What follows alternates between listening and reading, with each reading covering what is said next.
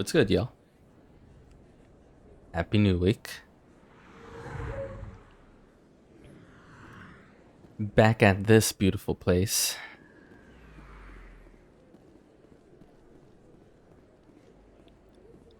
And I've finally put select and map together so I can do that on controller. So I don't have to press M on keyboard anymore.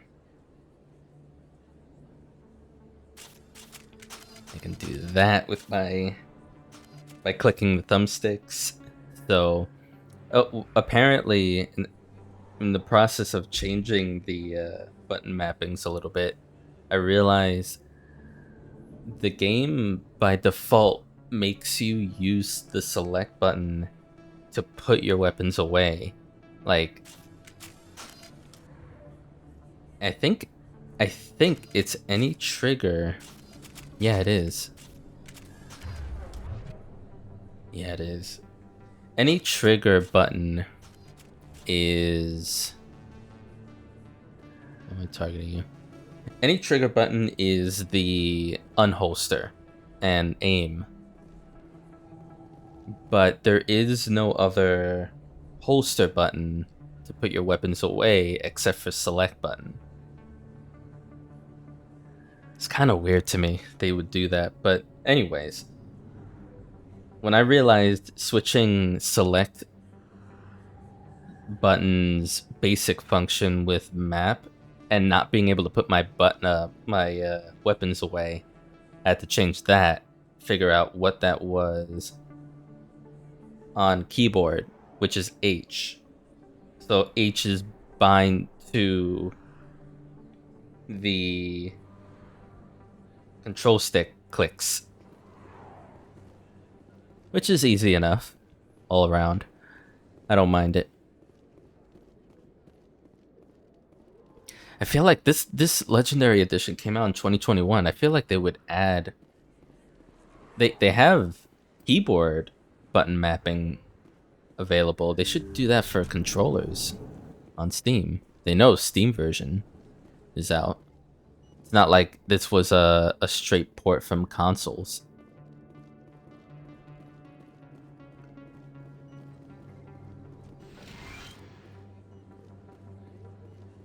Either way, at the very least, thank God for Steam controller as a system being a way for me to change things. Otherwise, God help me, I would be... It's even bigger than it looked. How would you know? Oh. I got a tour. One of 500 to see the ascension from the inside out. Really? Took almost 6 hours and we only saw 1/10 of the ship. I even got to meet the commander. Matriarch Ladanya. You met her? Well, she addressed everyone on the tour, but I got pretty close to her. Huh, just look at that ship. You'd have to be stupid to mess with that. Very true. She's got almost as much firepower as the rest of the Asari fleet combined. Hopefully, she'll never need to use it. I don't know who they're talking about, but interesting that they're here. I think we had a cutscene here with I think it was me, Caden, and Ashley. If you feel lucky, we should visit the casino over in Flux. Too many lights, too much noise. Okay, so I'm very excited, potentially, to be going to Fist, which is the head of... What is that place called? Cora's Den. We were at his front door, but he had a bouncer guarding it.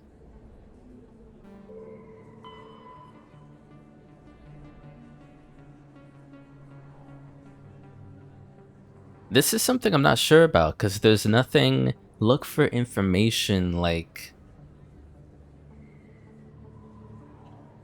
What? Like, would I have to talk to characters I've already engaged with to get new conversation options to progress this, because I don't know yet.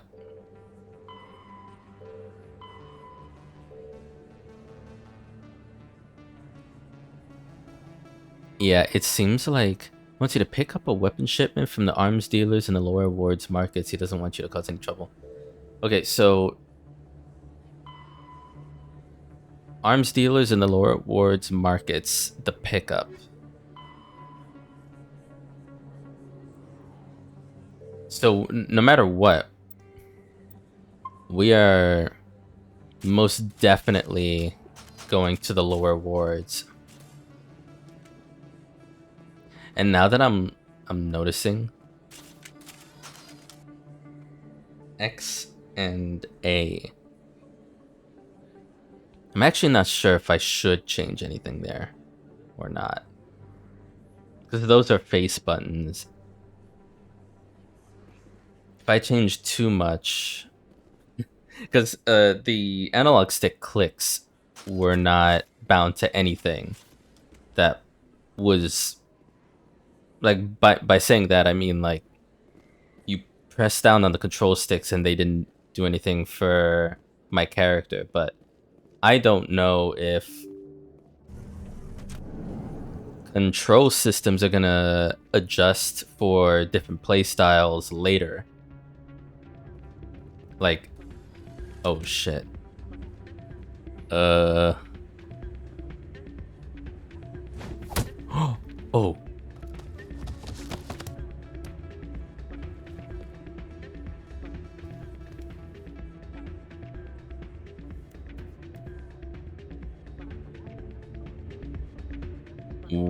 What? Scales. Yeah, what is it? Why were you tossed out of there? Doran didn't have a clue what I was doing. He assumed I was cheating.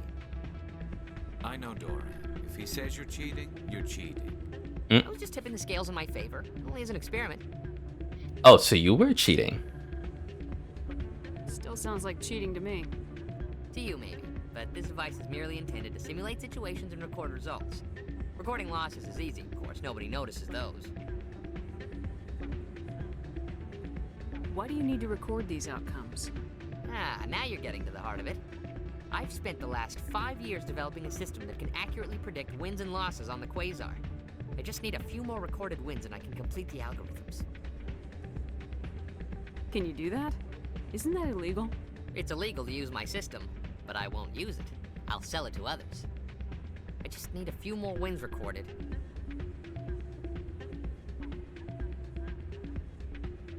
Does the device help me win? The device is set to emit a frequency that will slightly increase your odds. Nothing like my system eventually will, but enough to allow you to record your wins more quickly.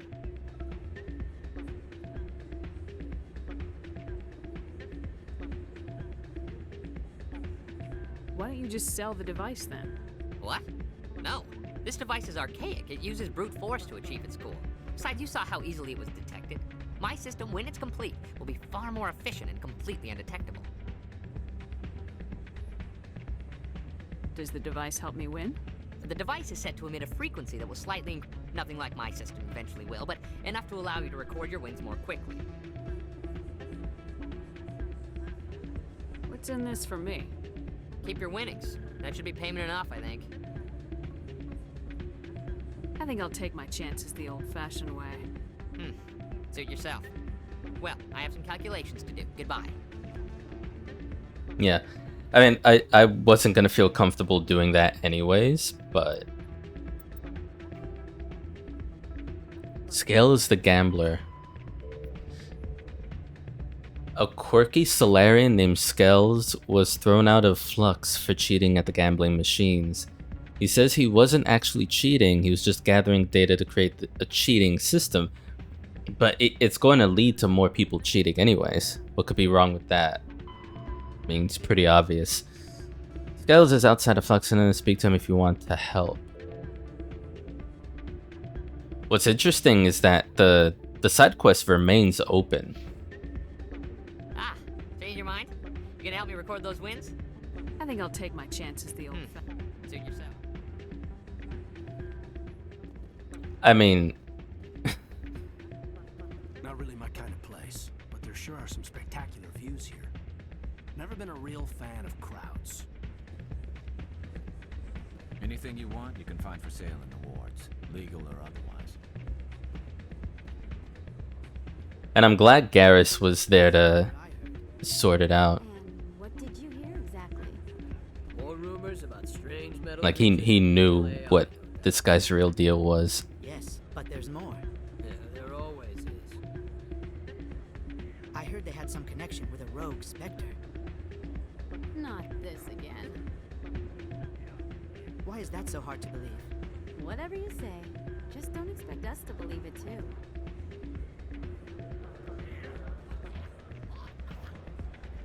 Hey, any luck with Jenna? I talked to her contact. We might be able to work something out. Really? That's fantastic. Rita, I've got an order for you. Oh, I gotta go. Thanks again for looking into this. Yeah, sure. Hey, any luck with Jenna? I've got to get going. Oh, alright. Good luck, Commander.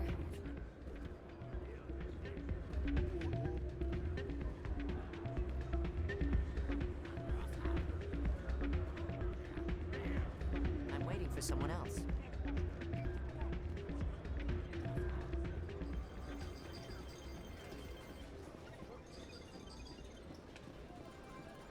Now this was an interesting side quest to start. Realizing what the hacked computer here was actually about. Doran, Hello again. Can I help you? maybe? Are you the owner? Owner, cook, and bartender. Oh, we've talked to you before. I've even been known to dance a little when the mood strikes me. We've got some quasar stations, if you're interested.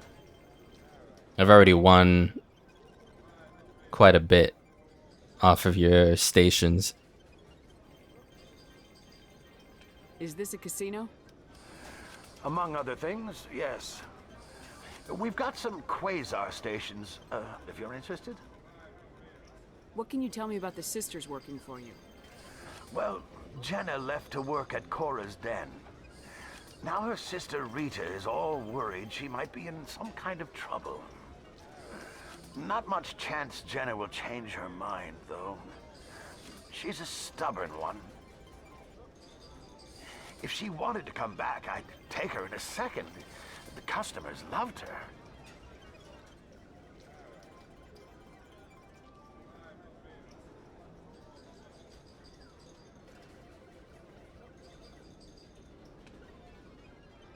I should be going. Enjoy your time here at Flux. You almost never see any keepers in this club. I guess they don't care what happens here. That or the music keeps them away. There's one in the corner there. Drinks and dancing down below, gambling up above. Good place to blow off some steam.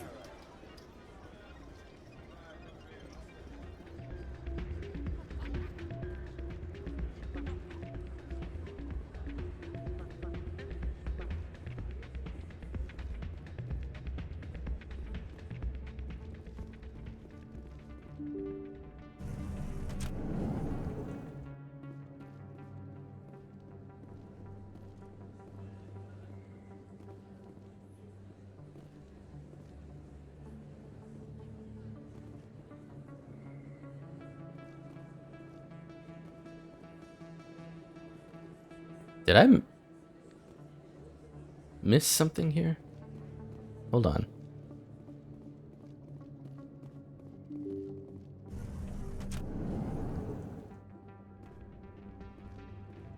Yeah. Okay. I was like, wait, wasn't Scales just right by a stairway? But it was... I ran past him.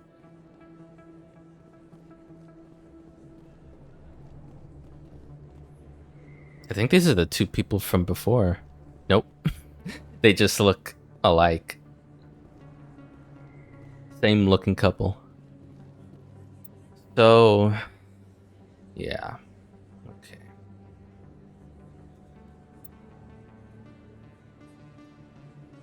How do I... Let's try going literally anywhere and...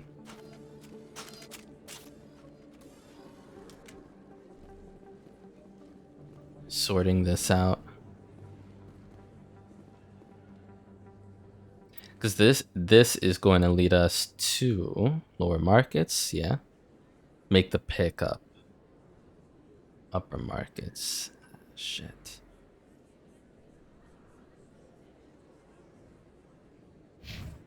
Yep, we should actually do some fast travel over there so we can do that pickup side quest. Just gotta find out where. I think it was...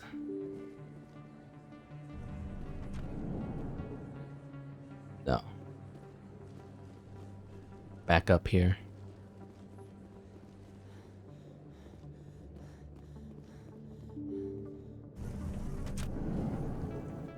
I did try looking for mods that would change controller button inputs. I found it was unrelated, but I found one that was like a console system, like not in terms of like video game consoles, but console as in how, kind of like how Skyrim has a console window, or like Half-Life would have a console system. You could... I saw one that was like you have infinite run. It felt like cheats though, so I didn't bother looking it further into it. Want the markets, don't we?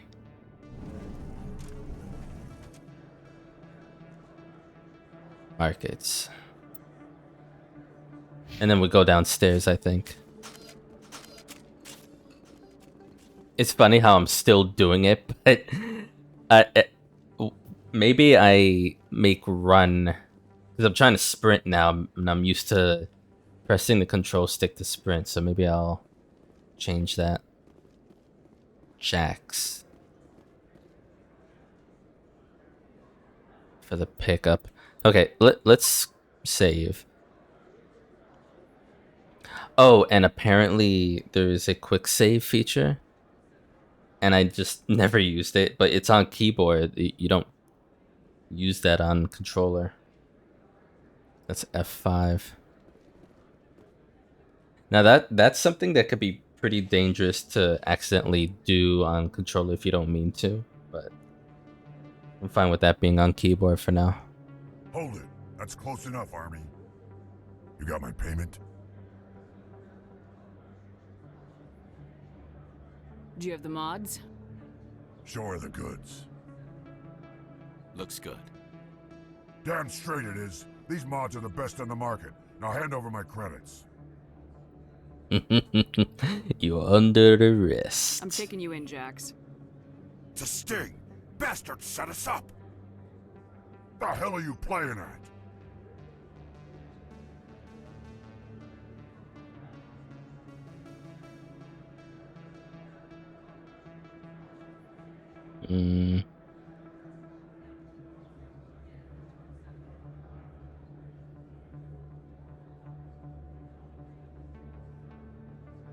Sorry, Jax. This is the end for you. Stupid army bitch. Kill her.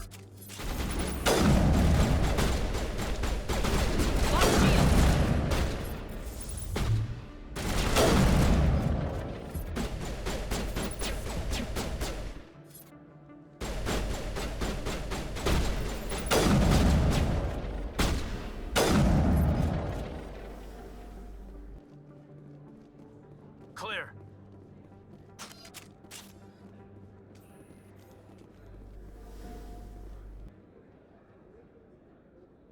So now what?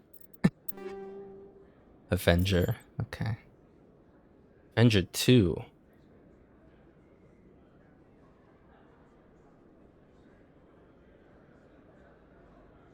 More damage. Less accuracy though.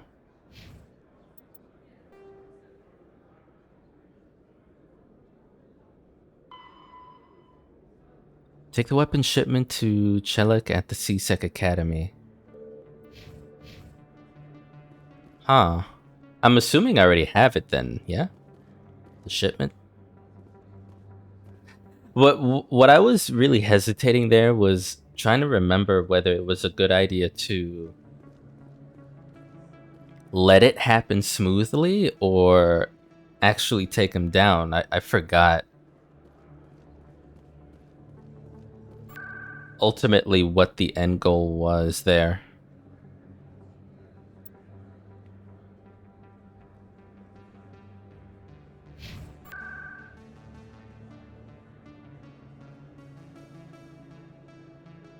Was I meant to go to CSEC? I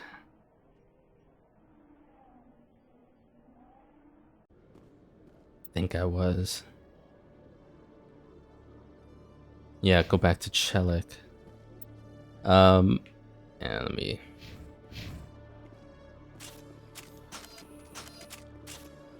Yeah, now I'm just doing that. my own muscle memory is working against me in different games that I've played in the past. Let's see how this works out. What the hell happened down there, Commander? Jax needed killing. Here's your shipment. Damn it!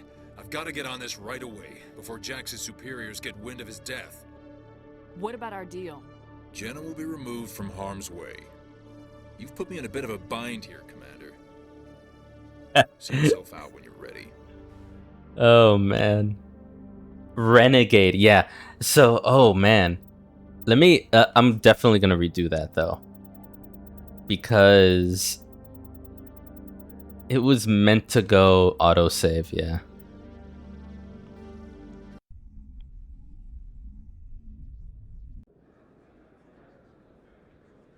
That's so interesting. Renegade went up a ton. You saw that? +9.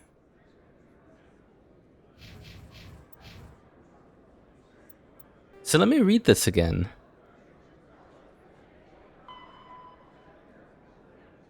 Pick up a weapon shipment from the arms dealer in the lower wards markets. Okay, so the main thing to win his favor, at least Chelik's, was don't cause any trouble. Now I need to see how me going just kidding would work. Hold it. That's close enough, Army. You got my payment? Do you have the mods? Show her the goods. Looks good. Damn straight it is. These mods are the best on the market. Now hand over my credits. I'm taking you in, Jax. It's a sting! Bastards set us up! The hell are you playing at? Here's your money, Jax. Sense of humor, huh? It's gonna get you killed one of these days, Army. Come on, boys. We're done here. Sense of humor, huh?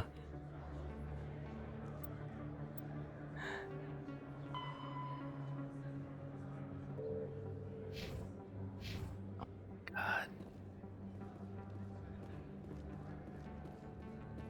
I really like how they took account for a lot in the player choice arena.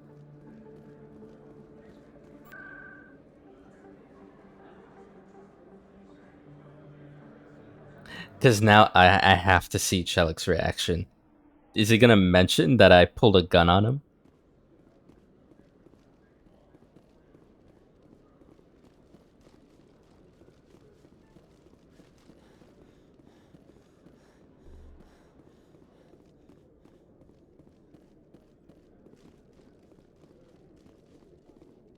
Commander, I hear you have something for me.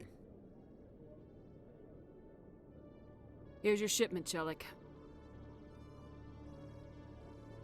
Excellent. This is everything I need. Huh. Maybe more than I need. Here, Commander, take this. I won't need it, and you've earned some payment for your work. As for Jenna, I'll make sure we get her out of Core's den immediately. Now I need to get these mods into evidence. Thanks again, Shepard. Aragon 8. Jesus, the amount of inventory. Okay. Hammerhead rounds. Very nice. Got an extra, I think that's a grenade. Extra grenades. Very cool. Almost gonna level up, actually.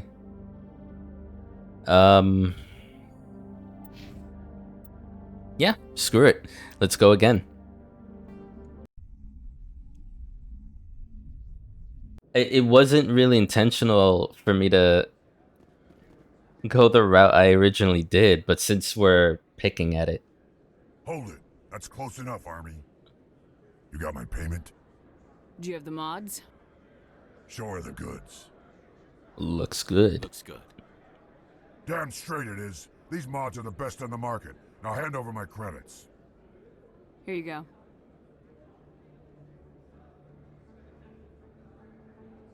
Here you go. Enjoy it. Come on, boys. We're done here. See, this is kind of deceiving for me, though. I'm like, oh yeah, that going Renegade was more adventurous, it was more exciting. This is just a simple undercover thing that begins and ends and nobody gets hurt. Going Renegade full throttle is, I would imagine, soul destroying. If it's what I think it is with characters that you interact with, you have to make sure you are the biggest dick and not in a good way.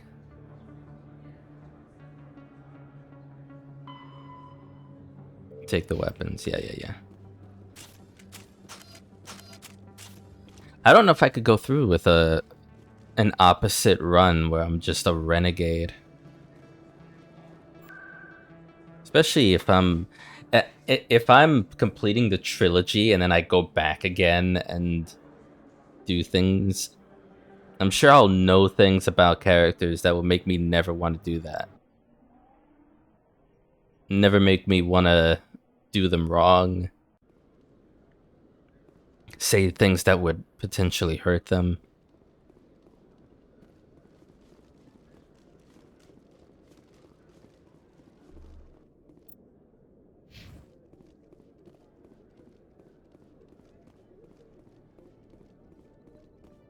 Commander, I hear you have something for me.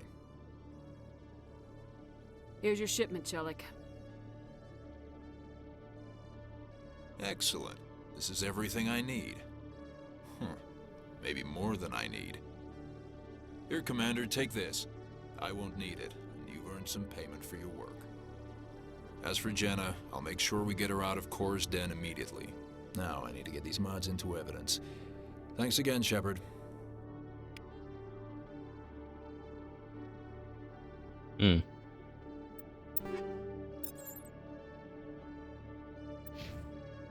Was that different? Radioactive rounds? Maybe not.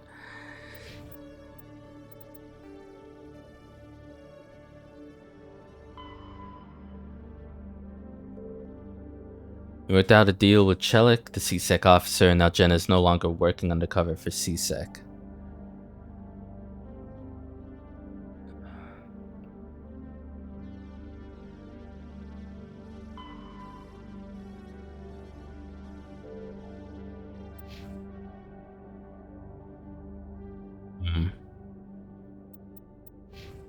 Really does make me think, though.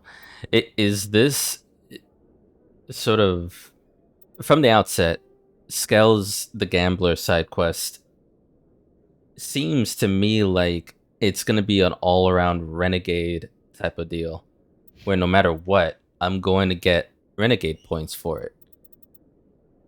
But I also don't know that for sure. Maybe there's a way to gain Paragon points for cheating. I don't see how.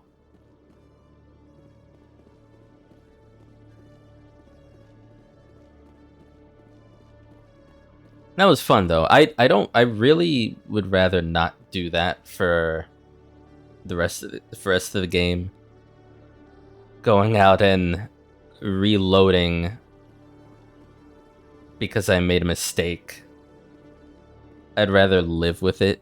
But that was a fun little thing to... Oh, hello. It was a fun little thing to sort of see the branches of any little thing that you do there. Hello, Commander.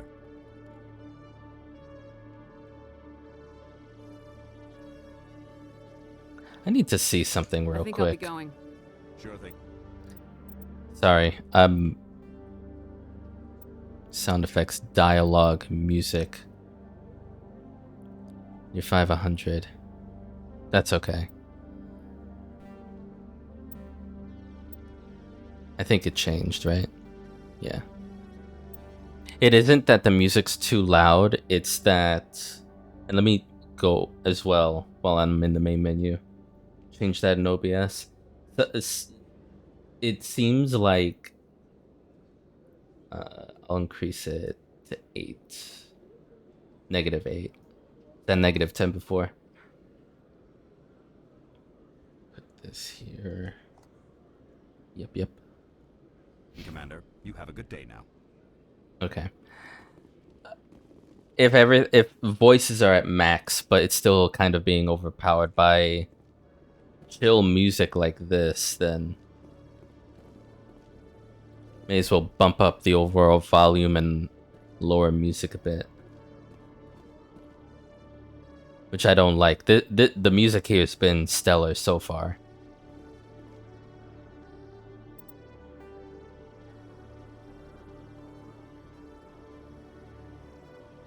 You know what? Let's test this. I'm going to go in front of Skells.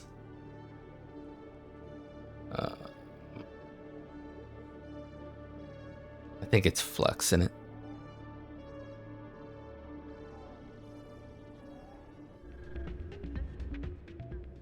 Right. Okay, Skells. I'm gonna see what happens. I'm gonna do a new save.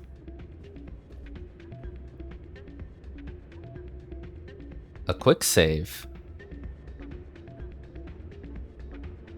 Wait, what is this flashing thing on the map? Oh, clear that. That was an old marker. I'm surprised that didn't go away.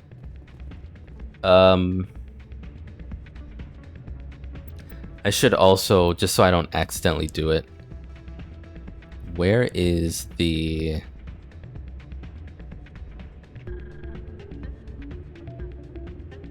Okay, quick load is F9, which is very out of reach compared to F5, so I'm good. I was like, well, what if I accidentally like reload when I don't want to?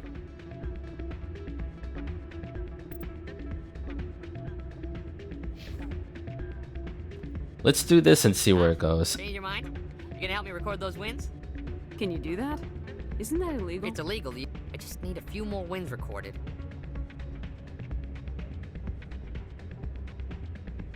Does the device help? The device? Nothing like my system eventually will, but enough to allow you to record your wins more quickly. I think I'll take my chances. The old. Suit yourself. Okay, so that brings about... Change your mind? I think I'll take my chances. Change your mind? You gonna help me record those wins? Can you do that? It's illegal. I just need a few more wins recorded. I'll help you out.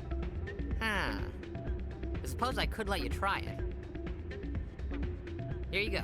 When you've recorded enough wins, it'll let you know. Of course, if you get caught with the device, well, you saw what happened to me. Well, off you go. That data won't collect itself.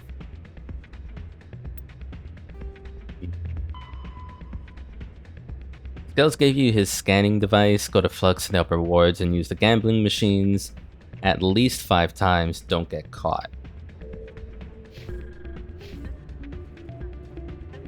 I kind of want to just go straight to Dolan. Still can't believe that could happen out in the open like that. Neither could he. The CSEC agent said there has been an increase in violent crimes in this area lately. Did he say why? No, he kind of skirted the issue. It's those damn humans, if you ask me. They're not all bad. They're just different, mostly. I don't like them. They all act like they've been living here forever. The Citadel is ours. Hmm.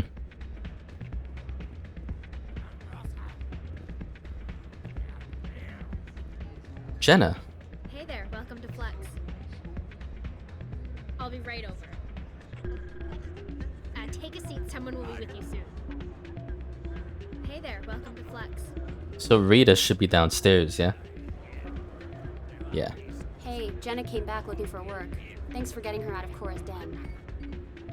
I was glad to help out. Yeah, everyone seems real happy to have her back. They should be. Aren't you?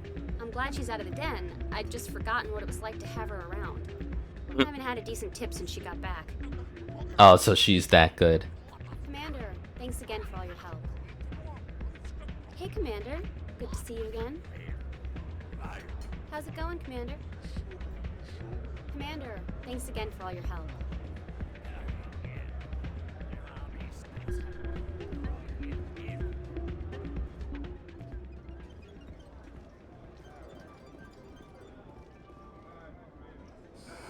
Hello again. Can I help you? I can. Is this a casino?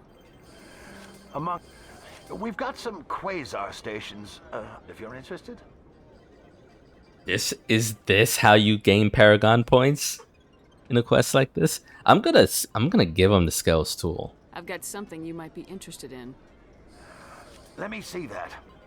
You got that from Shells, didn't you? Shells is how you say it. Earlier. Okay. Tossed him out on his ass for it too. Thanks for bringing this to me. Cheaters shouldn't prosper. Mm-hmm. I agree with you on that. Thanks again. Take a few shots at the quasar. On the house. I should be going. Enjoy your time here at Flux. Interesting. I didn't gain any Paragon. Speak to oh, it's not over yet.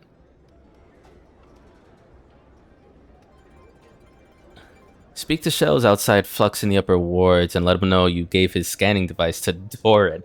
Bro, is he gonna try to kill me for this? That's so funny. And I was just thinking like, well, I could easily just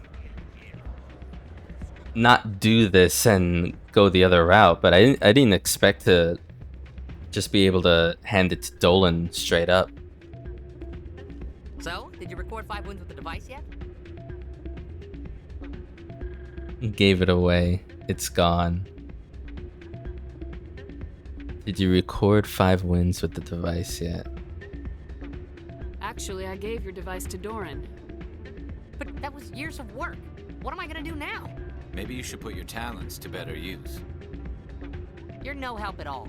This is absolutely the worst day of my life.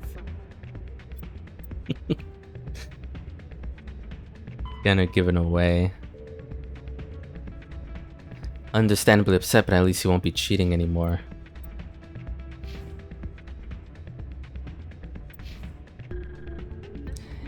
Interesting how it didn't. What am I gonna do now? What am I gonna do now? So the side quest is over.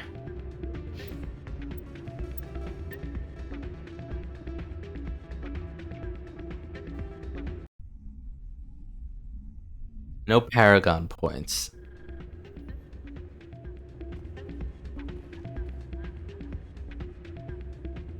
And I did everything in an honorable way.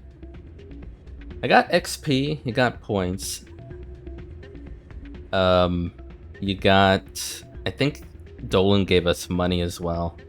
Ah, change your mind? You gonna help me record those wins? Can you do that? Isn't that illegal? It's illegal. I just need a few more wins recorded. I'll help you out. Ah. Yeah. There you go. Of course. Well, off you Okay. go. That data won't collect itself. I'm going to skip talking to Rita. Let's just see. High stakes. Now how?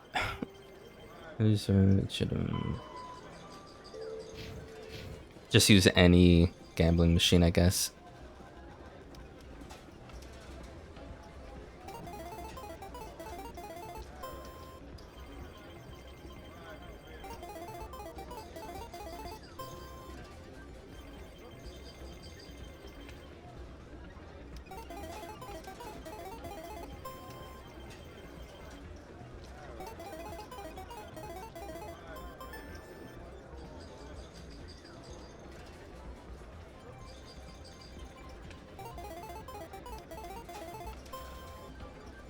One.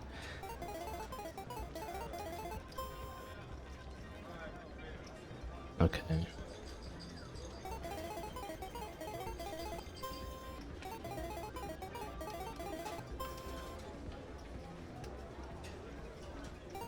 Okay, 3.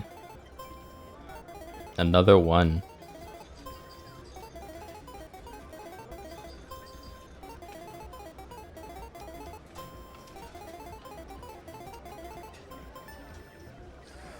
Don't often see someone getting as lucky as you.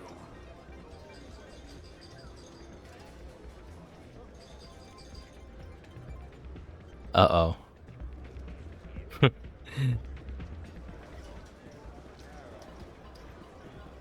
This is gonna be a problem, isn't it? That was the 3rd win.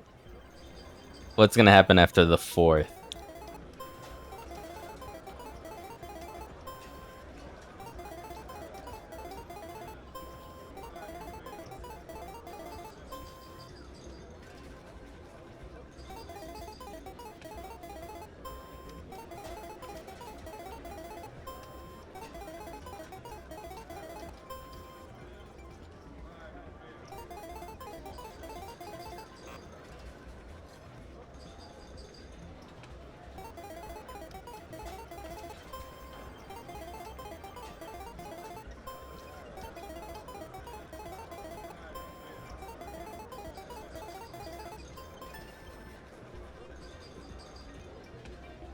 Okay, so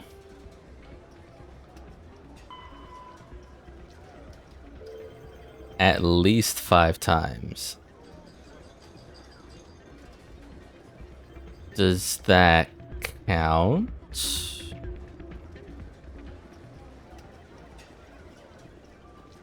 Do it one more time, I guess. Or does it have to be like not just like a win-win? Like an exact number win. I think it's 20, right? Your luck seems unnatural, human.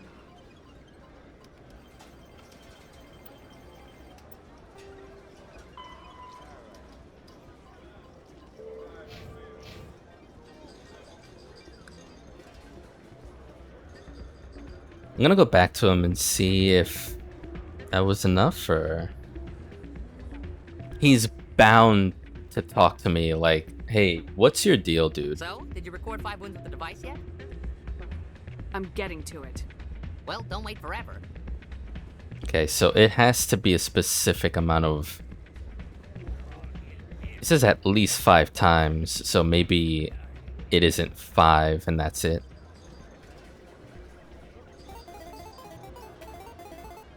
See, this is... If this is gonna give me renegade points, I'm already feeling uncomfortable.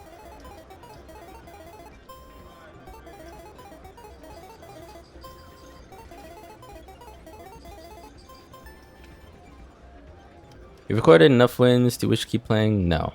Okay.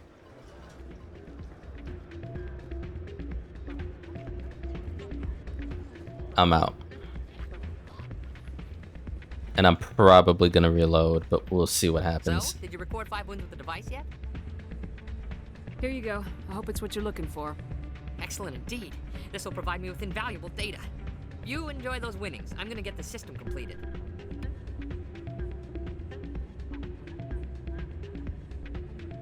That didn't feel... it... I don't know. That didn't feel good either way. Like, you were able to run scans and gambling machines, gather enough data, seems very excited by your findings. Yeah, that's bullshit. There's no way I'm okay with that. There's absolutely no way. Just personal level, I would be okay. Ah, change your mind?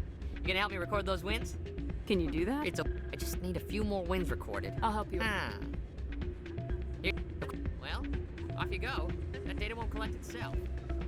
Still can't believe that could happen out in the open like that. The CSEC agent said there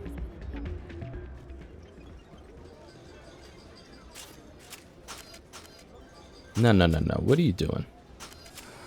Hello again. Can I help you? I've got some... I saw him using it. Cheaters shouldn't cross. I agree with you on that. Thanks again. Take a few shots at the Quasar. On the house. Is this a casino? We've got some Quasar stations. Are you the... We've got some Quasar stations, if you're interested. Goodbye. Enjoy your time here at Flux. Yeah. This is... Not only is this the path I would prefer, look how quickly I was able to just get in and get done. You know? It took so much time to... compared to doing it the other way. Trying to test the damn thing. Someone will be with you soon. Getting more than 5 wins. Hey, Jenna came back looking for work. Thanks for getting... I was glad to Yeah, help. everyone's They should be. I'm glad she's... I haven't had a decent tip since she got back. Commander, thanks again for all your help. Hey, Commander. Good to see you again. Okay. It's such comedy that I'm still whipping out the guns. Even though I've rebinded shit. Just because I want to start sprinting more often. So, did you record 5 wins? Actually, I gave... That was years ago. Maybe you should This is absolutely the worst day of my life. Okay. What am I gonna do now? Also, get this damn thing out of here.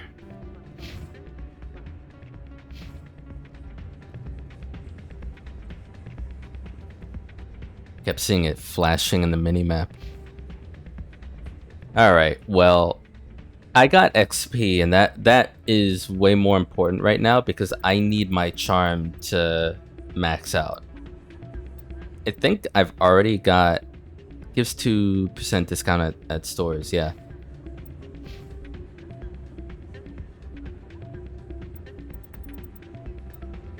Which I'm already happy with.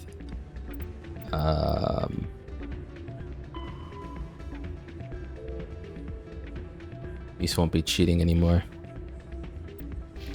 You know, and there's another aspect of this that I'm curious about because... Okay, so side quests can be done, you make your choices, whatever happens, happens. Now...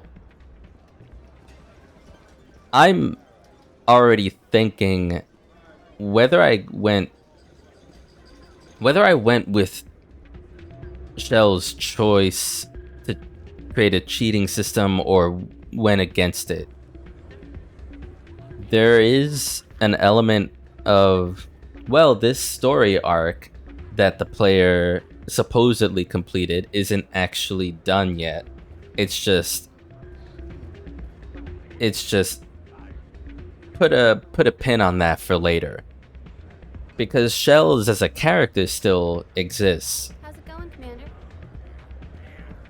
And it's very possible that because... Oh my god, Doran's dancing.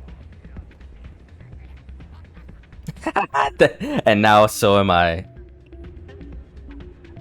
You almost never see any keepers in this club. I guess they don't care what happens here. That or the music keeps them away. Too many lights, too much noise. That's what I was...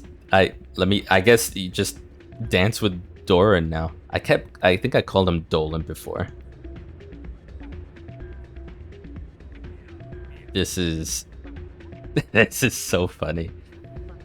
It's cute. I guess even the owner has to get down at some point. Good for him.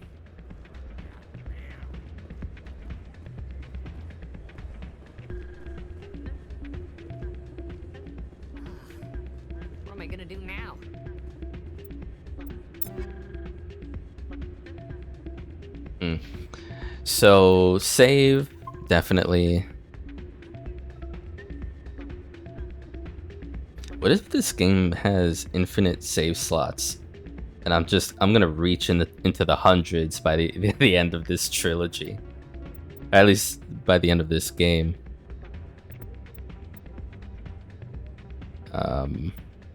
Journal. The fan and the reporter's request seem persistently ongoing, like throughout the game, so I'm not sure about these two.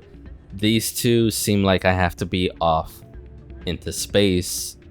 So that for now it seems like for side quest that's it. We gotta fight Fist, so let's do that.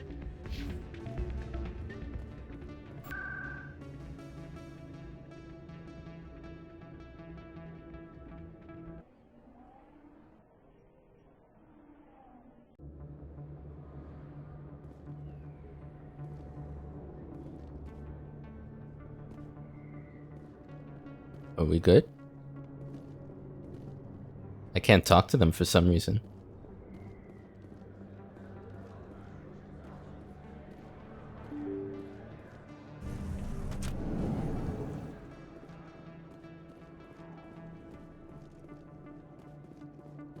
I know we're meant to go down below, but is that a glitch?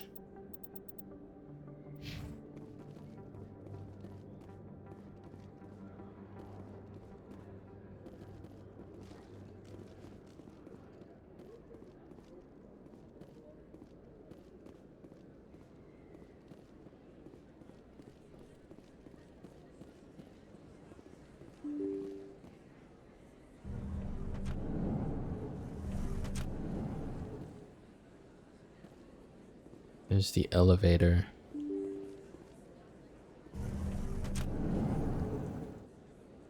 Oh, there's different people now, look.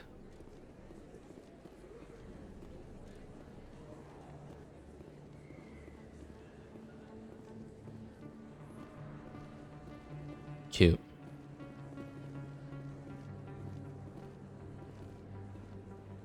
Wonder if I messed something up then, because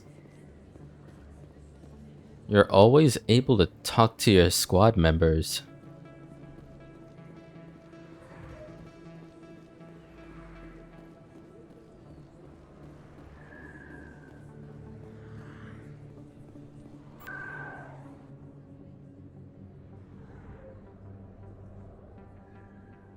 We go to CSEC and see if I talk to them there.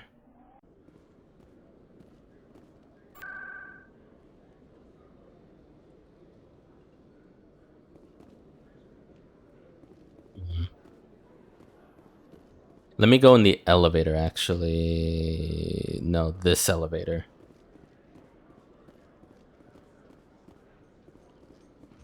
Well, Garrus, any regrets about leaving Citadel Security?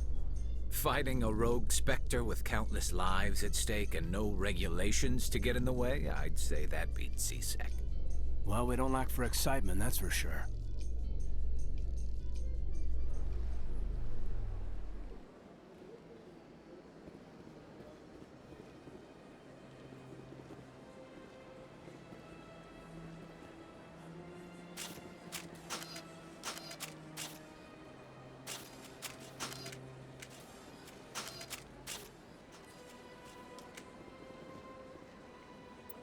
Well, let me do a load then. See if that fixes it. Maybe it's because we were closer to one of the main quests and that's why I can't talk to them. Maybe.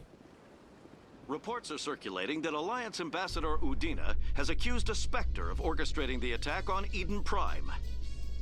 Udina reportedly based his accusation upon eyewitness accounts of the scene, but lacked the evidence to demand further investigation. When asked to comment, a council spokesperson would only state that the investigation of the attacks upon Eden Prime was currently ongoing.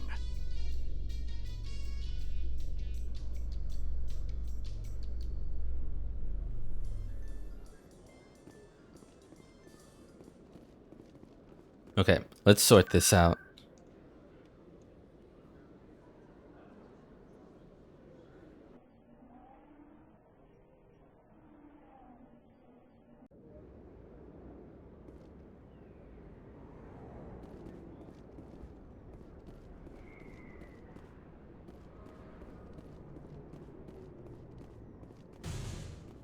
Oh shit.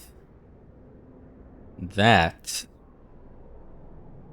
is a ton of red triangles.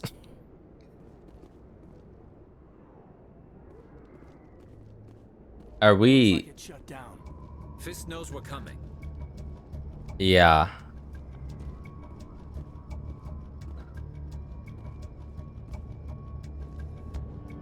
Oh, they know, alright.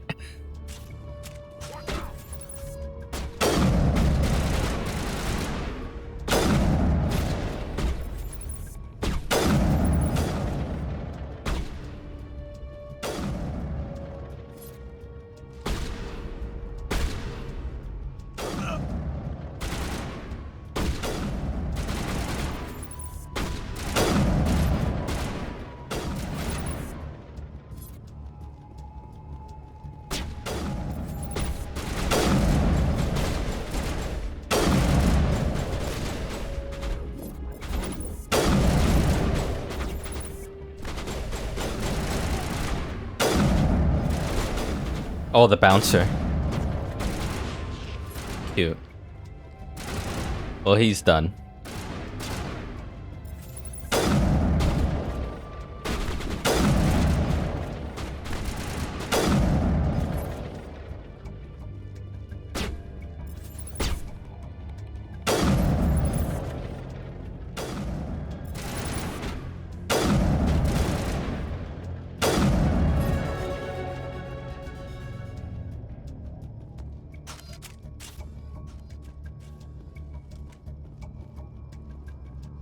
That very last one earned us a level up.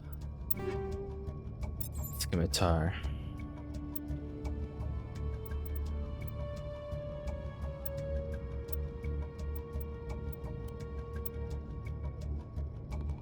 Eating capacity down to 1. If only I could wear heavy armor.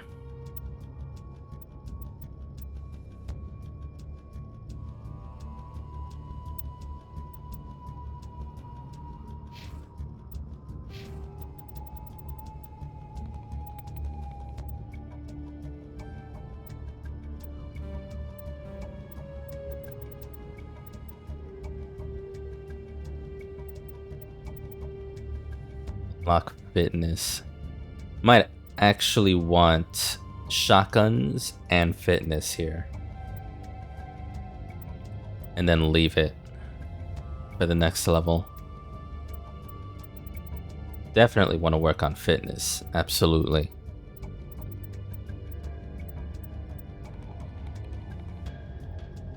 Then again, first aid seems pretty important. They all do. Who am I kidding? Let's see.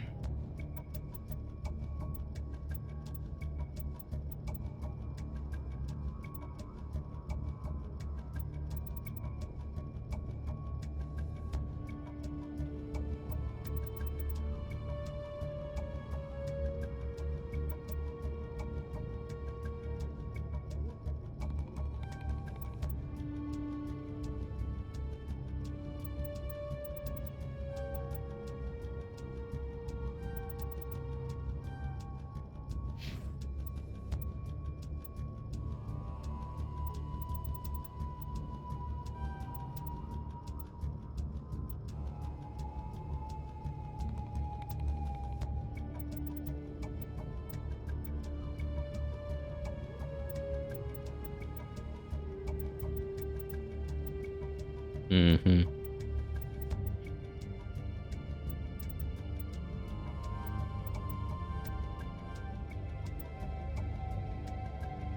Okay. I'm happy with that.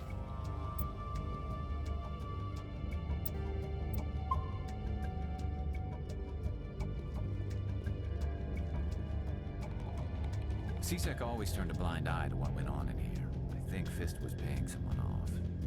Yeah, we can talk now. Where all the dancers went. Maybe we just killed all the dancers.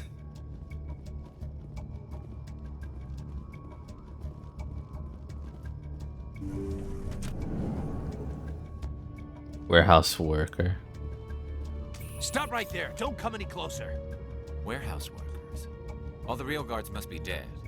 Stay back or we'll shoot. Save yourselves. Yeah. This would be a good time to find somewhere else to work. Yeah, right. That's a good idea. Yeah, I never liked Fist anyway. It's like the charm is working already. Shooting people isn't always the answer. Yeah, it isn't. Yeah, look at that. Paragon +2.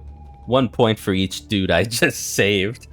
Because, honestly, that's why I love leveling these things up. Because the dialogues just get more interesting.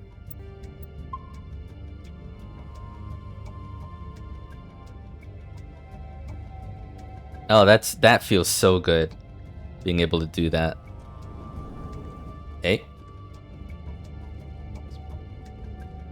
Anything you want, you can find for sale in the wards. Too many lights, too much noise. Okay. Not much else being said.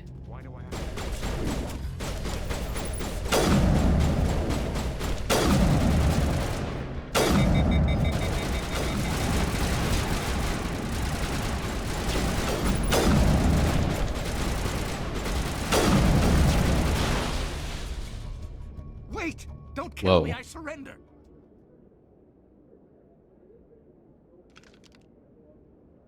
Where's the Quarian? She's not here. I don't know where she is. That's the truth. He's lying. That's Fist? I didn't clock that. You better start explaining before I lose my temper. The Quarian isn't here. Said you'd only deal with the Shadow Broker himself. Impossible. The Shadow Broker only works through his agents. Nobody meets the Shadow Broker. Ever. Even I don't know his true identity. But she didn't know that. I told her I'd set a meeting up. But when she shows up, it'll be Saren's men waiting for her. Give me the location, now. Here on the wards, the back alley by the markets. She's supposed to meet them right now. You can make it if you hurry. Am I supposed to just forget your part in all this? Hey, I came clean. I told you about the meeting. Besides, I've got my own problems now. The Shadow Broker wants me Yeah, dead. no I shit. have to disappear. Forget about me. I'm a ghost. You're not my concern. Don't worry, you'll never see me again. Better not.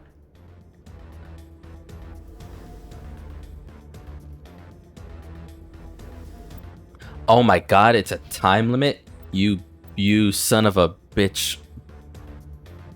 Game. Okay. Sure, take all. Why not? Do I even have an inventory limit?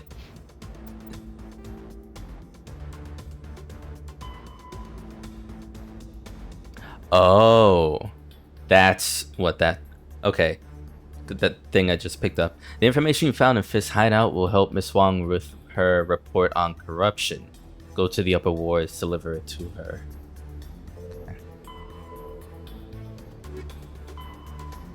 Saren's men have set up a trap for the Quarian. You have to get to the alley before they kill her.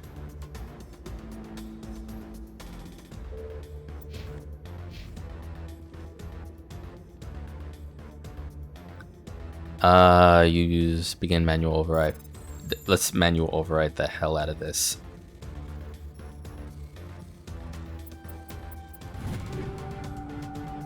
Good. Well done. Let's go.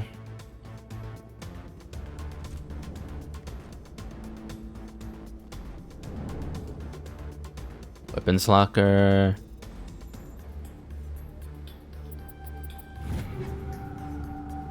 Good. Getting better at that, especially under stress.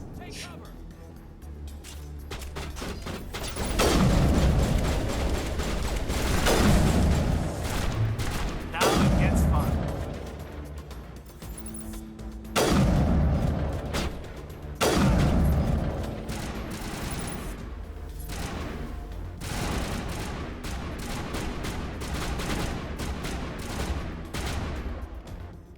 Hang on.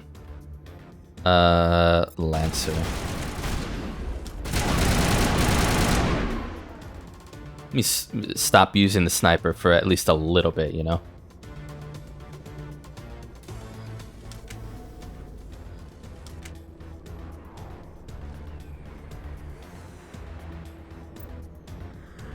Okay, but help me out here, game. Where...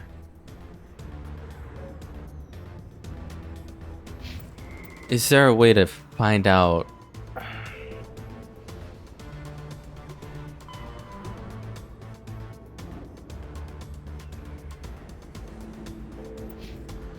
The alley.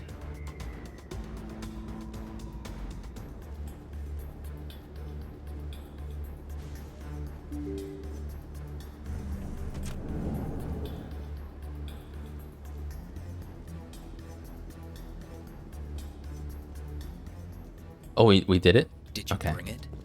Where's the Shadow Broker? Where's Fist? They'll be here. Where's the evidence? No way. Yo. The deal's off. Relax.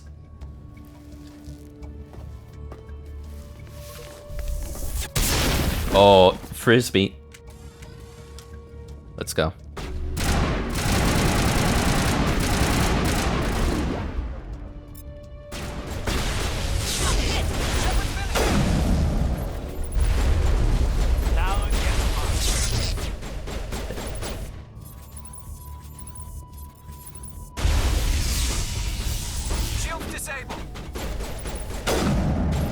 This is kind of tough.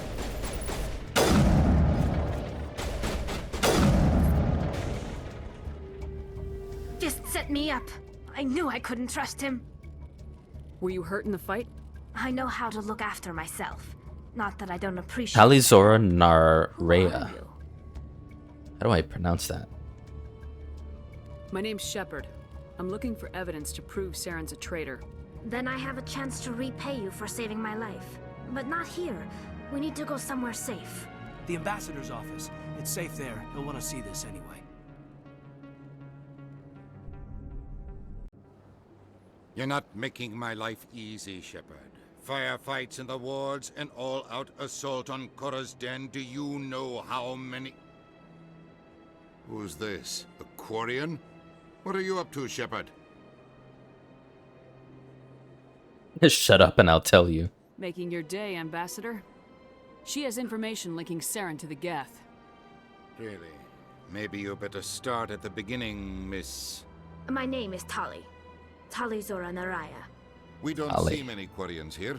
Why did you leave the flotilla? I was on my pilgrimage. My rite of passage into adulthood. I've never heard of this before. It is a tradition among my people. When we reach maturity, we leave the ships of our parents and our people behind. Alone, we search the stars, only returning to the flotilla once we have discovered something of value. In this way, we prove ourselves worthy of adulthood. What kinds of things do you look for? It could be resources like food or fuel, or some type of useful technology, or even knowledge that will make life easier on the flotilla. Through our pilgrimage, we prove that we will contribute to the community, rather than being a burden on our limited resources. Tell us what you found. During my travels, I began hearing reports of Geth. Since they drove my people into exile, the Geth have never ventured beyond the Veil. I was curious. I tracked a patrol of Geth to an uncharted world. I waited for one to become separated from its unit. Then I disabled it and removed its memory core. I thought the Geth fried their memory cores when they died. Some kind of defense mechanism. How did you manage to preserve the memory core? My people created the Geth. If you're quick, careful, and lucky, small caches of data can sometimes be saved. Most of the core was wiped clean, but I salvaged something from its audio banks. Eden Prime was a major victory. The beacon has brought us one step closer to finding the conduit. That's Saren's voice. This proves he was involved in the attack. He said Eden Prime brought him one step closer to finding the conduit. Any idea what that means? The conduit must have something to do with the beacon. Maybe it's some kind of Prothean technology. Like a weapon. Wait, there's more. Saren wasn't working alone. Eden Prime was a major victory. The beacon has brought us one step closer to finding the conduit. And one step closer to the return of the Reapers. I don't recognize that other voice, the one talking about Reapers.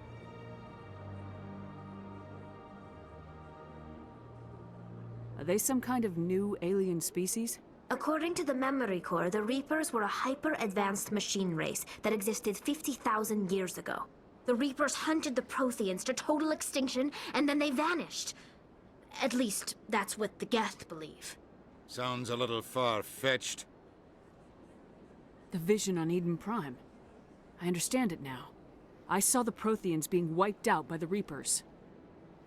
The Geth revere the Reapers as gods, the pinnacle of non-organic life. And they believe Saren knows how to bring the Reapers back. The Council is just going to love this. The Reapers are a threat to every species in Citadel space. We have to tell them. No matter what they think about the rest of this, those audio files prove Saren's a traitor. The Captain's right. We need to present this to the Council right away. What about her, the Quarian? My name is Tali. You saw me in the alley, Commander. You know what I can do. Let me come with you. I thought you were on your pilgrimage. The pilgrimage proves we are willing to give of ourselves for the greater good. What does it say about me if I turn my back on this? Saren is a danger to the entire galaxy. My pilgrimage can wait. I'll take all the help I can get. Thanks. You won't regret this.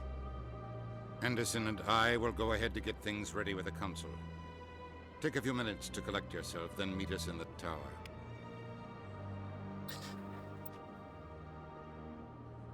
So you're big on tech strength.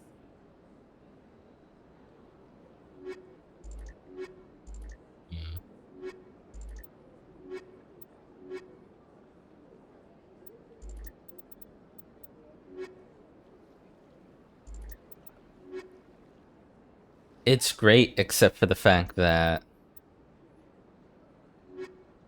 there's no biotic strength at that point. Kaiden is very much, along with Rex, actually, now that I look at it, is big on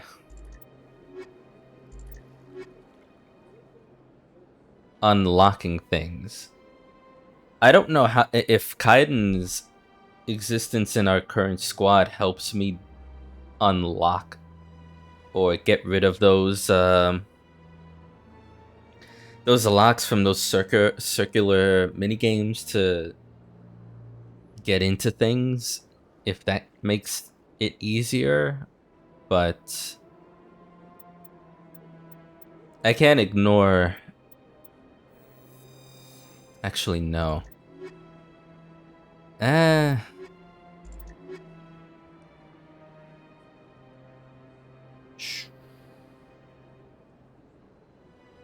I'll accept this squad for now. Yeah, I think I can go either way, actually. Like, we spent a little time with Garrus. Let's have a little time with Tali then. New character. So much empty space. 1,000 of my people could live here and hardly even see each other.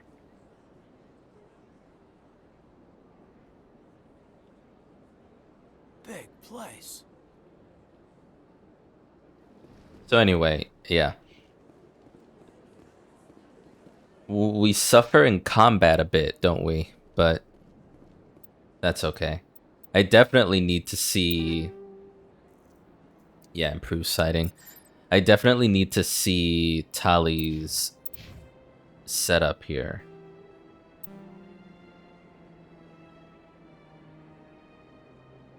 Maybe improve upon... I'll give her the Avenger 2.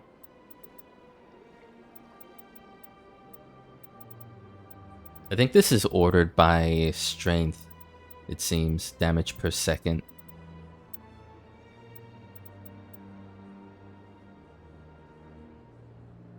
Scimitar, yeah. Definitely an improvement. Same. Accuracy. It seems like I'm just by feel of it, that I'm okay with losing a bit of accuracy if if heat sink and damage per second is improved. There's nothing, there's literally nothing here that she can wear.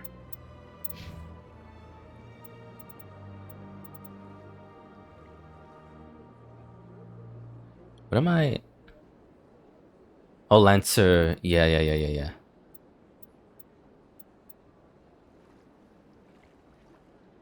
And I don't know if that's worth switching.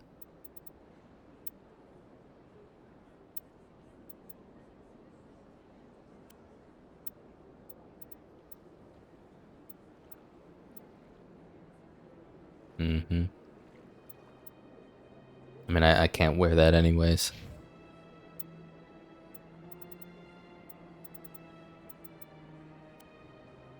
Biotic Amp Omni Tool.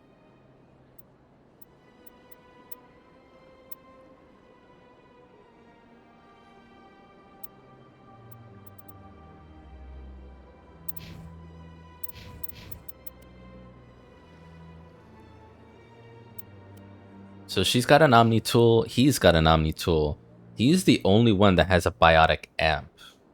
Understandably so. So, it seems like I'm gonna have to muster up all that muscle that we lost from Garrus and do my best.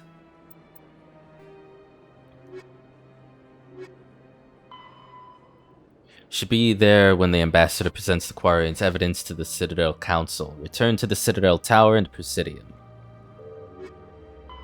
I'm gonna...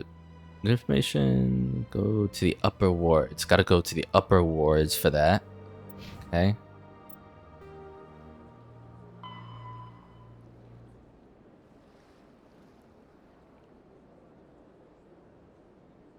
Pilgrimage.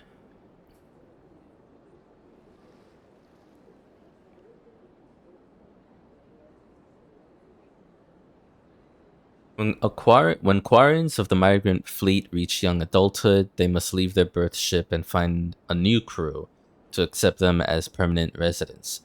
To prove themselves, they must recover something of value. This is offered to their prospective captain as proof that they will not be a mere burden on the shoestring resources of the ship. This process is called the pilgrimage. Stripped of ritual, the pilgrimage is merely an attempt to maintain genetic diversity within the small, relatively isolated population bases that make up the migrant fleet. If the young stayed and married within their birth vessel, the risk of inbreeding would increase sharply. Yeah, true. Quarians are surgically fitted with their various immunity-boosting implants in preparation for leaving on pilgrimage. Having grown up within the sterile, controlled environments of the migrant fleet ships, Quarians have virtually no natural immune system. Yikes.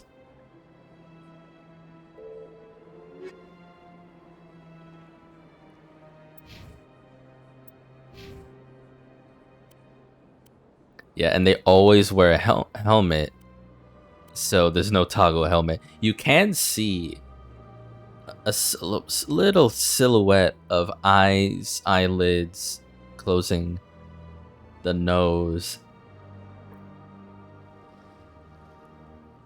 You can see something in there, but all right, 18 points.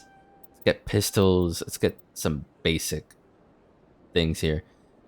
Though young, Tali's a true genius when it comes to dealing with mechanical and electronic equipment. Love to hear that.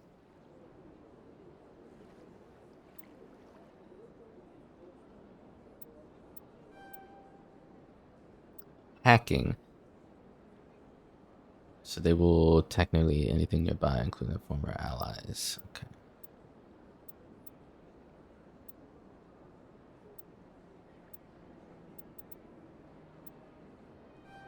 Let's...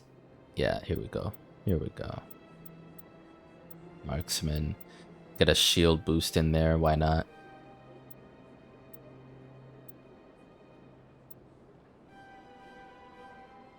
Mm-hmm. Good.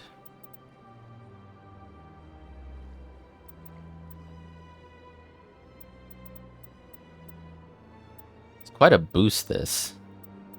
Each level. Advanced overload. Why not?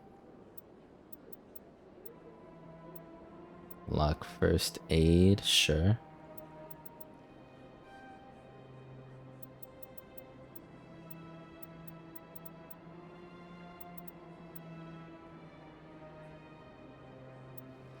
All right, and then let's catch up with the basics here. All right, looks good, looks good.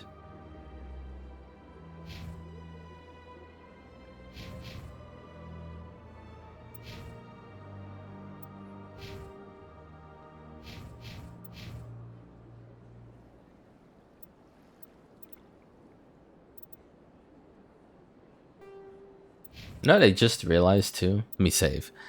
I don't know how to...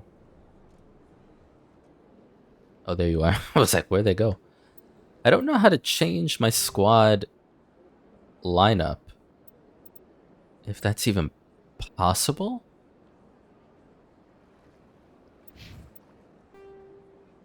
Or is it like once... No. Is it once you've chosen that, you're stuck with it?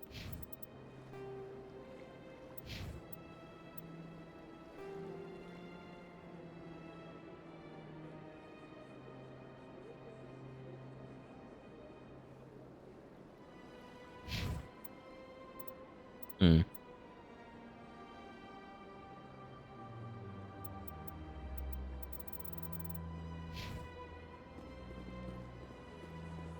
I mean, I accept it either way. That's fine.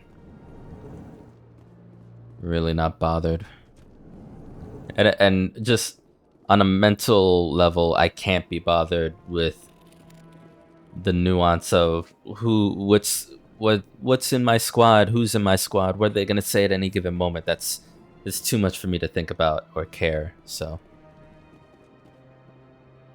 Ah, the Earth Clan again. What is it now? Goodbye, Ambassador. Yes, yes. Good day, Earth Clan. Upper wards. Gotta find that reporter.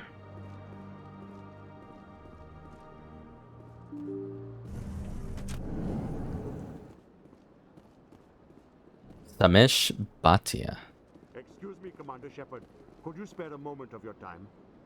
Commander Shepard, my name is Samish Bhatia. Forgive the intrusion, but I have nowhere else to turn.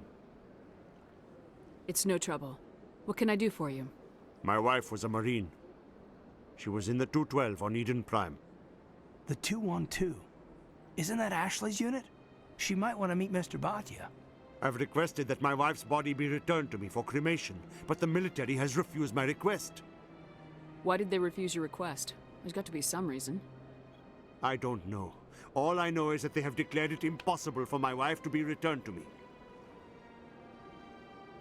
There's no reason for your wife's body to be held like this. Just wait here. The man in charge of my case is Mr. Bosker. When I last saw him, he was in the expensive bar over there. Thank you for your time. I just want to give my wife a proper funeral, and the respect she deserves. Hello, Commander. Has any progress been made with Mr. Bosker? Will he return my wife's body? Tell me again what you've been told about your wife. As I said, I've been told nothing. I don't understand why they won't release her body to me. Where can I find this Mr. Bosker? He was in the expensive bar over there. Not yet. I'll be back when I have more to tell you. Thank you, Commander. Okay. Is there something else I can help you with, Commander? I should be going now. Have a pleasant day. So down, yeah, Embassy Lounge.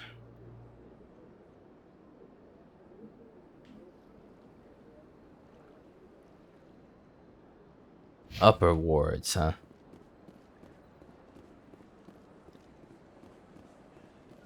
Suddenly more quests. Homecoming.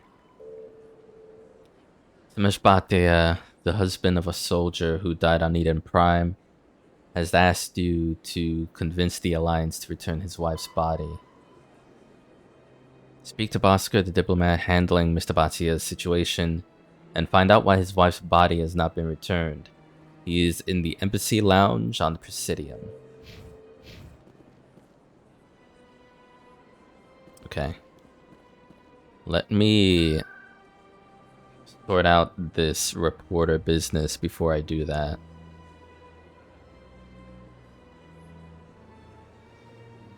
Is it up in the flux? God, I forget. Doesn't say like what the upper wards actually has in it.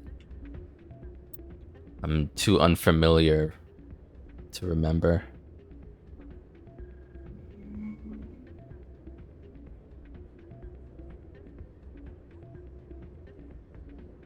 Oh, we can turn around here and do just that, I believe.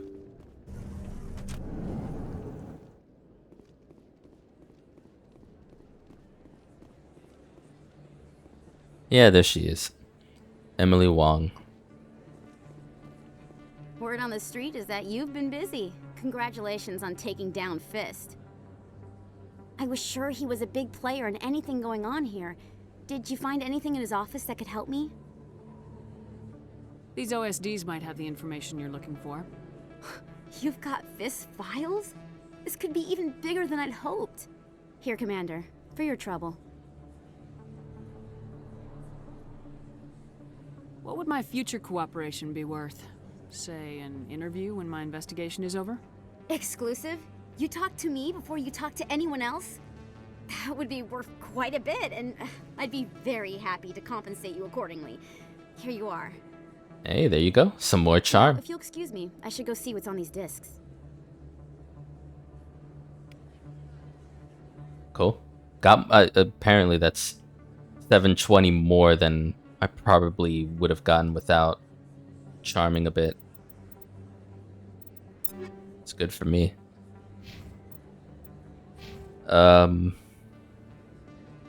Yeah, it won't take long for me to get to level 6 too. I mean, that depends on a whole bunch of factors, but just looking at that number doesn't seem like it'll take long. Okay.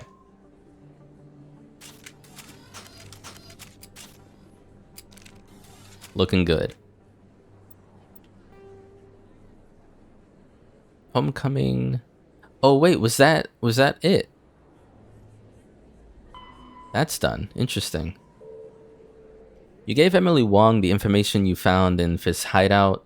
The reporter was extremely grateful and now has what she needs to expose the criminal syndicates in the Citadel. Sweet. Very happy with that turnout.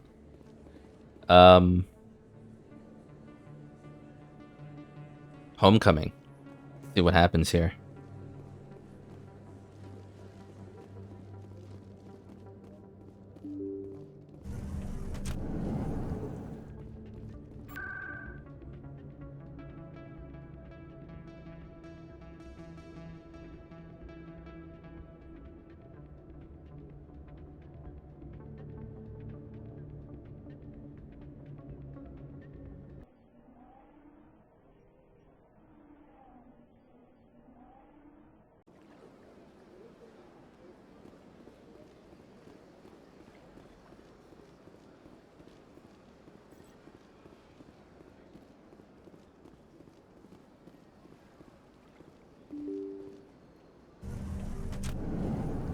There was also, I don't know if it's actually possible, but there was, in looking for like the controller button mods that ended up never being found.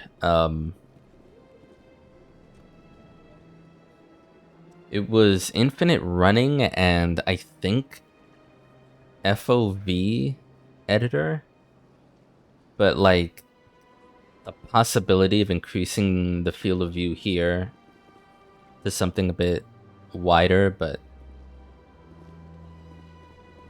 I don't know if I necessarily need that changed or I just need to get used to it. Because it seems fine, especially when I'm sprinting, and then it like pulls back in. This seems fine, you know? Let me actually change that to the Lancer. Otherwise, it's whatever. Shepard, what can I do for you now? Tell me about your investigation. Sorry, Commander. I don't make a habit. I'll be going now. Goodbye, Commander. That doesn't change. They built a lake on a space station. I can't even imagine the resources needed to maintain it. Sure is peaceful here.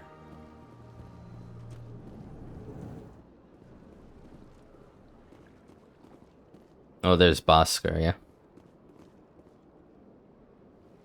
Nasana. Was there something to do with her, or will there be in the I don't future? have time to talk now. I'm very busy. I don't think we had any significant conversation Hello, with Commander. her. Can I get you something? What have you got?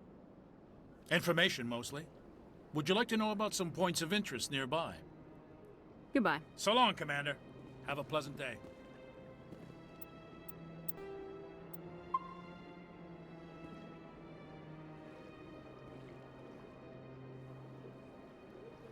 My goodness, you're Commander Shepard. Your activities made for quite a briefing in the diplomatic corps. Is there something I can do to assist you? Yes. A man named Samesh Bhatia is having some trouble claiming his wife's body. Ah, Mr. Bhatia. A good man in an understandably frustrating position. I wish I could help him. Serviceman Nirali Bhatia died on Eden Prime, as Mr. Bhatia no doubt told you. Her wounds are inconsistent with any type of weapon damage we've seen before. That is why her body is being held. You think that her body might be dangerous or contaminated? No, Commander. Nirali Bhatia is not dangerous. Her body is in fact extremely valuable to the Alliance. The tests hell? we're conducting may lead to better defenses against Geth attacks. Respectfully, Serviceman Bhatia may save more lives in death than she did in life. I see your point. I'll pass this on. Samesh should hear this. I mean, this isn't right. Also, Samesh should hear this. You shouldn't be holding that info from him especially if he's in the process of grieving. How long do you think this research is going to take? This is a long-term study. I wouldn't expect the bodies to be released for a year or longer. Jesus. That's rough. You gotta have a lot of bodies. Can't you release one? Very few bodies had this new type of weapon damage, and very few were in good enough condition to study. Beyond that, Commander, we need as many bodies as we can to get a reasonable sample size. When will this research result in actual new technology? If we're lucky, we'll actually realize usable technology from this study in a few years. I'm gonna say what I need to say. This ain't right. I understand what you're trying to do, but holding the body is wrong. Commander, you of all people should understand how far we must go to protect humanity.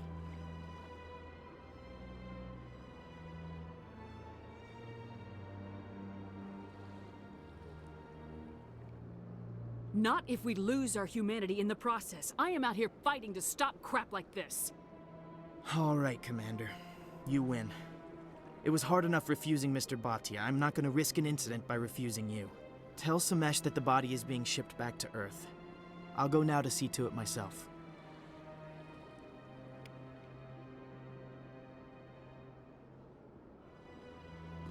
By the way, I do concede that his point is valid.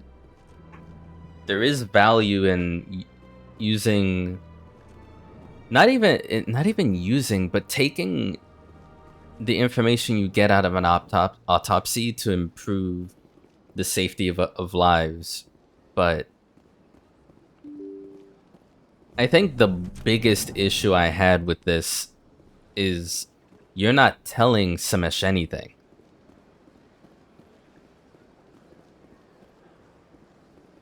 That's the biggest issue here. Has there been any word? But yeah, either way, I'm happy that I'm taking full advantage of the fact that I'm able to charm for the best outcome for people. I reminded Mr. Bosker what we're fighting for. Your wife is coming home. Thank you. I will return home and begin my preparations. It does not bring me happiness, but it may bring me peace. Goodbye, Commander. All right, there you go.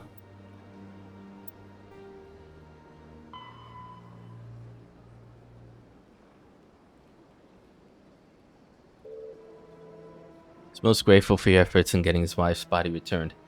And I guess without the charm stat, or maybe even through intimidation, and I'm sure Renegade would be involved in, Renegade points even be involved there.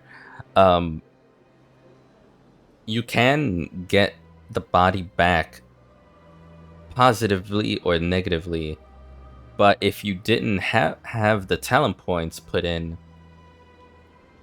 I guess this side quest would result in coming back to Mr. Bhatia and saying, we did all I could, but, you know, it is what it is.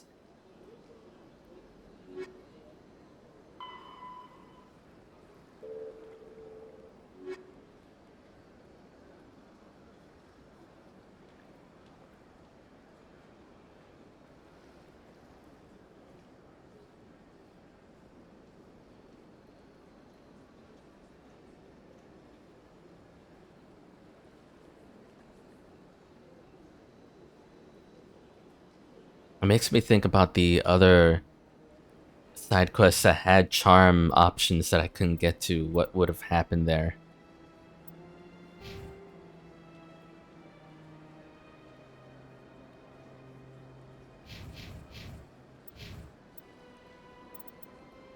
And also, what would have happened if Ashley was in the squad during that side quest?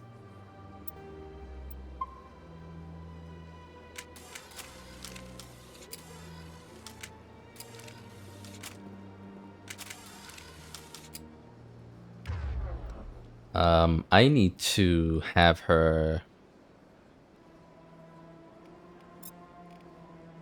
change a little bit here. I'll be on Scimitar. Oh, no, I won't. I need to take advantage of their stats, don't I? Hold on a second. Let me actually be smart about this. I say I should be smart. I've been using sniper rifles, but I don't even have a talent tree open for it, which is fucking hilarious, and I won't for a while, it seems. I mean, I'm the player. I'll do what I want, but for my character, my squad team.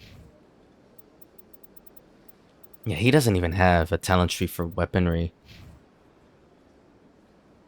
You have a... Okay, so for Tali, definitely have her be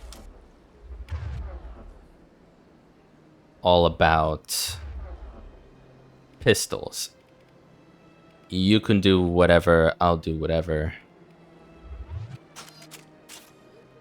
But yeah, if we're going to take advantage of Tali's specialty on pistols, let's do it, you know?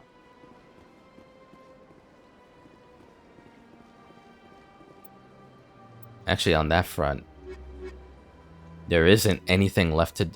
I mean, let's explore a little bit, because he said, you know, take a few minutes, meet us at the tower, but I would like to maybe run around a little bit. I already saved. Maybe run around everywhere. Maybe there's other side quests available now.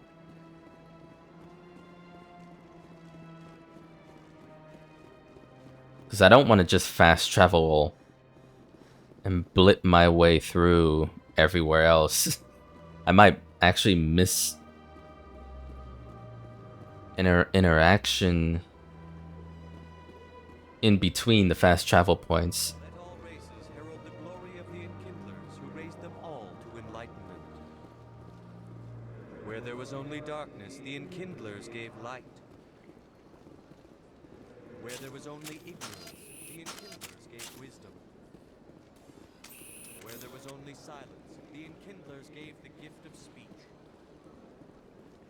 This very station is the work of the Enkindlers, their gift to all their children.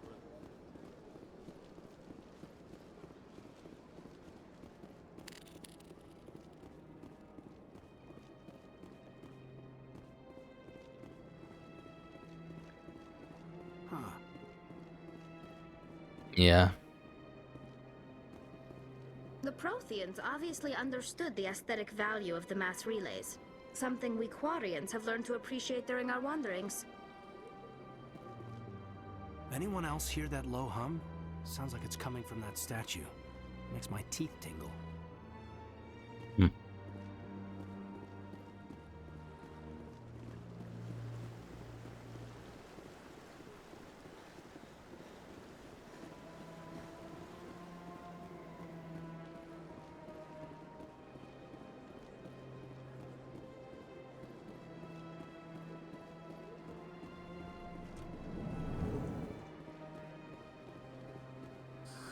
How can I be of assistance to you today, Earth Clan? Tell me more about the Shadow Broker. Most people think I deal in... Yet somehow he never seems to upset the natural balance of power. All... Goodbye, Commander. Nothing new.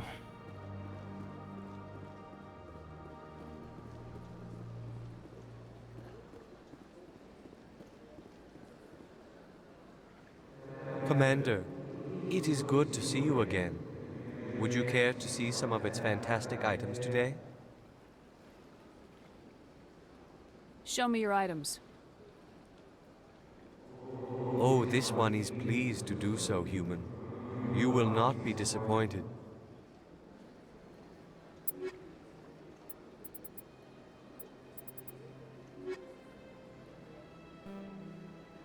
Commander. Show me your items.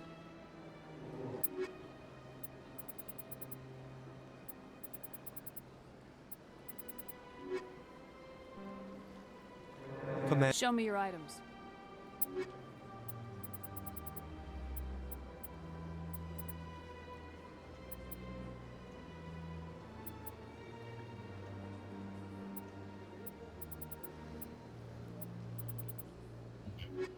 Okay. I was more looking for unique items, but seems like I bought everything. Ah, the good old AI that used to be. Sure is peaceful here. My people used to have an embassy here, but after we created the Geth, we were no longer welcome. Ah, makes sense. You created advanced AI? Let loose? The fuck out of here.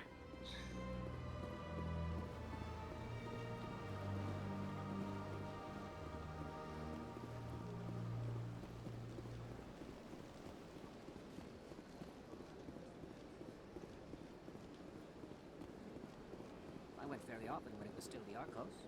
Yeah, ever since Fist took over, I don't go anymore. It seems like all the best lounges are being replaced by places like Cora's Den.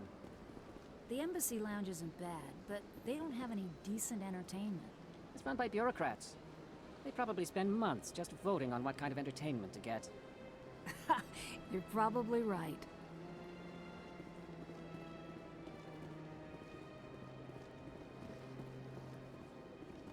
Hello again, Commander. Hello again, Commander.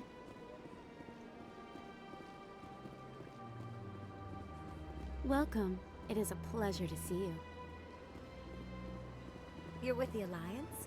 My brother's a private back on Earth. I don't think I'll be going in, but yeah.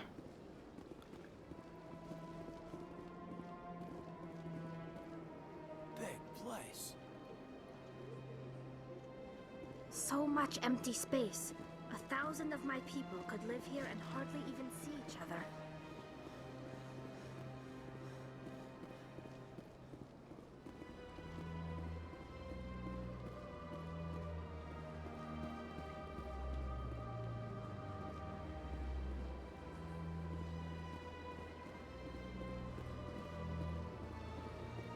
Yeah, I think we can move on. Yeah, that's just gonna take me there.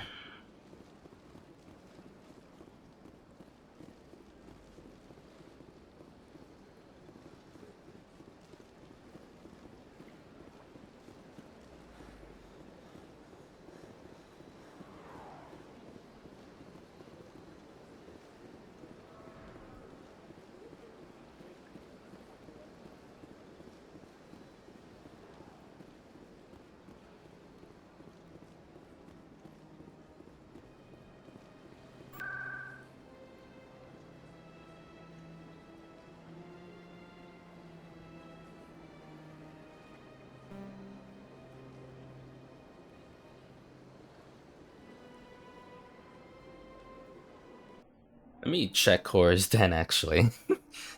What does it even look like after all that shootout?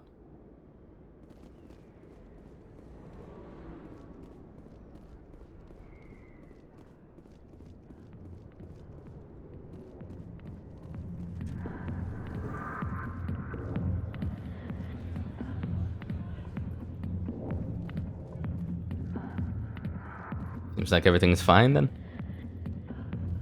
Go away. Let me drink.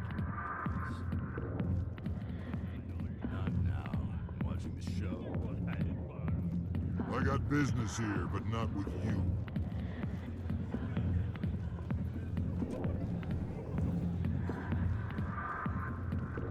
So the place is still running, but what?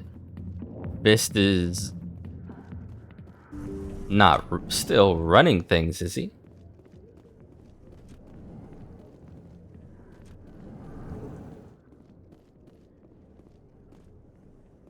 Mm-hmm. The establishment is like, yeah, we're here, but I love this place. The crowds, the action. It's great. oh, you love it here. Okay. I see why this place is so popular. It's got quite the, view. Like, I've been to clubs before. A few times. I've been to a strip club twice. I think once in 2010, once in 2011. It was definitely something that, at least for a first time, was okay. I seriously can't. The people in there, the strippers were kind and friendly enough. It was just the people overall and the vibe there wasn't my thing.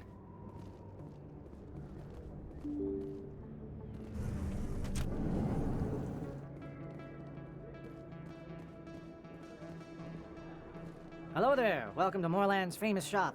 You want many good supplies, yes? Let me see what you have.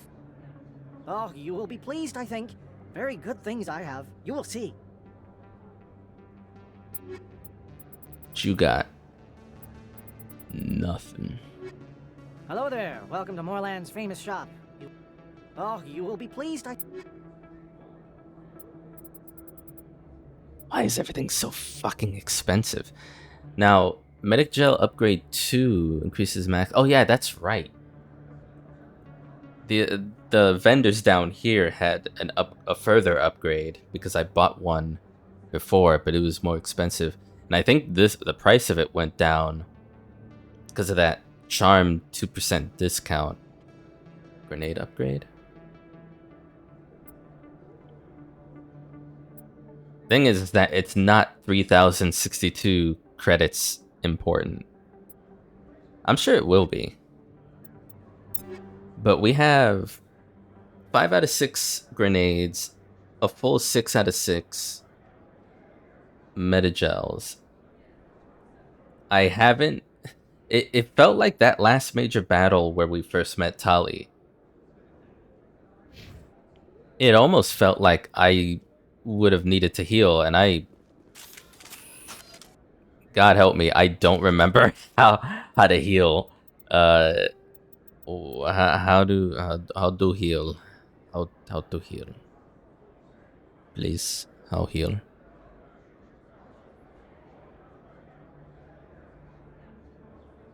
That's all vehicle stuff.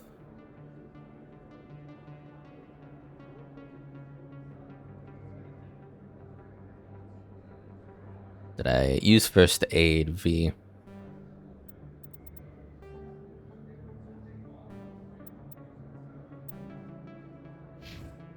I'm sure in a panic I'll figure it out. I did it once, but I haven't needed to heal since like the first or second battle.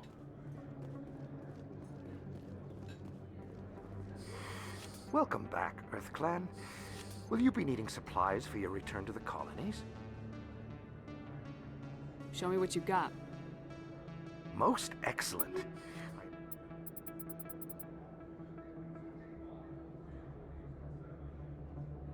Mm-hmm.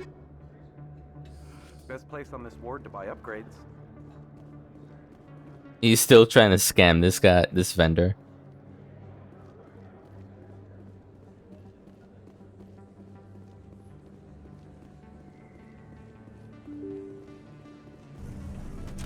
Also, as I understand it, while I was doing research on the mods, the game itself, at least Mass Effect 1, is running on Unreal Engine.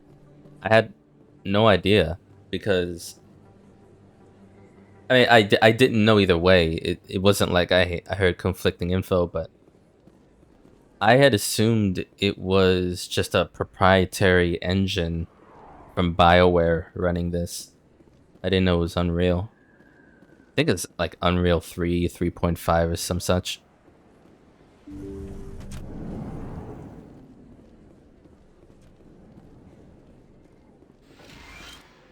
I need those supplies for my clinic. I can't. Oh.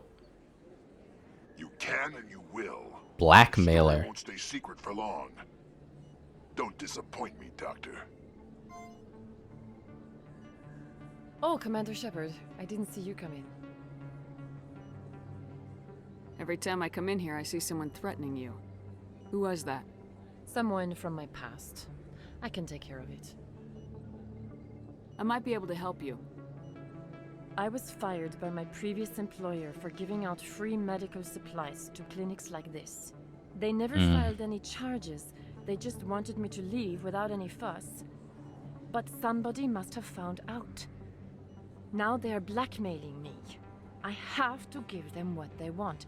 If the board finds out about my past, I could lose my license. They'll shut my clinic down.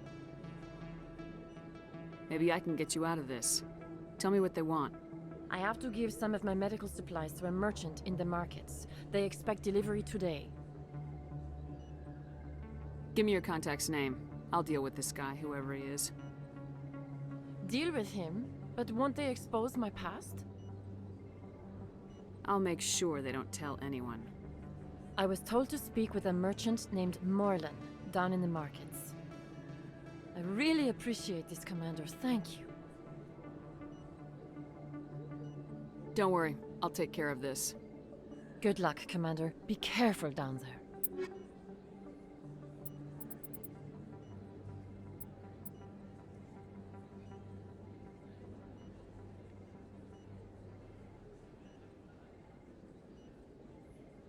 A-Track? Yeah, no worries. The VODs are always there if you need them. With every playthrough, I always make a collection and put it on the front of the channel.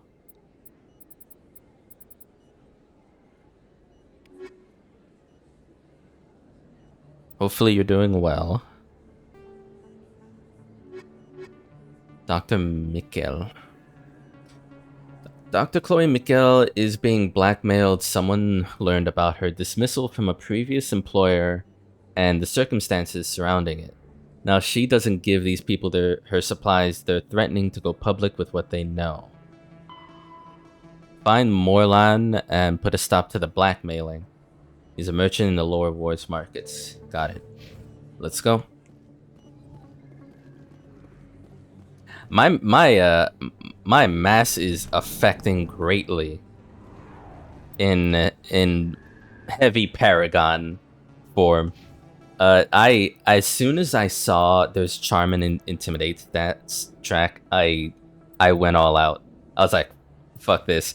I didn't like the early side quests I was doing, giving me Charm and Intimidate options, and then not being able to choose them, and then being grayed out. I was like, man, the first thing I do when I get talent points.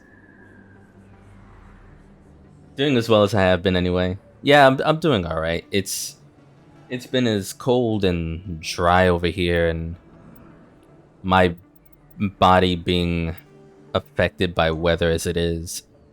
I'm managing. Overall, I'm doing okay. Just wish the sun would stay up more.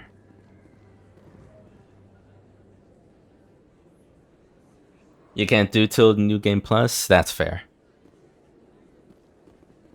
I figured as much, at least if you wanted to play the game with knowing more about how things go than a first time run. I could get used to living like this. Never been a real fan of crowds. Lower markets, they said. Where am I going?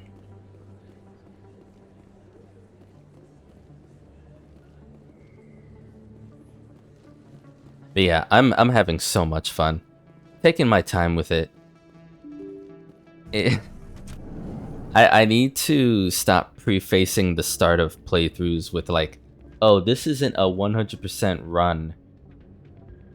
The past two games, this and Blasphemous 2, I've ended up I mean, this is pending, but my intentions have never been to 100% a first time playthrough, and yet with this, I feel like it's gonna happen because I'm too immersed in it not to. Like, why wouldn't I want to do every side quest at this point? But we'll see. Lower markets, right? How dare you not 100%?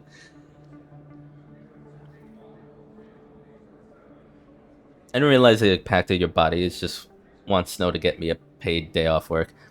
I mean, that's I would want that for you too. I think more than anything, it affects my mood, and thankfully I'm not that old that it affects my body. But when weather affects my mood, it's like a real downer. I'm like that when it's really cold and when it's really muggy and rainy. I don't like it. I think I have to go downstairs, don't I? 2 and 3 have great QOL move that makes 100%ing them faster. Oh, interesting.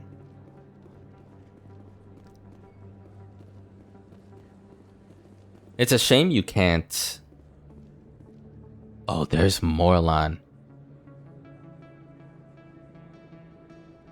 Wait, is that really... That did not sound like the guy that was on the phone with the doctor. Wait a minute, I'm sus of this. Yes, I'm on save slot 60. What's gonna happen? Yeah, muggy weather, especially hot and humid. Just my least favorite experiencing. That's why I hate Florida. I've never been down to Florida, but I mean, up here in New York, it is humid enough to annoy me.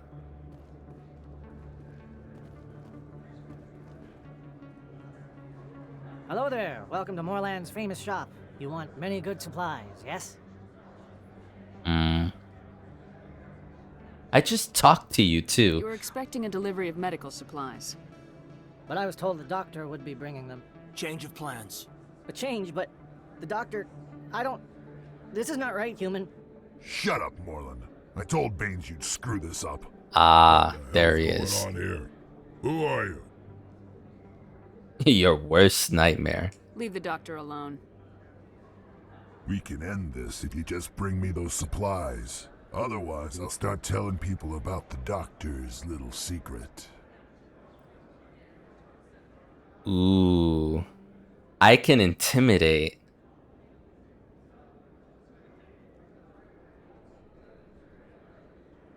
I can intimidate. Won't that give me renegade points, though? Let's work this out.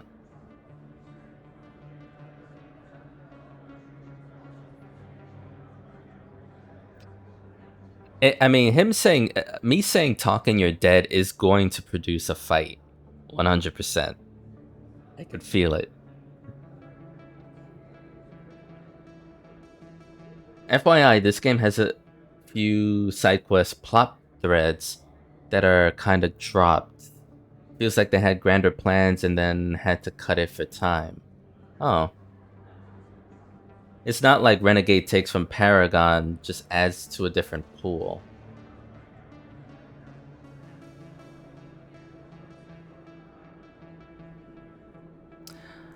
I mean, I'm not really interested in this question being answered, but I get wondering if it feels right for the character. I feel like saying talking you're dead is right for how I've played it so far. It's just,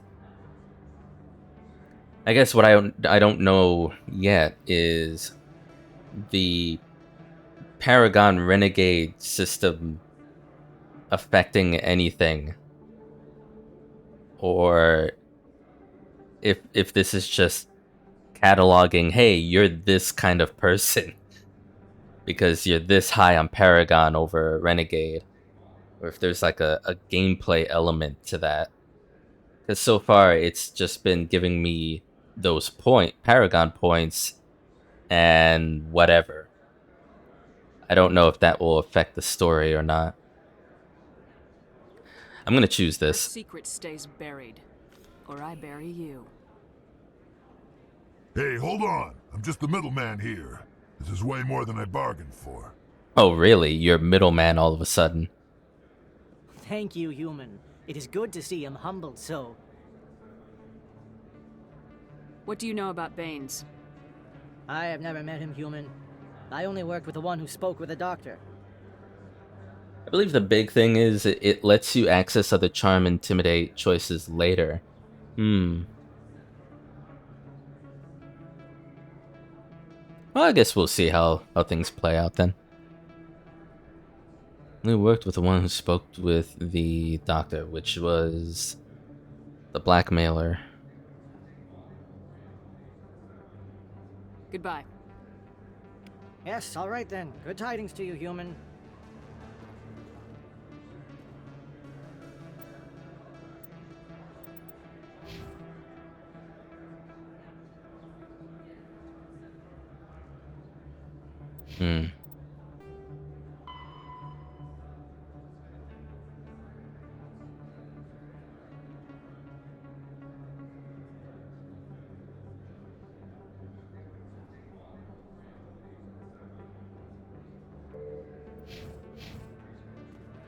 Let me see how the doctor reacts to this before I save it again.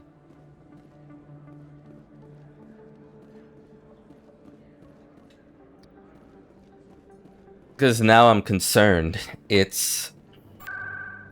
Okay, so what, that the blackmailer was the middleman? Now my concern is... he's still alive. He's still out there. There's nothing stopping the middleman, so-called, from telling people and getting the doctor into further trouble.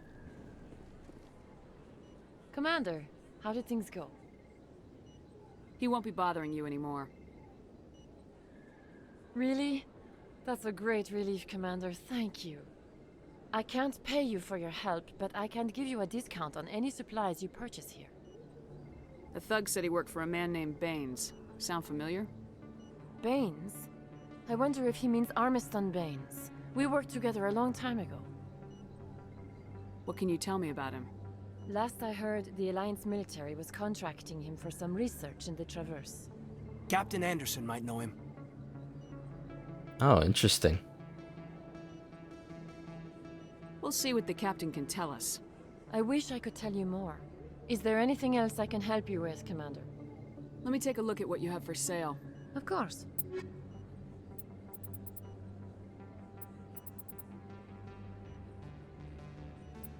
I mean, I appreciate the discount, but 300, almost 300,500 credits is still too rich for my blood. I can't remember exactly. Oh, yes, I have. The fan side quest is still pending. It says you haven't seen the last of Conrad. I spoke once, gave him my autograph, and that was that. But there's that, and then there's two other side quests that seem like I would have to be in space and traveling interstellar-like in order to get those done, so I can't. There's really nothing for me to do on that front yet. But beyond that first encounter with the fan, I haven't met up with them yet. It's been a decent stretch of the game, yeah. Oh man.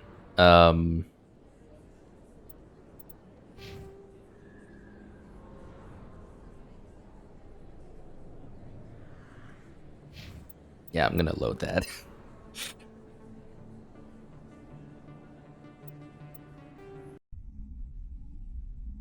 If this stream tonight has shown me anything, I am very averse to intimidation. And I saw that in Discord, a few of you guys talking about how can't come to terms with doing a full Renegade run, but I was like, well, maybe. Before I even started this playthrough, I was like, oh, maybe I'll make Shepard this good person but badass that breaks the rules. I don't know if I can pull through with that. As it goes against me personally. It goes against how I've built Shepard so far. Even though it's fun.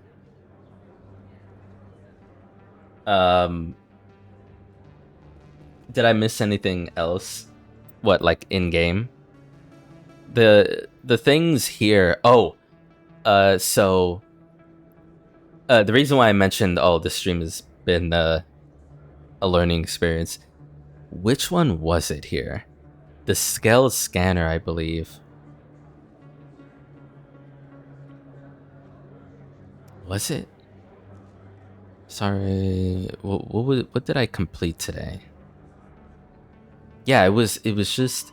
So, the shell scanner thing was simple enough. I knew it wasn't right, I knew it was cheating. It didn't matter that he was building a system and wasn't cheating himself.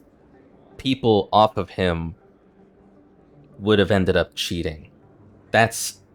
I knew that from the get-go. But I was curious, like, would I be able to earn Paragon points off of helping him? So I did one way, helping him. I actually did I actually turned it over to Doran, the tool that Shells wanted me to use. And no points either way, Paragon or Renegade. And then I helped Shells, and still nothing. So in the end, it was like, well, what do you want to do? In the end, it proved that helping Shells just took up more time than it was worth for me. Yeah, I would have gotten a little bit of more money, but it really wasn't worth it. And I didn't like the fact that I was helping a cheater. So I reloaded and did it again a third time, helping Doran.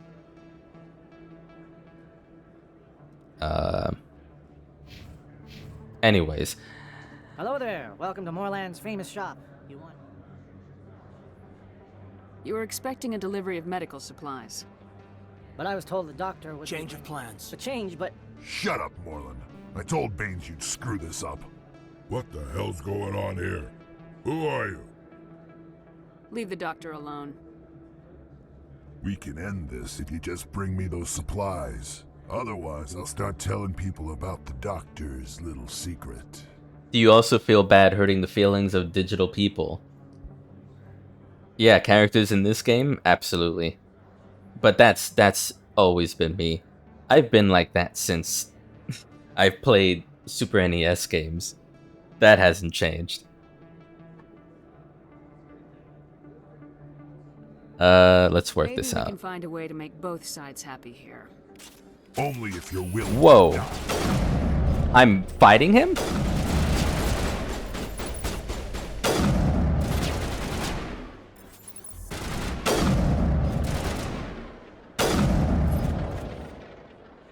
Oh. I think that wasn't me.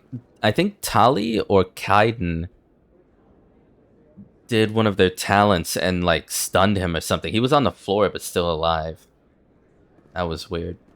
A few of my people have visited here on their pilgrimage, but their descriptions of the wards hardly do them justice. Too many lights, too much noise.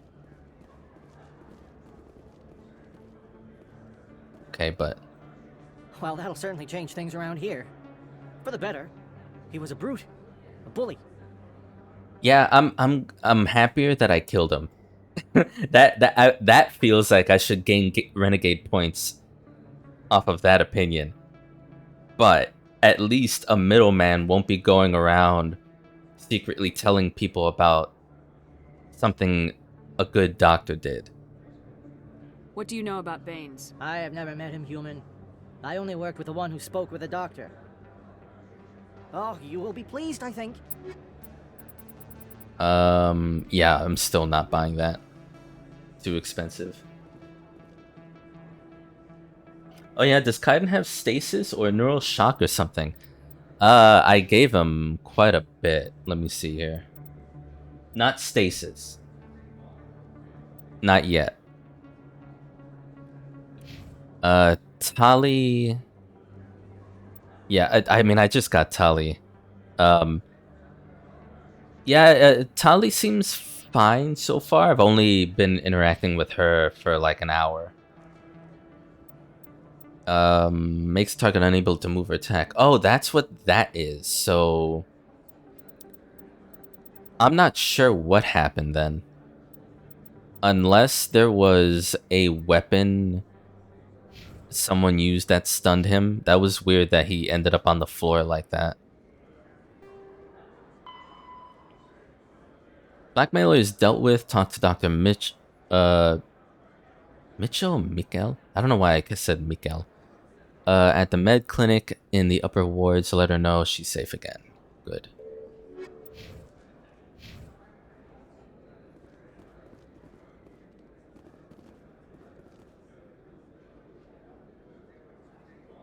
She has that French, yeah. She's great.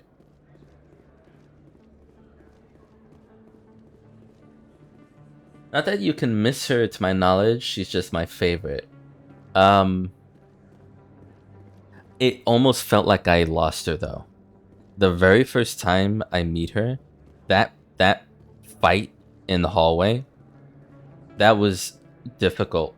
I didn't die, but they did something to me that shocked me. It felt like I was being stunned, and I couldn't fight for like a hot second. It was fun, but it was different.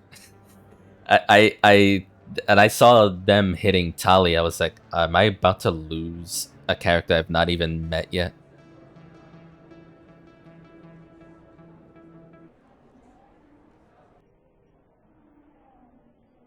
Neural shock may be a skill unlocked in the medicine path. Oh, first aid path.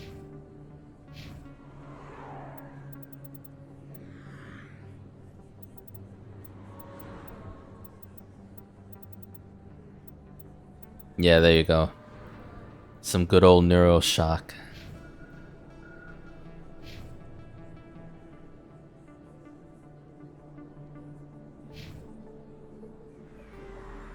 Wait. Okay.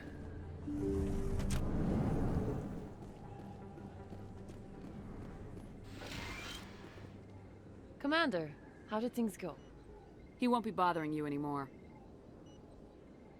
Really? That's a great relief, Commander. Thank you. I can't pay you for your help, but I can give you a discount on any supplies you purchase here. The thug said he worked for a man named Baines. Sound familiar? Baines? I wonder if he means Armiston Baines. We worked together a long time ago.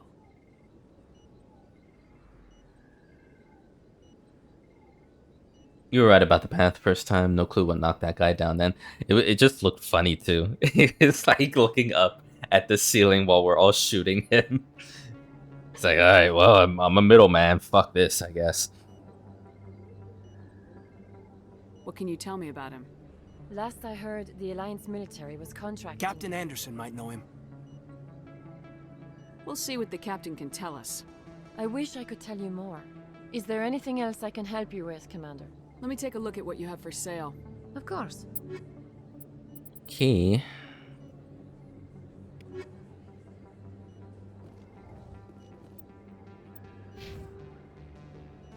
About to level up again. Honestly, it'd be impressive if he did bother again. Yeah.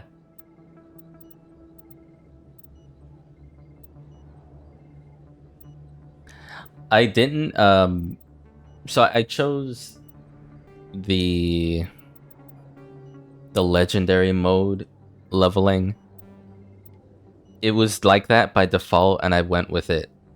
Apparently that halves the amount of levels from 60 to 30.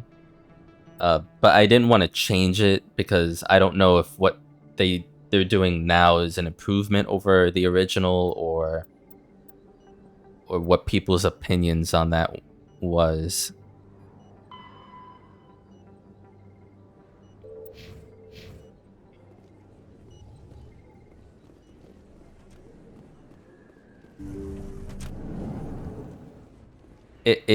They made it, the description made it sound like nothing in your growth would change per se, but you would,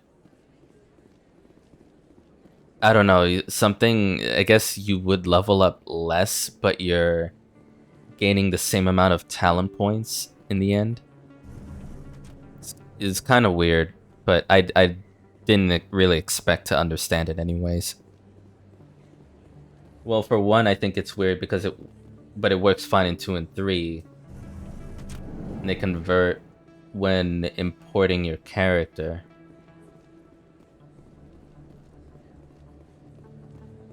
Yeah, I think that's something that after I finish the trilogy, maybe I'll look into it. Into why people would choose one or the other. Presidium embassies. Yeah, and I seem to get upwards of 6 talent points per level.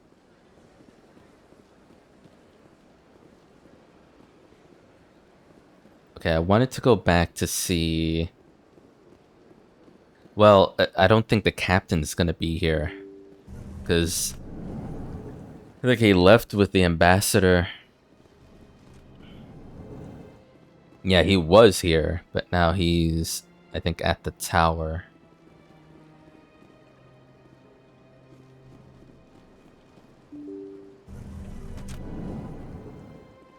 I like it being OP and having all the powers.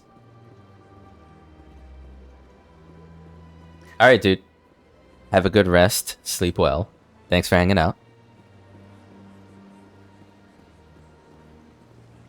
Let me do a hard save here.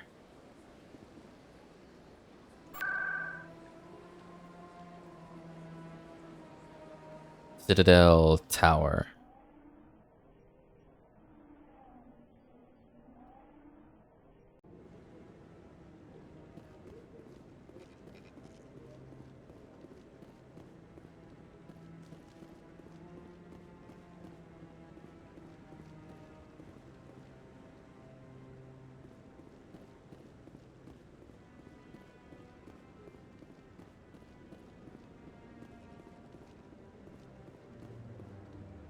There's the captain. Come on. Udine is presenting the Quarians' evidence to the Council. Eden Prime was a major victory. The beacon has brought us one step closer to finding the conduit. And one step closer to the return of the Reapers. You wanted proof? There it is. This evidence is irrefutable, Ambassador. Saren will be stripped of his Spectre status, and all efforts will be made to bring him in to answer for his crimes. I recognize the other voice, the one speaking with Saren. Matriarch Benezia. Who is she? Matriarchs are powerful Asari who have entered the final stage of their lives. Revered for their wisdom and experience, they serve as guides and mentors to my people. Matriarch Benezia is a powerful biotic, and she had many followers. She will make a formidable ally for Saren. I'm more interested in the Reapers. What do you know about them? Only what was extracted from the Geth's memory core. The Reapers were an ancient race of machines that wiped out the Protheans. Then they vanished. The Geth believe the Reapers are gods, and Saren is the prophet for their return. We think the conduit is the key to bringing them back. Saren's searching for it. That's why he attacked Eden Prime. Do we even know what this conduit is? Saren thinks it can bring back the Reapers. That's bad enough. Listen to what you're saying. Saren wants to bring back the machines that wiped out all life in the galaxy? Impossible. It has to be. Where did the Reapers go? Why did they vanish? How come we found no trace of their existence? If they were real, we'd have found something. I tried to warn you about Saren and you refused to face the truth. Don't make the same mistake again. This is different. You proved Saren betrayed the Council. We all agree he's using the Geth to search for the conduit, but we don't really know why. The Reapers are obviously just a myth, Commander. A convenient lie to cover Saren's true purpose. A legend he is using to bend the Geth to his will. 50,000 years ago, the Reapers wiped out all galactic civilization. If Saren finds the conduit, it will happen again. Saren is a rogue agent on the run for his life. He no longer has the rights or resources of a Spectre. The Council has stripped him of his position. That is not good enough. You know he's hiding somewhere in the Traverse. Send your fleet in! A fleet cannot track down one man. A Citadel fleet could secure the entire region, keep the Geth from attacking any more of our colonies. Or it could trigger a war with the Terminus systems. We won't be dragged into a galactic confrontation over a few dozen human colonies. Every time humanity asks for help, you ignore us. Shepard's right. I'm sick of this council and its anti-human bull— Ambassador, there is another solution. A way to stop Saren that does not require fleets or armies. No, it's too soon. Humanity is not ready for the responsibilities that come with joining the Spectres. You don't have to send a fleet into the Traverse, and the Ambassador gets his human Spectre. Everybody's happy.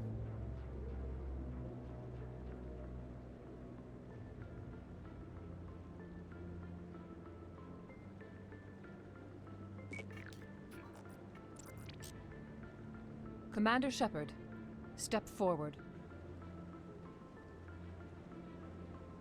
I gonna be a Spectre?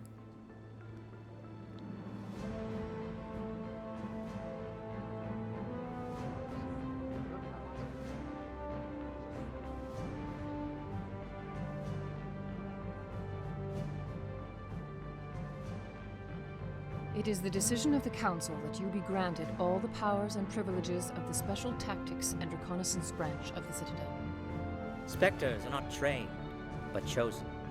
Individuals forged in the fire of service and battle, those whose actions elevate them above the rank and file. Spectres are an ideal, a symbol, the embodiment of courage, determination, and self-reliance. They are the right hand of the Council, instruments of our will. Spectres bear a great burden. They are protectors of galactic peace, both our first and last line of defense. The safety of the galaxy is theirs to uphold. You are the first human Spectre, Commander. This is a great accomplishment for you and your entire species. I'm honored, Counselor. We're sending you into the Traverse after Saren. He's a fugitive from justice, so you are authorized to use any means necessary to apprehend or eliminate him. Any idea where to find him? We will forward any relevant files to Ambassador Udina. This meeting of the Council is adjourned.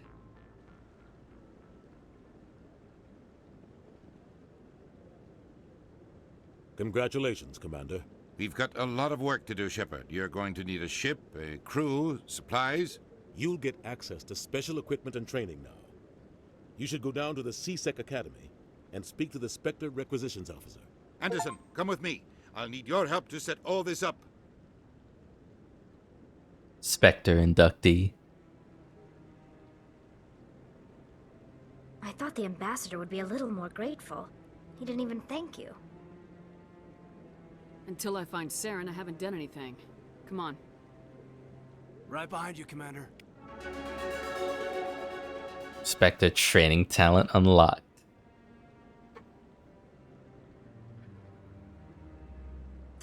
Years ago, the Geth drove my people into exile. We asked the Council to wipe the synthetics out, but they ignored our pleas. Maybe if they'd listened, we wouldn't be here now. This is it. The very heart of the Citadel, the pinnacle of galactic power. Kinda makes your head spin if you think about it too much.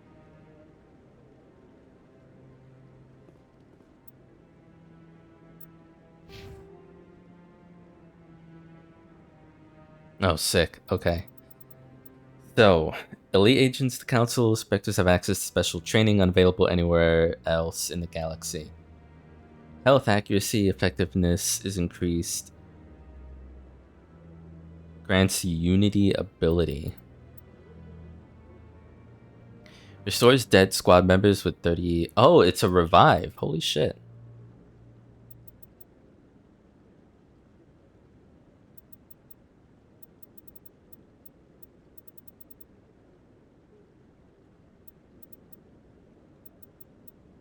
Accuracy cost. Man, oh man.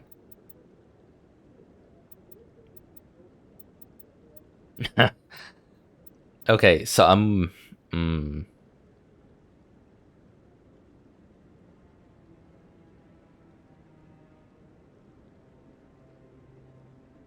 Is the damage duration? Attacks by 1. Putting 1 in. I am not skipping on charm here.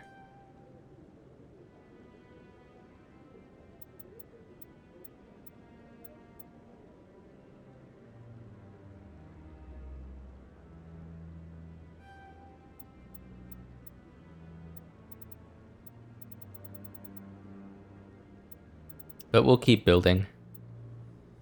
Hopefully we build a desirable main character with the talent points we have.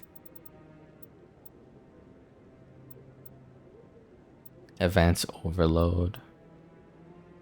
Yeah, let me give you that. And also this.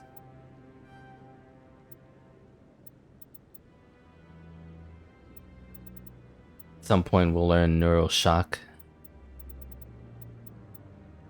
You know, it'd be great if I could switch my squad out, because I'm pretty sure My inactive squad members have points to put in.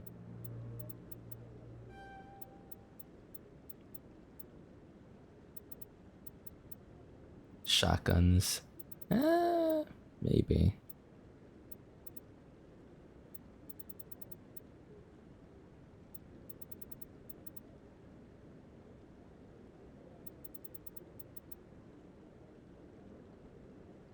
Quarren Machinist. Put decryption in first, yeah? Yeah.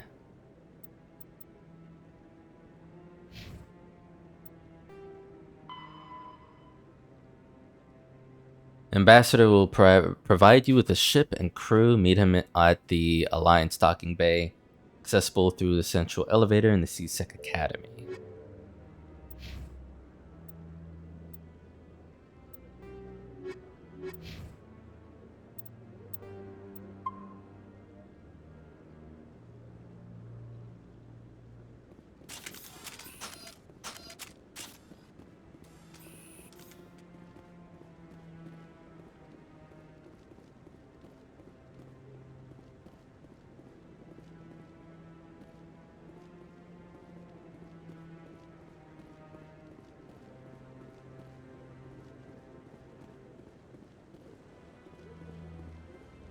No, I'm waiting to speak with one of the Councilor's assistants.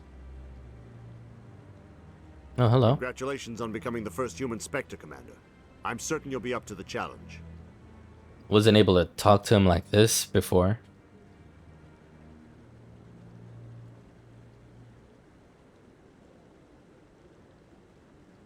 I appreciate that. My name is Admiral Kahoku. It's about time the Alliance got one of our own in with the Spectres. We need people like you to deal with our problems. Is something wrong, Admiral? I'm getting stonewalled by bureaucratic assholes. Nothing new. Maybe you can help me, Shepard. One of my recon teams was investigating some strange activity out in the Traverse. We lost contact yesterday. Now I can't get clearance to check it out. Suddenly it's a restricted area. But that doesn't apply to you, Shepard. Spectres can go anywhere they want. You could find out why my team dropped out of contact. I'll find them, Admiral. I appreciate that, Commander. I was running out of options. I'm gonna stay here and see if I can find anything out through official channels. Won't hold my breath, though. Oh. I'll upload the info on where my team was last seen to your ship. Maybe you can get some answers. Oh, because I have a ship now. Right. Commander, any luck finding my recon group? I'll find them, Admiral. I appreciate that, Commander. I'm gonna stay here and see if I can find it. I'll upload the info on where my team was last seen to your ship. Maybe you can get some answers. We've tried to create organic environments back on the flotilla, but we lack the space for anything as grand as this. You sure have to climb a lot of stairs to reach the Council. Think that's supposed to be symbolic of their importance?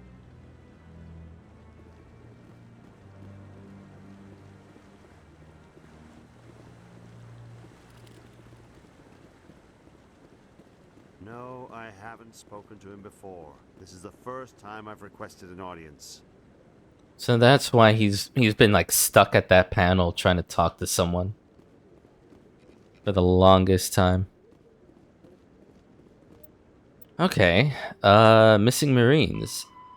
Go to the Sparta system in the Artemis Tau cluster and look for the recon team.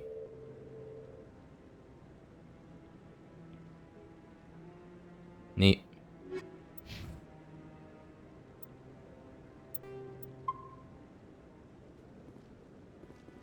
I still want to talk to the captain. I don't know if he'd be in the embassies, but let me check. Talk to him about that thing from Dr. Mikhail.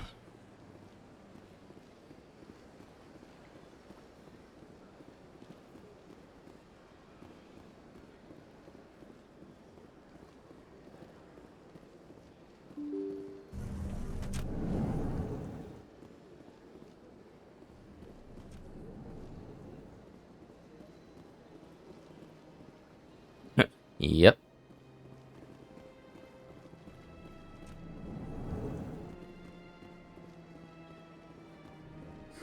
The EarthClan Spectre has returned to speak with me. Okay, I was wondering if interactions would change because of that. What is this place? You are Your in the ambassador is next door. In this shared space, I aid my fellow Volus when I'm not being interrupted. Goodbye, Ambassador. Yes, yes. Good day, EarthClan. Surprised welcome. You have returned, human. Genuine inquiry. What may I do for you this day? Goodbye, Ambassador. Sincere farewell. Good day to you, human. Enjoy your time on this.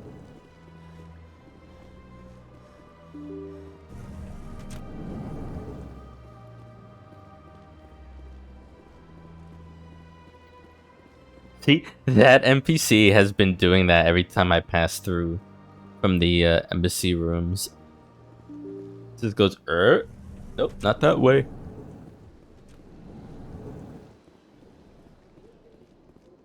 I can't believe I landed a job here. This place is fantastic.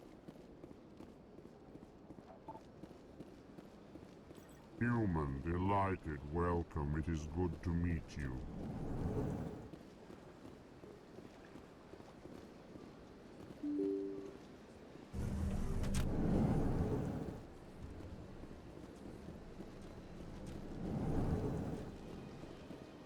So they finally did it. I knew one of your kind would make Spectre one day. Mm-hmm. I only hope you're better than the one they're sending you after. I'll do everything I can to stop Saren. That's what worries me. Was there something you wanted? What do you know about the Spectres? They're the right hand of the Council, or so more like the underhanded side of the Council. What do you have against the Spectres? Especially when it's left up to each individual Spectre to decide when and how to bend the rules. I get the feeling you're not too No, fond of... you humans are... If the Council wants to make humanity their new favorite pet, that's their business. But I don't have to like it. I'll be going now. Goodbye, Commander. Nothing new on that, except for the beginning.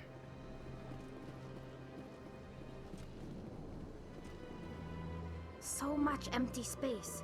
1,000 of my people could live here and hardly even see each other. This place seems strange.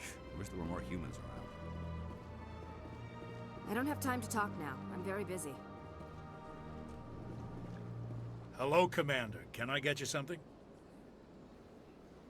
What have you got? Information, mostly. Would you like to know about some points of interest nearby? So long, Commander. Have a pleasant day.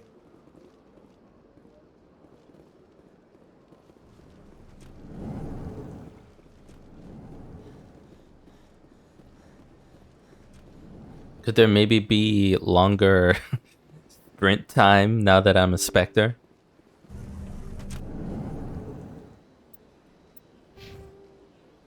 It's gonna take a little bit longer to get to level 7 to do anything, but I'm alright by it for now.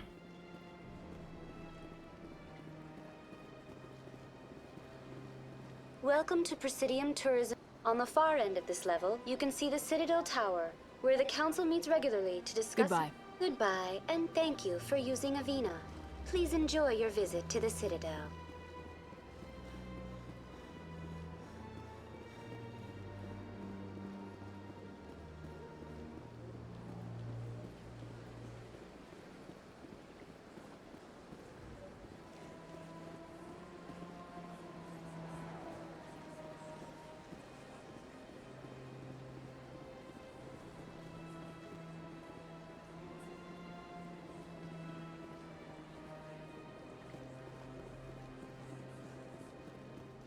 Hello again, Commander.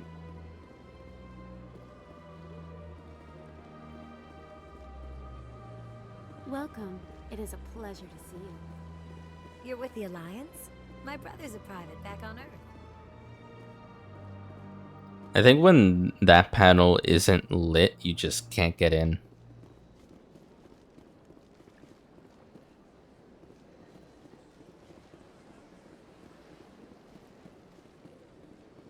I see even the humans find the consort irresistible.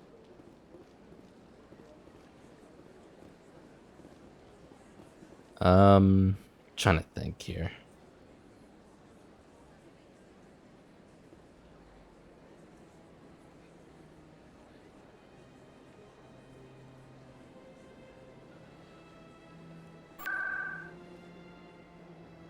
I almost want to just push forward and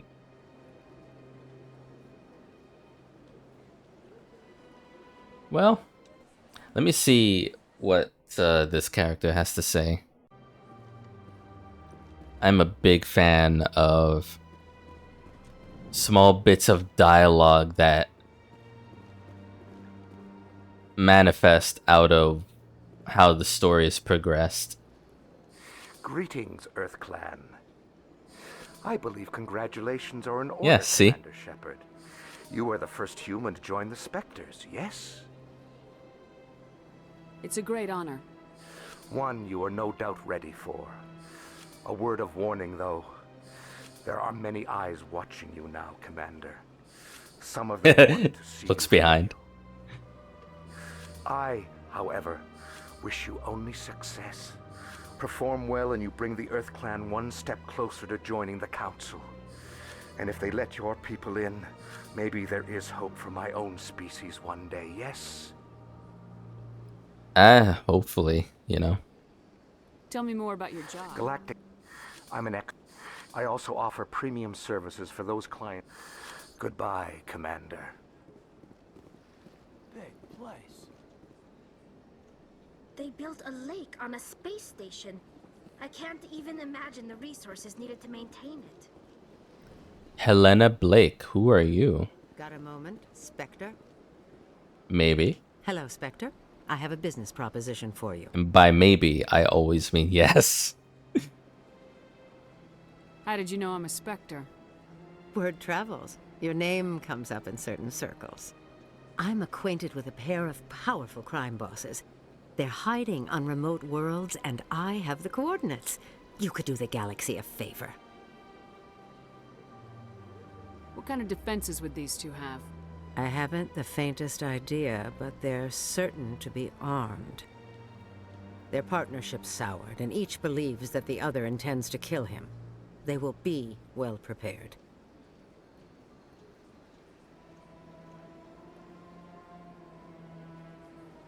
You're obviously with them. Why don't I just arrest you instead? Arrested for what? You and I are simply having a conversation. I have excellent legal representation. Arresting me would be a waste of your time. I eliminate them and then you take over and try to eliminate me. How stupid do I look? While I appreciate your estimation of my bravado, I have no intention of attempting to murder you.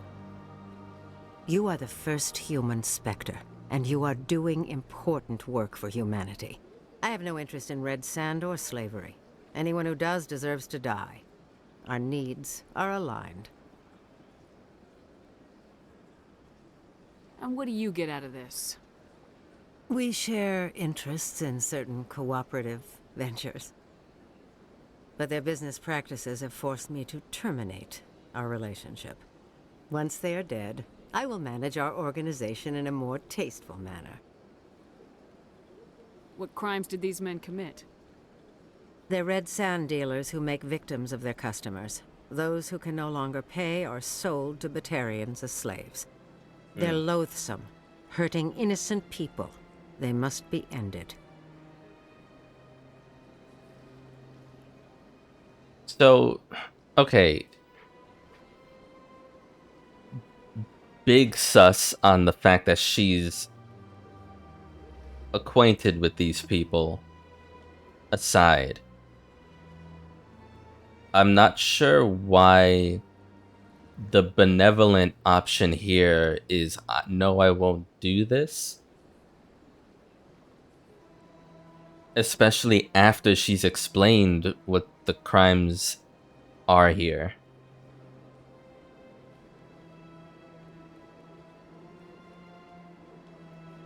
Find someone else to do your dirty work. I want no part of a gang war. Here are the coordinates nonetheless. What you do with them is your decision. Could you really let these men live, knowing that you can stop them? Goodbye, Commander. It's been a pleasure to meet you. Oh, wow. So Paragon +8, but it would have it turned Renegade if I said no problem or I'll do it. It's interesting because I mean, true to any conversation in life, you don't really know whether someone's just gonna cut you off or be like, you know what? Take this anyways. You have your morals. Do with the information what you will. UNC. Missing Marines. UNC. Okay, so, like, Earth problems. UNC. Helena Blake, a high-ranking member of a criminal cartel, has asked you to eliminate 2 of her unpleasant compatriots. Their bases are located in the Han and Dis systems. After eliminating them, meet Miss Blake in the Fortuna system for a reward. The 2 crime lords are located in the Han system of the Gemini Sigma cluster and in the Dis system of the Hades Gamma cluster. Eliminate both of them. Probably gonna take time. Luckily, in the long term anyways, I've got time.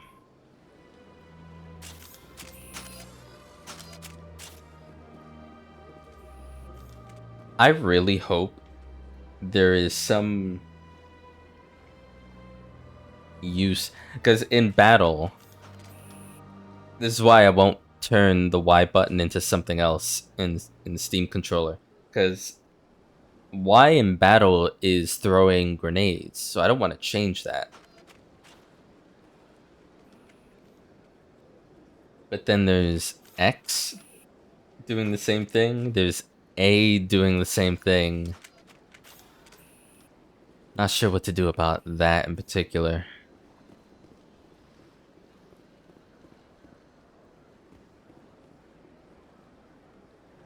Commander, it is good to see you again. Would you care to see some of its fantastic items today?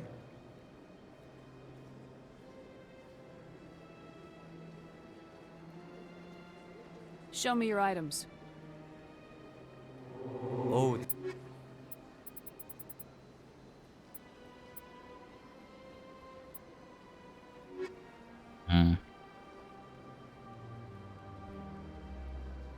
Commander.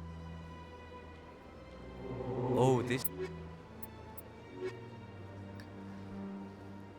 Commander. Show me your items.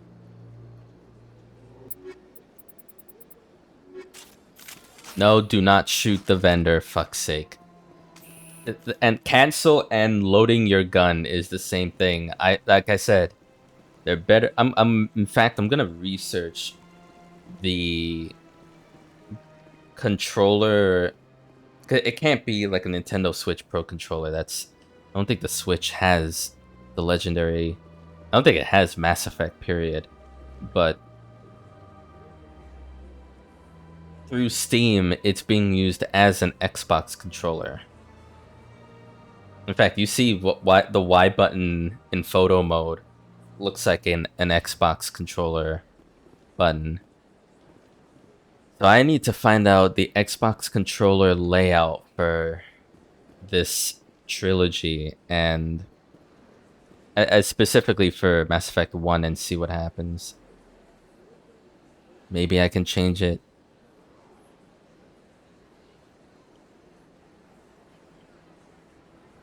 Trying to think, like, where else do I want to go, and who do I want to talk to? These second embassies. Right. I definitely want to hit up CSEC. He said acquisitions. requisitions, actually.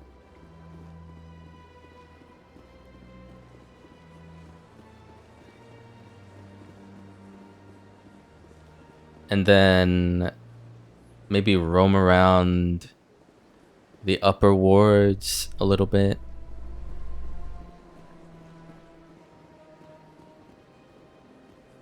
And then instead of taking fast travel, I'll take the elevator. It's been a while since I've heard my squad members talk to each other. Or any, you know, intergalactic news posts.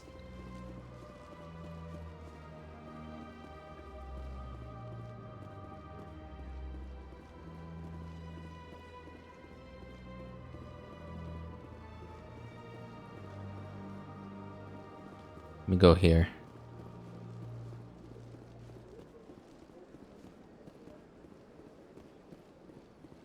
Let all races herald the glory of the Enkindlers, who raised them all to enlightenment. Where there was only darkness, the Enkindlers gave light.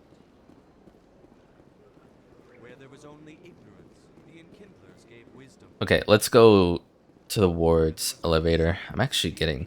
I don't know why. It's almost midnight, but I'm really, really hungry.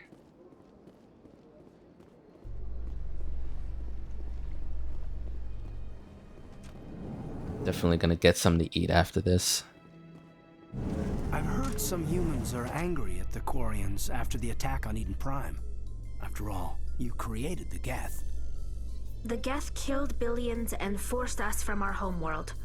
Most Quarians believe we have paid properly for our mistake. Hopefully having you with us fighting Saren will change people's minds.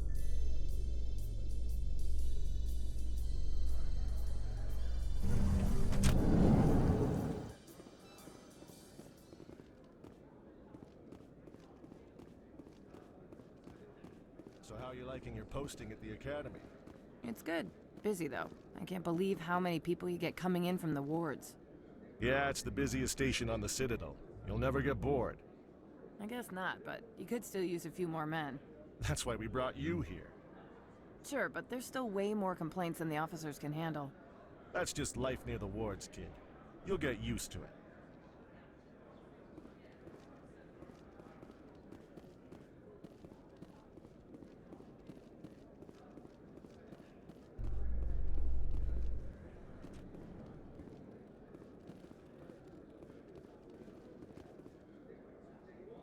Not really my kind of place, but there sure are some spectacular views here. I could get used to living like this. In other news, Exogeny Corp is still denying reports that one of their survey teams has gone missing in the Hades Gamma Cluster. When asked why communication with the survey team was suddenly cut off last week, company officials refused to comment. Just so happens to be a place we need to go to for a side quest. Missing survey team. Yeah, look at that. News vids indicate that a survey team in the Hades Gamma Cluster recently dropped out of contact. Go to the Hades Gamma Cluster and find out what happened to them. That side quest just happened because I didn't do fast travel. What the fuck? Travel to the Antea system in the Hades Gamma Cluster to look for the missing survey team. If I was really gung-ho on fast travel, I could have completely missed that.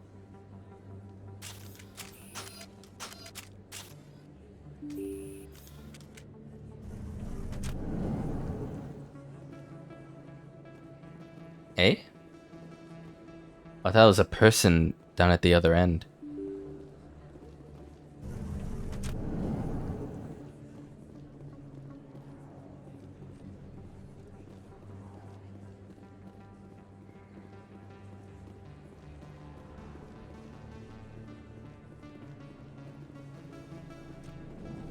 Officer Lang, hello. Hey, Commander Shepard. Good to see you again. Anything you need? What do you know about Spectres? Just the stuff they show in the vids. Some of the other C-Sec guys don't. But if they were so bad, the Council wouldn't use them, right? I have to go. Right. You're probably real busy. Well, see you around, Commander. Wait, we wanna... Oh. Wait. Because, you know, while we're here, right? I may as well talk to the doctor and then... It's weird. Like, sometimes I'll pass by NPCs and I have to, like, get a good look to make sure the targeting reticle doesn't show up. Because some people are just standing around looking like they might be interactable. Yes, Commander. Is there something I can do for you? You're a doctor. My father... I chose to keep the medical tradition alive, but not the military. Let me take a look. Of course. Okay. All good here.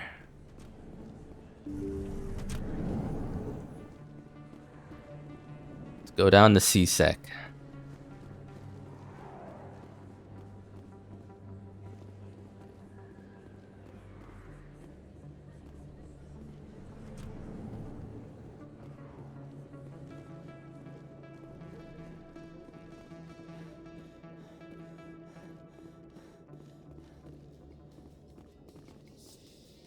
Coming up in a report later today, Emily Wong investigates corruption on the Citadel and uncovers a full-blown crime syndicate. Let's fucking go.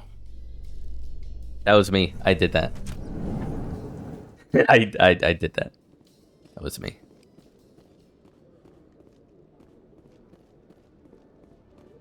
Can't wait for a future bulletin. It's like, Emily Wong has confirmed she's seeking an interview with Jane Shepard.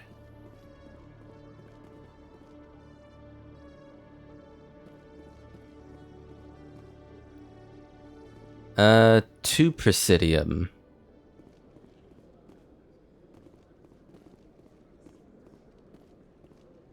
Yeah, this is actually where we need to be, to get back to the Normandy. Here's our requisition officer. Hello, Commander.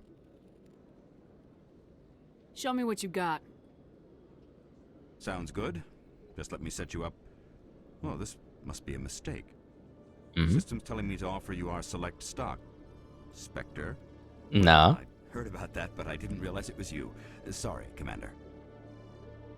Just show me what you got.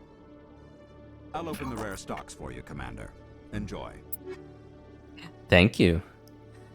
Oh, look at the case on that sniper rifle. 304,000 though. An HMWSR-7 Spectre Master Gear. Prototype sniper rifle only available to Spectres. Its accuracy and damage are unmatched. Fuck. Obviously, the real good shit, but I can't afford it.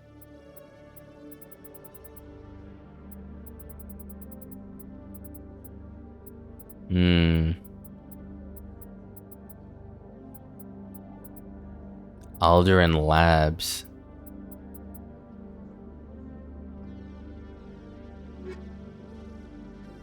Hello, Commander. Show me what you got. I'll open the rare stocks for you, Commander. Enjoy. I don't know what it is. Something about the way Turians... Not the way, but just by talking. It's like ASMR to my ears. I love how they sound. That's to CSEC Academy. Hold on.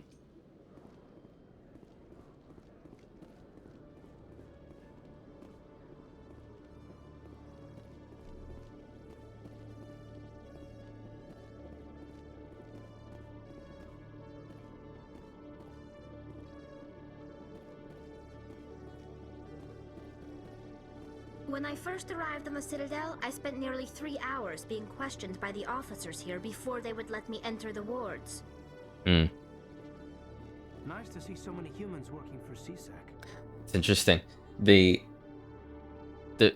I don't know what made it happen. I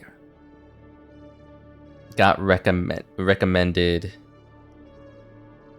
Korean YouTube videos about interracial couples. I got one, and then the algorithm gave me more, and it was really fascinating to watch. Whether it be challenges, celebrations of new life, pregnancies, families connecting and interacting with each other from different nations.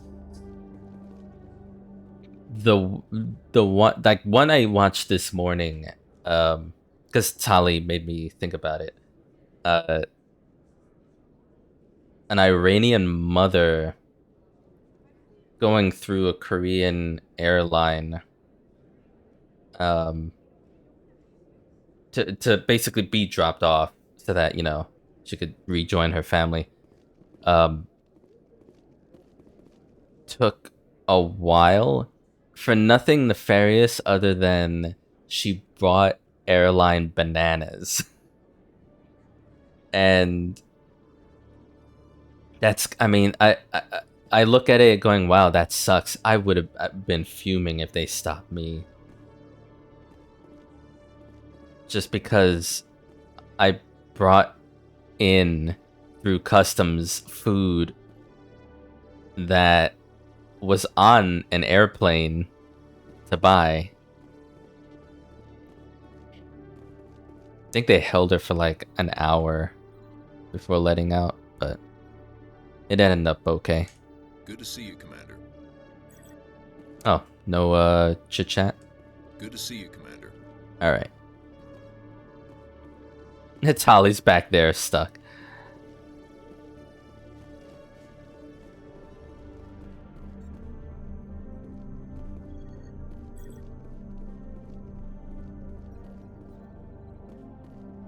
No idea what that is, but... Nice to see so many humans working for CSEC. Tali, are you okay? Do you need me to get you out of an awkward conversation? Girl, come here. Stop it. Just stop it. Come here. This way. Over here. Right this way. Quarians aren't too popular with Citadel security. They think we're all beggars and thieves.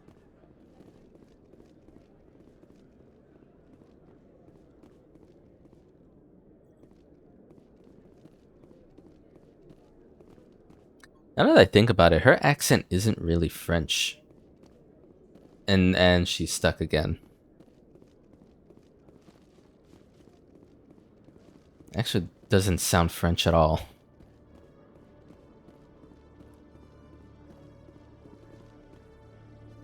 Did I go down here?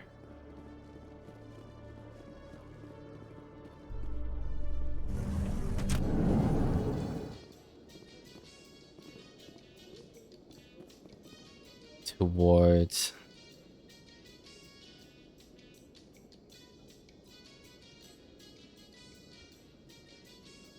I guess so, huh?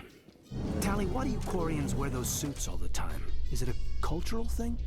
No, living in the clean environment of the flotilla has weakened our immune systems. The environmental suits protect against diseases. Oh, well, I'll try not to sneeze. Boy, did you hear what she just said? I'll try not to sneeze. Oh, we're going backwards. Whatever. I'll try not to sneeze. She's not gonna catch anything now. She's wearing it.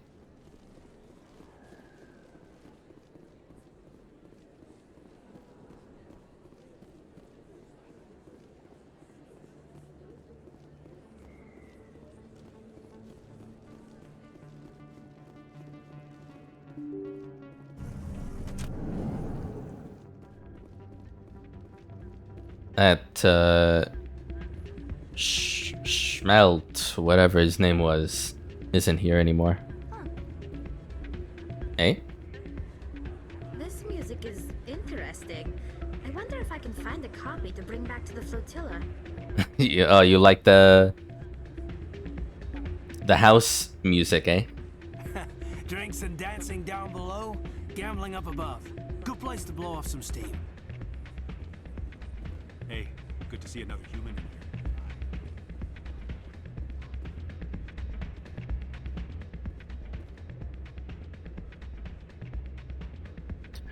here. Why am I all up in this dude's business? The crowds, the action, it's great. Just grinding up on some stranger. Commander, thanks again for all your help.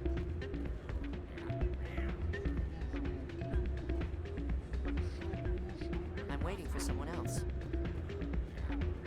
Hey there, welcome to Flex.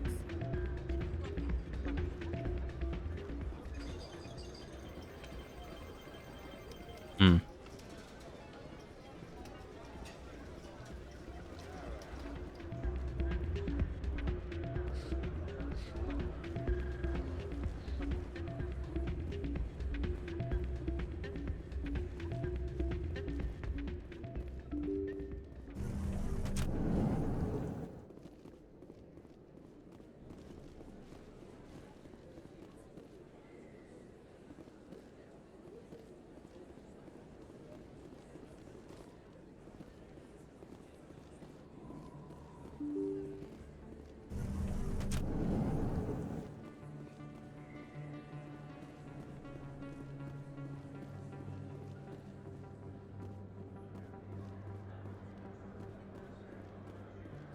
Best place on this ward to buy upgrades.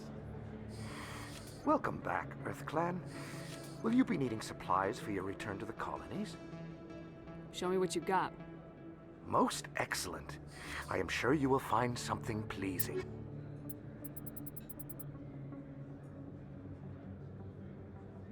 So now it's just under 3K. It was 3K before the charm upgrade.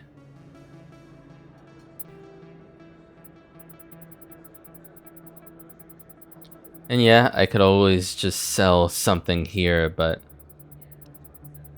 I haven't really made use of ammo upgrades, or just upgrades in general, for me to care about selling.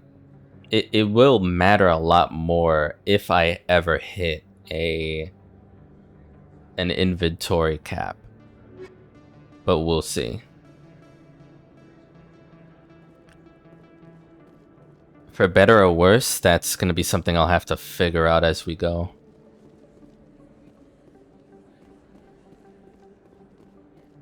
Fire containment. Oh, because of the fight before. Yes, human. You need something, yes? What do you know about Baines? I have never met him, human. Oh, you will be pleased, I think. Yes, human. You need something. Goodbye. Yes, all right then. Good tidings to you, human. Yes, human. You need something. Oh my god. I'm so All sorry. right then. Good tidings to you, human. Yes, That's human. annoying. You need something, yes? Let me see what you have. Oh, you will be pleased, I think. I'm glad he doesn't take it personally that I keep talking to him. It's not like a Blizzard game where after a while the character starts getting annoyed, starts dishing out voice acting that says something to the effect of, "The fuck do you want? What?"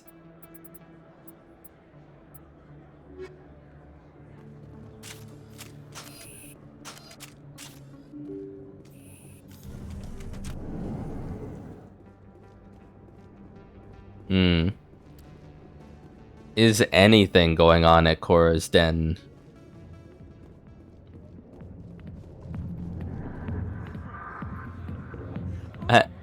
Sally, what do you think? I could get used to living like this.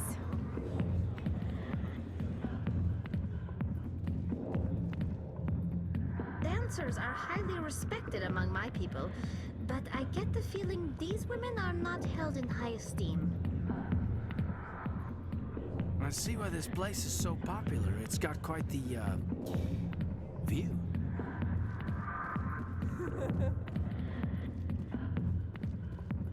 Go away. Let me drink it.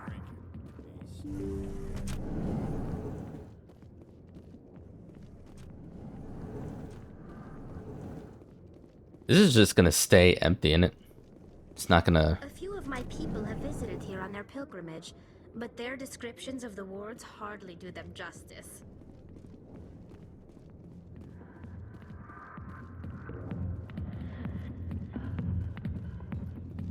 Not now. Much of the show. I got business here, but not with you.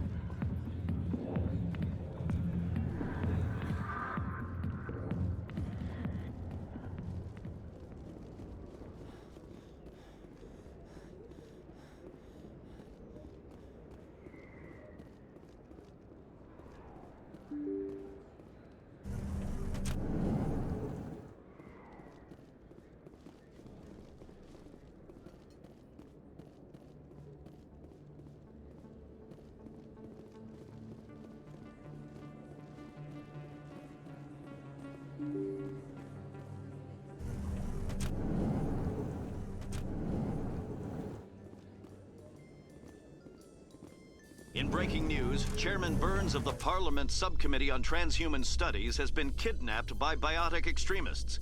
Whoa. The biotics commandeered a freighter and were last seen in the Hades Gamma Cluster. No demands have yet been made. What's this with the Hades Gamma Cluster being so... Yeah, obviously it's gonna be a journal. What's with that area in particular being a hotbed for activity? Fanatical biotics in the Hades Gamma Cluster have kidnapped the chairman of the Parliament Subcommittee on Transhuman Studies and are holed up in a derelict freighter in the Farinatus system. Find the freighter in the Farinatus system of the Hades Gamma Cluster and make your way to the biotics on board.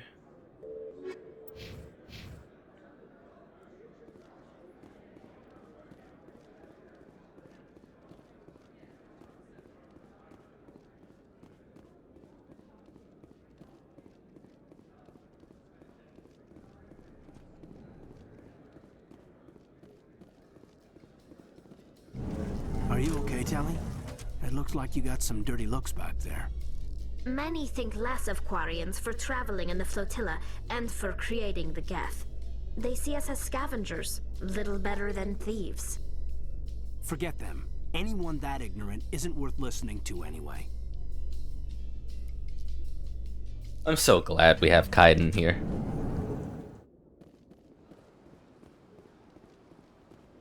He really is an ally.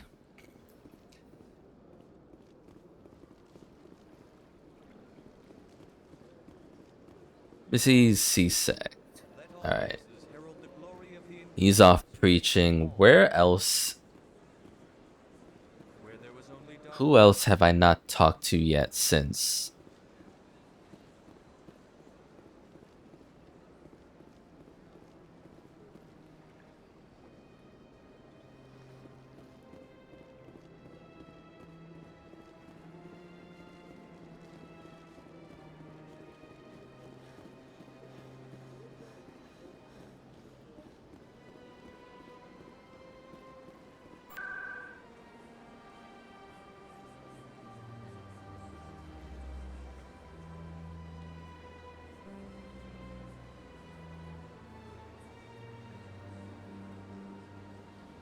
Yeah, pretty much talked to everybody, didn't I?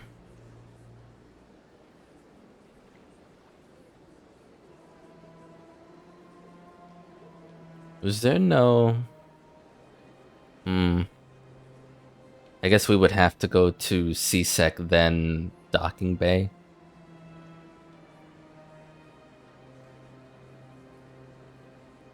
Yeah.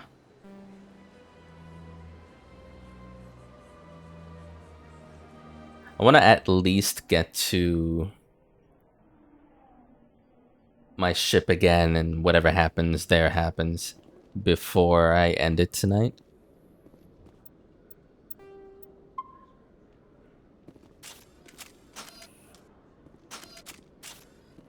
Celebrations are being planned for the anniversary of the end of the Rachni Wars. Many Council worlds, particularly Asari and Solarian colonies, will hold victory parades to commemorate the defeat of the invading Rachni. In a rare admission of debt, several Asari colonies have invited Krogans to be honored for the victories the uplifted Krogans made possible.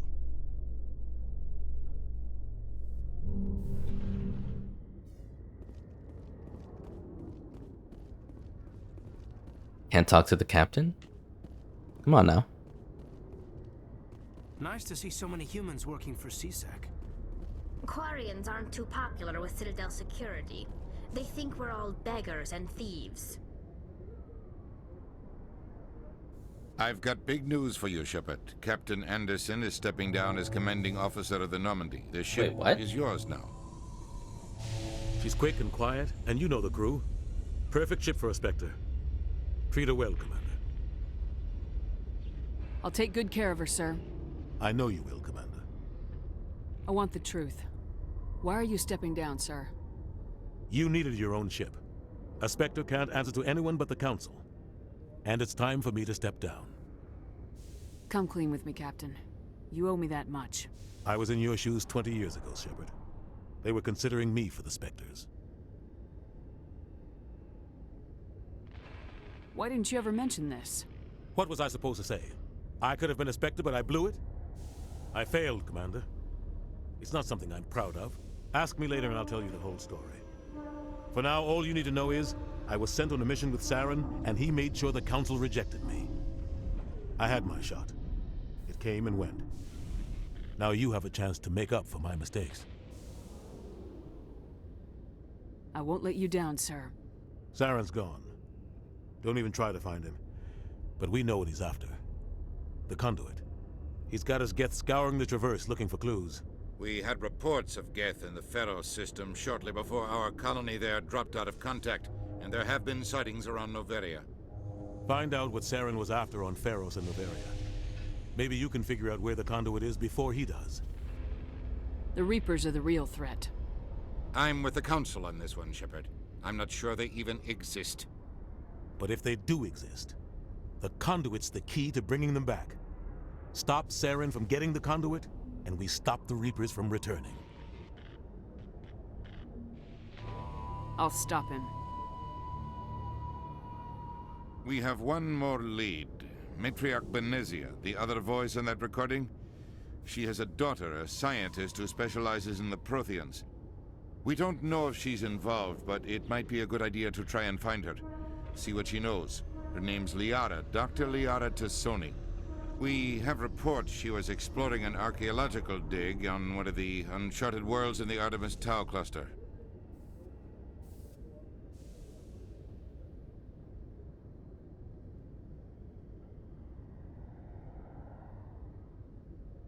Interesting. Is this me deciding where to start then?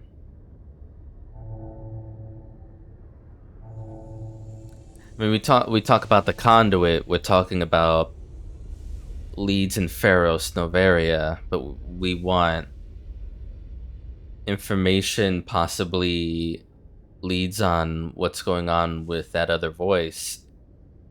We go to Artemis Tau. Sounds like we should head for the Artemis Tau cluster. It's your decision, Commander. You're a Spectre now. You don't answer to us. But your actions still reflect on humanity as a whole. You make a mess and I get stuck cleaning it up. I'll try not to make things any harder on you, Ambassador. Glad to hear it, Commander. Remember, you were a human long before you were a Spectre. I have a meeting to get to. Captain Anderson can answer any questions you might have.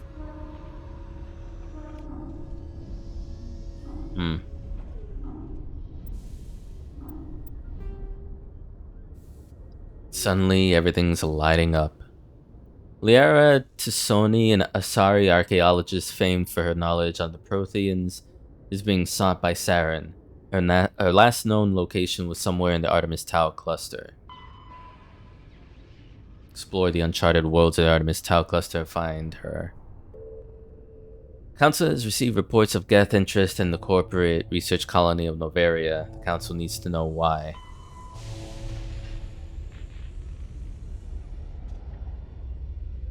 Head to Novaria and investigate reports of Geth on the world. Geth have attacked the world of Pharos. The primary objective is to go to the Zoo's Hope colony to investigate what Saren is after, and why he sent his Geth troops to the planet.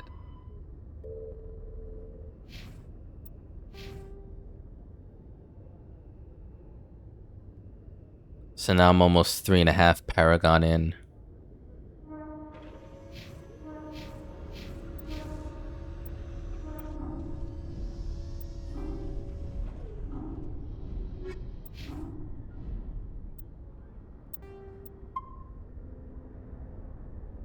Yes, Commander? How are you holding up? Honestly, this isn't how I pictured my career coming to an end. Pushing papers really isn't my thing, but you're the one who can stop Saren. I believe in you, Shepard. If that means I have to step aside, so be it. Tell me what happened with you and Saren 20 years ago. It's close to 20 years ago now. Ambassador Goyle was our representative here on the Citadel. Like Udina, she wanted to get a human into the Spectres. She chose me. The Council sent Saren to keep an eye on me and evaluate my performance, just like they sent Nihilus to keep tabs on you.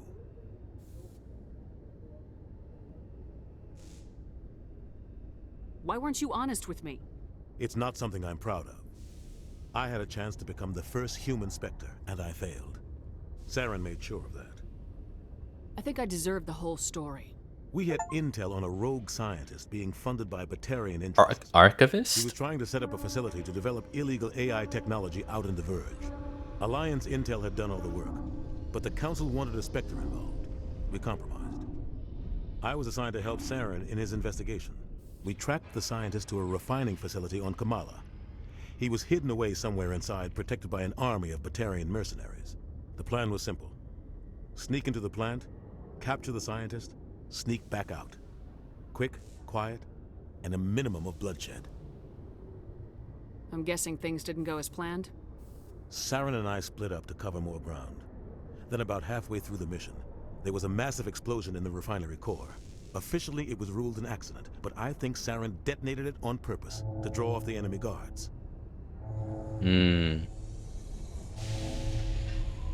How many casualties? The explosion tore the refinery to shreds. The whole place was on fire. Black chemical clouds poured out into the atmosphere. Nobody inside survived. There was a camp for the workers and their families nearby. Between the fires and the toxic fumes, the final death count was over 500. Mostly civilians. Saren didn't care. The target was eliminated, mission accomplished. And I ended up taking the blame. That ended all talk of me joining the Spectres. Saren caused the explosion. How'd he pin it on you? In his report, Saren accused me of blowing his cover. He said it was my fault the guards were ready for us. He claimed that's why it turned into a massacre. Saren's report was all the proof the Council needed to kill my chances of becoming a Spectre. Don't blame yourself, Captain. I don't. I blame Saren. I think he wanted things to go bad. He was looking for an excuse to blow that refinery. Maybe he just likes the violence. Maybe he was just trying to make me look bad to keep humans out of the Spectres. If so, he pulled it off. Why'd you let him get away with it? Who do you think the Council was going to listen to? Me? Or their best agent? I had a bad feeling about him right from the start. I should have been more careful. Maybe I could have stopped things before they got out of hand. Don't blame yourself, Captain. I don't. Maybe he just likes the violence. Maybe he was Why'd you let him get away with it? I had a bad feeling about him right from the start. I should have been more careful. Maybe I could have stopped things before they got out of hand. The only thing I care about is stopping Saren. You're right, Commander. It's no good living in the past. I want to know the truth about you and Saren. I want to know about the mission you were on together all those years ago. We had intel on a rogue scientist. Oh, this is just going to go through the same thing. The plan was simple. Okay. Sneak into... I'm guessing... Officially, it was ruled an accident, but Saren didn't care. Saren's report was all the proof that counted. You're right, Commander. It's no good living in the past. It's more like a Renegade or Paragon's way of going through the same thing. Yeah, what about Baines? What do you know about Armiston Baines? Where did you hear that name? Never mind, I don't want to know. Baines is dead. Has been for quite some time. The people I spoke with seemed to think he was still alive. It's not common knowledge. Military is keeping it under wraps. Baines was doing some high-level work for the Alliance. Stuff even I wasn't aware of. One day he turns up dead on a drifting scout ship. Everyone suspects it was foul play, but it was never officially investigated. What can you tell me about the ship? I don't know much about it. You should talk to Admiral Kahoku. One of his crews discovered Baines' body. I spoke to Kahoku. He never brought it up. You should mention Baines the next time you see him. See if he'll tell you anything. Is there anything else, Commander? Interesting. What do you know about the Artemis Tau cluster? Not much. I've never been there myself. A handful of systems with a few small, uncharted worlds, but no real colonies. Might not be easy finding Dr. Tassoni out there. My advice is to look for the world with the Prothean ruins.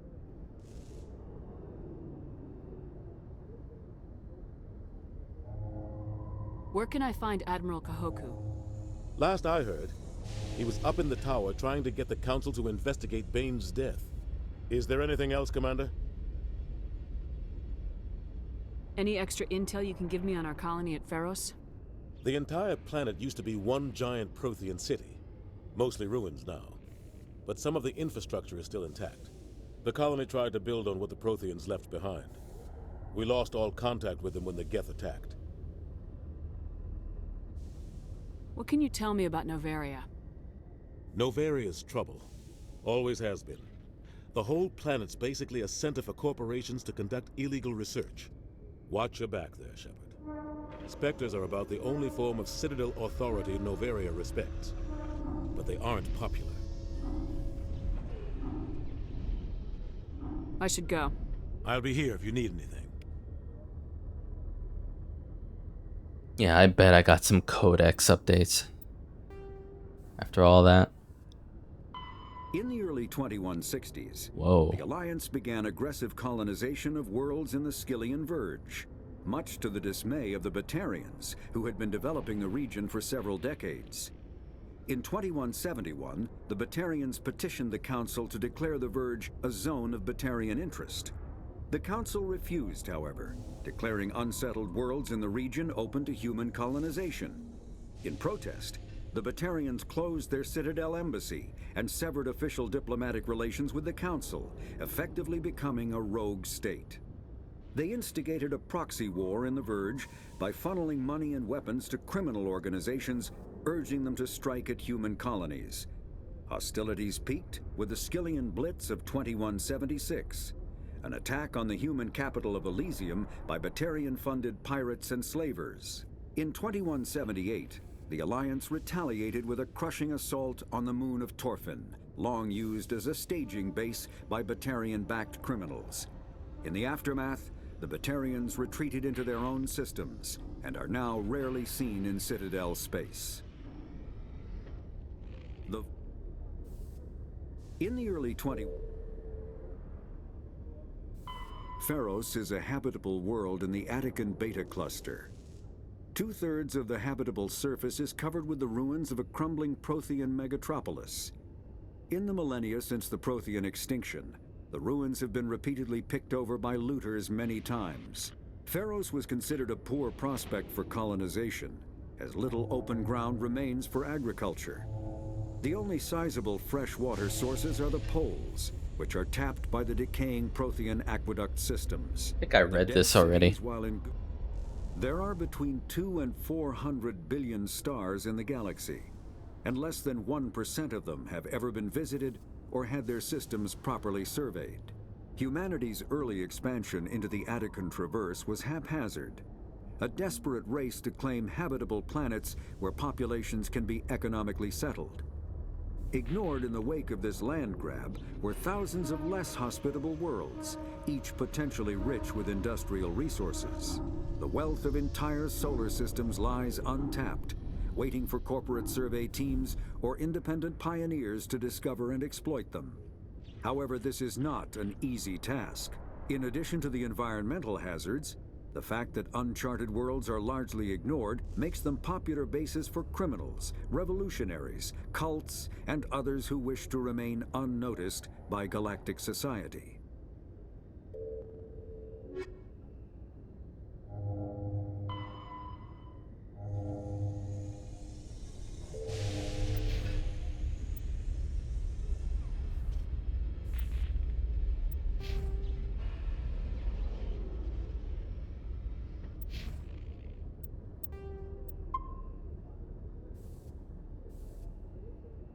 When I first arrived on the Citadel, I spent nearly 3 hours being questioned by the officers here before they would let me enter the wards. What am I inspecting? Oh. Combat hard suit. A mass accelerator propels a solid metal slug using precisely controlled electromagnetic attraction and repulsion. The slug is designed to squash or shatter on impact, increasing the energy it transfers to the target. If this were not the case, it would simply punch a hole right through, doing minimal damage. Accelerator design was revolutionized by Element Zero. A slug lightened by a mass effect field can be accelerated to greater speeds, permitting projectile velocities that were previously unattainable. If accelerated to a high enough velocity, a simple paint chip can impact with the same destructive force as a nuclear weapon. Jesus. However, mass accelerators produce recoil equal to their impact energy. This is mitigated somewhat by the mass effect fields that rounds are suspended within. But weapon recoil is still the prime limiting factor on slug velocity.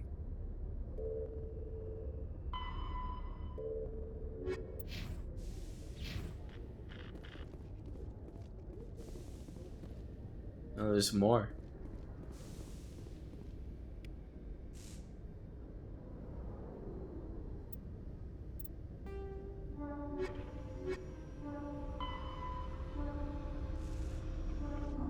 A warship's kinetic barriers reduce the damage from solid objects, but can do nothing to block Guardian, lasers, particle beams, and other forms of directed energy weapons, DEWs.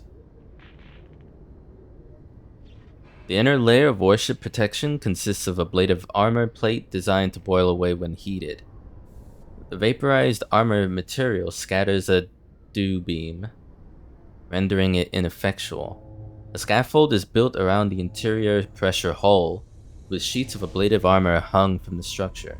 Ships typically have multiple layers of armor separated by empty baffles. Space is often used for cargo storage. Cruisers which lack the internal space to fit dedicated fighter hangars store the onboard fighter complement in the baffles. It is not known for enlisted crew to build illicit alcohol distilleries, or it's not unknown for enlisted crew to build illicit alcohol distilleries in some obscure corner of the baffles, safe from prying eyes. Reminds me of a Battlestar Galactica episode that was a side story about making distilleries in like some dark back corner of one of the rooms. I think it was near... Was it in someone's quarters or near the hangar bay?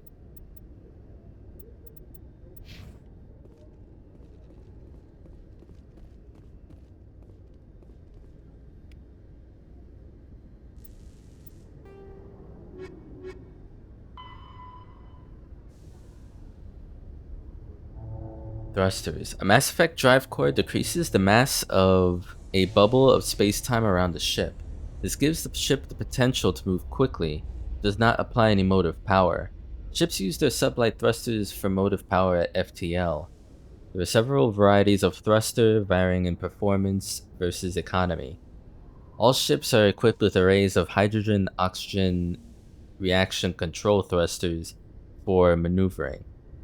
Ion drives electrically accelerate charged particles as a reaction mass. They are extremely efficient but produce negligible thrust. They are mainly used for automated cargo barges. The primary commercial engine is a fusion torch, which vents the plasma of the ship's power plant. Fusion torches offer powerful acceleration at the cost of difficult heat management. Torch fuel is fairly cheap. Helium-3 skimmed from gas giants, and deuterium extracted from seawater or cometary bodies. Propellant is hydrogen, likewise skimmed from gas giants.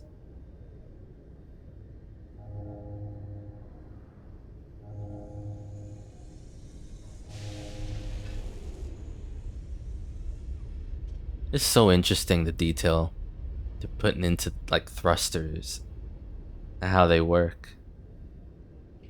In combat, military vessels require accelerations beyond the capability of fusion torches. Warship thrusters inject antiprotons into a reaction chamber filled with hydrogen. The matter-antimatter annihilation provides unmatched motive power. The drawback is fuel production. Antiprotons must be manufactured one particle at a time. Most antimatter production is done at massive solar arrays orbiting energetic stars, making them high-value targets in wartime. The exhaust of fusion and antiproton drives is measured in millions of degrees Celsius. Any vessel caught behind them will melt like wax in a blowtorch. Any long-duration interstellar flight consists of two phases: acceleration and deceleration. Starships accelerate to the halfway point of their journey, then flip 180 degrees and apply thrust on the opposite vector, decelerating as they finish the trip. Whoa.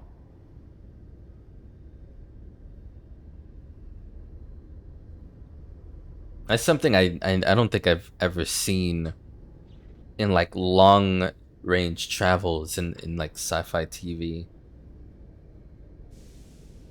Usually see a ship accelerate or warp or jump or go to hyperspace, then at some point either jump or hyperspace back into normal space and then go to normal, I don't know, cruise speed or whatever.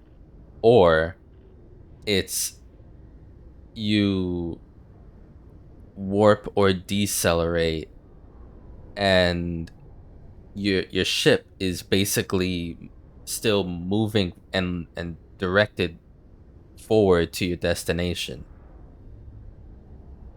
Here it's like speed up at your desired speed and then turn around the opposite direction and decelerate. And I guess the science and the math will, if done right, will allow you to decelerate to your exact point of destination. The engines are always operating and peak speed is attained at the middle of the flight. So interesting. Why does this feel like actual, like not actual science, but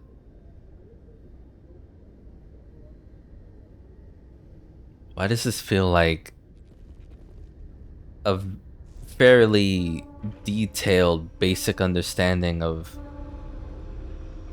how we would actually go about things in the future? The Normandy is amazing, Shepard. It's an honor to be among her crew.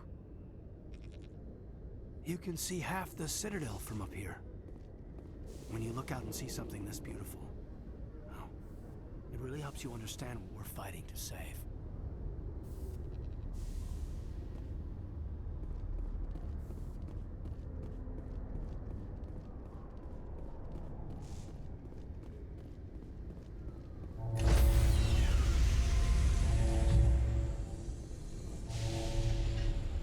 Stand by, shore party. Decontamination in progress. Oh. I heard what happened to Captain Anderson. Survives 100 battles and then gets taken down by backroom politics. Just watch your back, Commander. Things go bad on this mission, you're next on their chopping block. Captain Anderson should be the one in charge. It's like I'm stealing the ship from him. Yeah, the captain got screwed. But it's not like you could have stopped it. Nobody's blaming you. Everyone on this ship's behind you, Commander. 100%. Intercom's open. If you got anything you want to say to the crew, now's the time.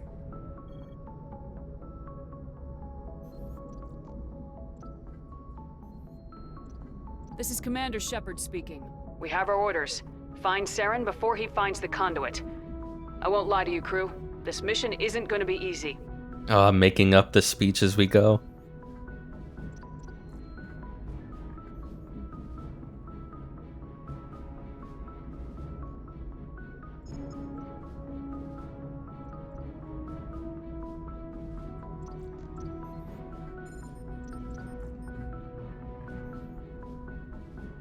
Our enemy knows we're coming. Wherever he searches for the conduit, we'll be there.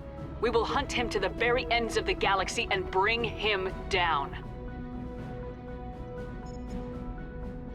Humanity needs to do this. Not just for our own sake, but for the sake of every other species in Citadel space. Saren must be stopped, and I promise you all, we will stop him. Well said, Commander. Captain will be proud. He doesn't matter anymore. The captain gave up everything so I could have this chance. We can't fail. Yes, ma'am.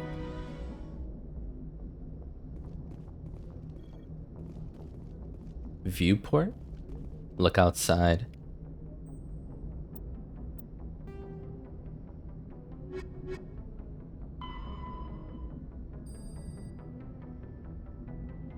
Oh, FTL Drive appearance. New space travelers ask, what does it look like outside a ship moving at faster than light speed? Part of the answer can be seen in the simple pane of glass. Light travels slower through glass than it does through open air. Light also moves slower in conventional space than it does in a high-speed Mass Effect field. This causes refraction. Any light entering at an angle is bent and separated into a spectrum. Objects outside the ship will appear refracted. The greater the difference between the objective, exterior, and the subjective, interior, speeds of light, the greater the refraction. As the subjective speed of light is raised within the field, objects outside will appear to redshift, eventually becoming visible only to radio telescope antenna. High-energy electromagnetic sources normally hidden to the eye become visible in the high blue spectrum. As the speed of light continues to be raised, X-ray, gamma ray, and eventually cosmic ray sources become visible. Stars will be replaced by pulsars, the accretion disks of black holes, quasars, and gamma ray bursts. To an outside observer, the ship within a Mass Effect drive envelope appears blue shifted. If within a field that allows travel at twice the speed of light, any radiation it emits has twice the energy as normal. If the ship is in a field of about 200 times the light speed, it radiates visible light as X-rays and gamma rays, and the infrared heat from the hull is blue shifted up into the visible spectrum or higher. Ships moving at FTL are visible at great distances, though their signature will only propagate at the speed of light.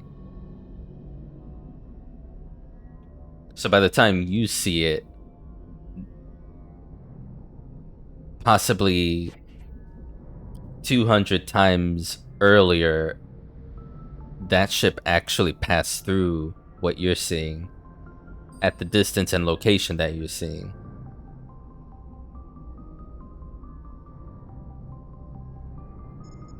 I wonder if any of this kind of detail was taken into account in Star Trek, because it varies, especially from like early Star Trek to certain depictions of warp speed in current Star Trek, rainbow colors happen, or at least a color. Sometimes it's rainbow. But I don't know if there any thought happened behind the scenes to make it look like that for a reason, or it's just it looked cool.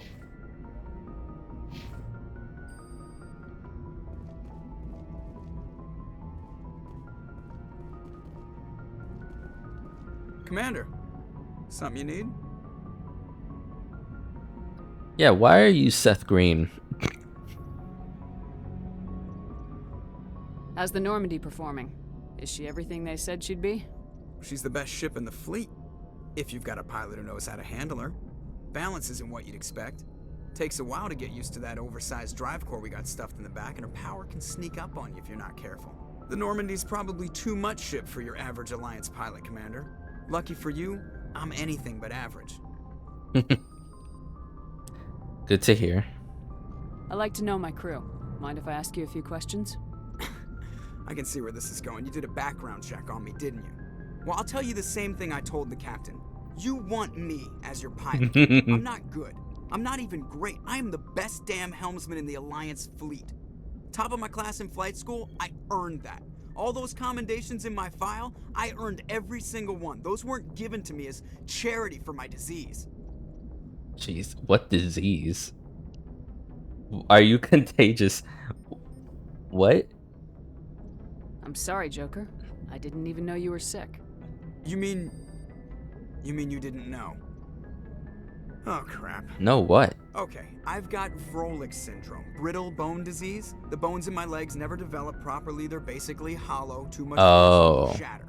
Even with crutches and my leg braces, it's hard to get around. One wrong step and crack! It's very dramatic, but I've learned to manage my condition, Commander. Put the Normandy in my hands and I'll make her dance for you. Just don't ask me to get up and dance unless, you like the sound of snapping shin bones.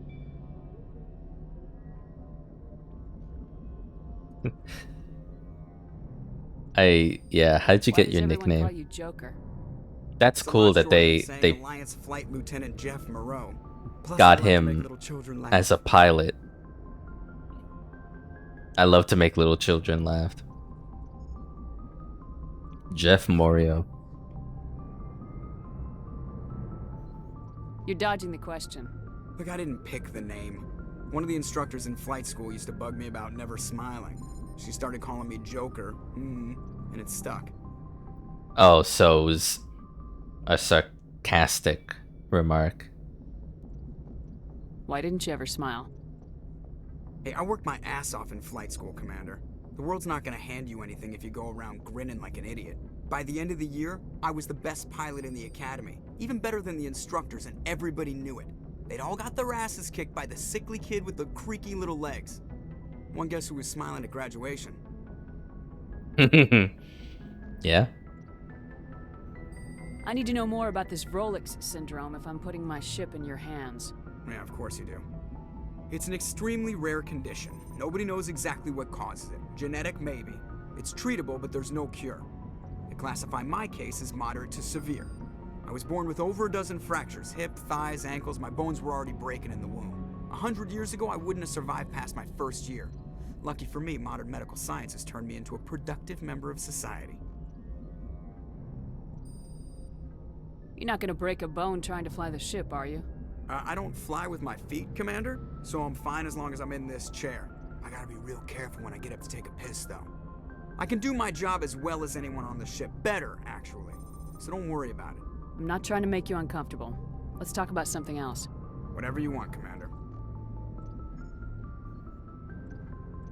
I can't, the idea of needing to go to the bathroom, being a pilot of the Normandy. And like, even at the slightest feel that you have to go, you gotta go. Because probably by the time he gets to where he needs to be, wherever the bathroom is on this ship, you just don't want to wait. You don't want to have to wait. Personal history, ship status report. How'd you end up joining the Alliance? Look, if you're looking for an inspirational tale of the crippled kid overcoming impossible odds, you're gonna be disappointed. My mother was a civilian contractor working for the Alliance. I basically grew up on the Arcturus station back when they were building up the fleets. Spend all that time around Alliance ships, there's a good chance you'll end up going to the Academy. How's the Normandy performing? She's the best ship. Balance isn't what you'd expect. The Normandy's probably too much ship for your average Alliance pilot, Commander. I have to go. Alright, see ya. Alright, see ya. Yeah, you could tell Seth was having fun with that. Okay. Ships and vehicles. The Normandy is a prototype starship developed by the Human Systems Alliance with the assistance of the Citadel Council. It is optimized for scouting and reconnaissance missions in unstable regions using state-of-the-art stealth technology. For most ships, the heat generated through standard operations is easily detectable against the absolute zero background of space. The Normandy, however, is able to temporarily sink this heat within the hull. Combined with refrigeration of the exterior hull, the ship can travel undetected for hours or drift passively for days of covert observation. This is not without risk. The stored heat must eventually be radiated, or it will build to levels capable of cooking the crew alive. Another component of the stealth system is the Normandy's revolutionary Tantalus drive, a mass effect core twice the standard size. The Tantalus drive generates mass concentrations that the Normandy falls into, allowing it to move without the use of heat-emitting thrusters.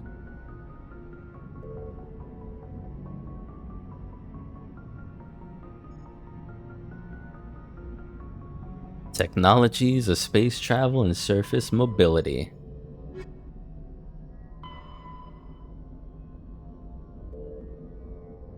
The Milky Way galaxy contains 200 to 400 billion stars, most with a host of planets. Arcturus Station is the gateway to Sol, a 5-kilometer diameter Stanford tourist-type space station at the trailing Lagrange point of the gas giant Themis. Construction on Arcturus Station began on 2151 and concluded in 2162. It was inaugurated in 2156 and has served the military and political headquarters for the Systems Alliance from the First Contact War until the present. When humanity activated the Charon mass relay in 2149, it led to Arcturus, 36 light-years from Sol, Earth's sun. Arcturus is the third brightest star seen from Earth. It is an ancient red giant from the generation born before Sol. Its worlds are either gas giants or ice chunks. While some rocky debris exists, the metal content is 25% lower than normal. To build Arcturus Station, metallic asteroids were towed through the mass relays to the construction site. Many of these asteroids remain near the station. Their mined out areas home to transient populations. The expense of bringing construction materials into the system was acceptable due to its strategic value. With 3 primary mass relays in addition to the secondary one to Sol, Arcturus is a major communications and military choke point. The Alliance First Fleet is based on Arcturus, where it can guard the gates of Sol and react to incursions in the 3 connected clusters. The station also hosts the Systems Alliance Parliament and the Systems Alliance Military General Headquarters. Its permanent population is approximately 45,000. Arcturus is actually from the galactic halo, one of a cluster of 52 stars that are crashing through the disk of the galaxy. In 1 billion years, Arcturus will be sailing through the depths of intergalactic dark space.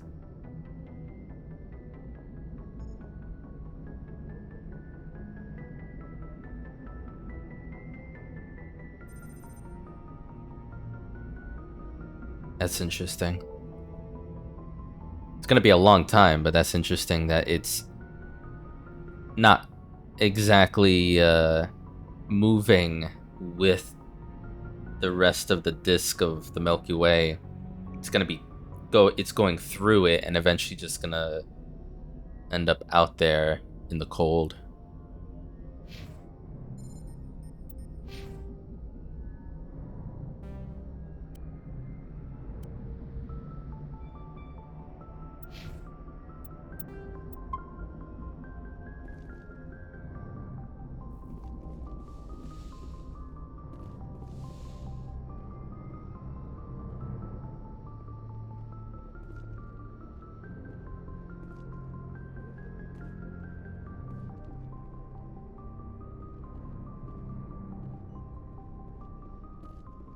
So I saw that in the cutscene. Everyone in my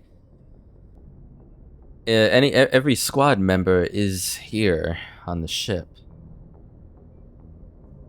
If anyone has to take over for Captain Anderson, I'm glad it's you. I'm not sure about having non-humans on our ship, though. We're all on the same team here, Presley. With all due respect, ma'am, that's what they said about Nihilus. Look how that turned out. I'm in charge here, Presley. I decide if we have non-humans on this vessel. Yes, ma'am. Understood, ma'am. Speak freely, Presley. I want to know if you have a problem with non-humans. It's not that, Commander. Humanity has always handled its own problems. Saren attacked one of our colonies. We should be the ones to stop him. We don't need their help. Some people think asking for help is a sign of weakness. That's just being stupid and stubborn. No matter how strong you are, allies can make you stronger. I guess so. Maybe I'm just stuck in the old ways of thinking. But don't worry, Commander. This won't be a problem. How did you end up assigned to the Normandy?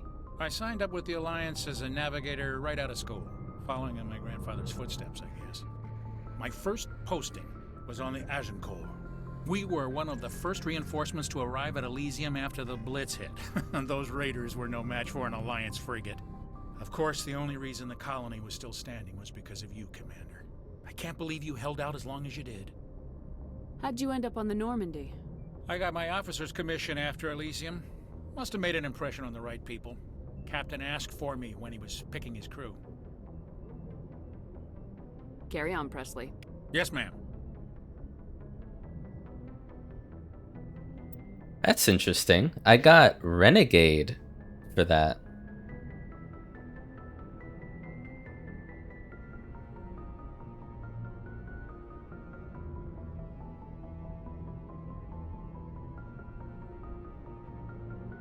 Aw.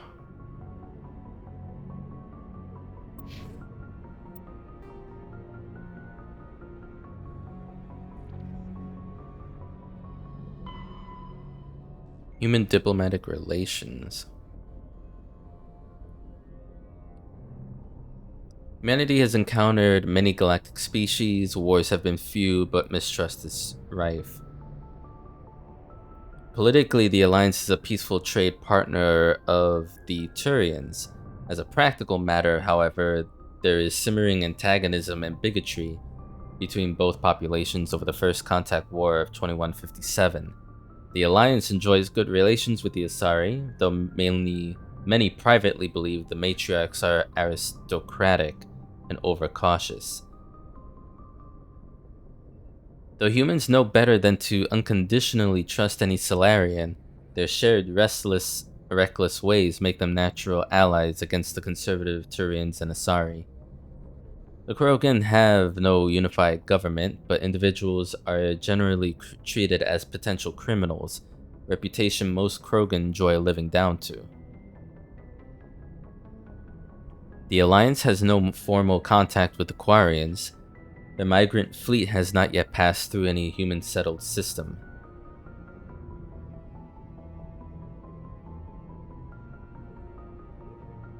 The Batarians are rivals for control of the Scalian Verge. They severed their treaties with the Citadel to prosecute a colonial conflict against the Alliance. Officially, there's no war, but neither is there any peace.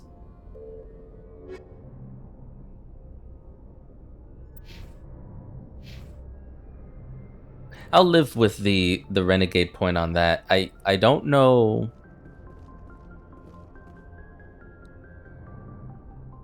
mean, I'm starting to think maybe the fact that I went down the lower left option and asked about that brought about Renegade.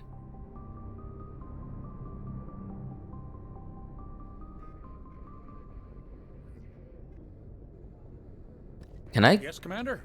Can I see something real quick? Aliens on the ship. I trust you, Commander. If you think they belong here, then so do I. Oh, okay. Speak freely, Presley. I trust you, Commander. So it now. Yes, ma'am. Yeah. So it won't repeat it, but Yes, Commander. How did you end up assigned to the I Normandy? signed up with the Alliance as an... We were one... Of course, the only reason the colony was still standing. and now you're here. How'd you end up on the I got Normandy? my officer's commission after Elysium. Must have made an impression on... Carry on, Presley. Yes, ma'am. Okay. There was definitely an option I chose there that I guess down left was Renegade, up left was Paragon.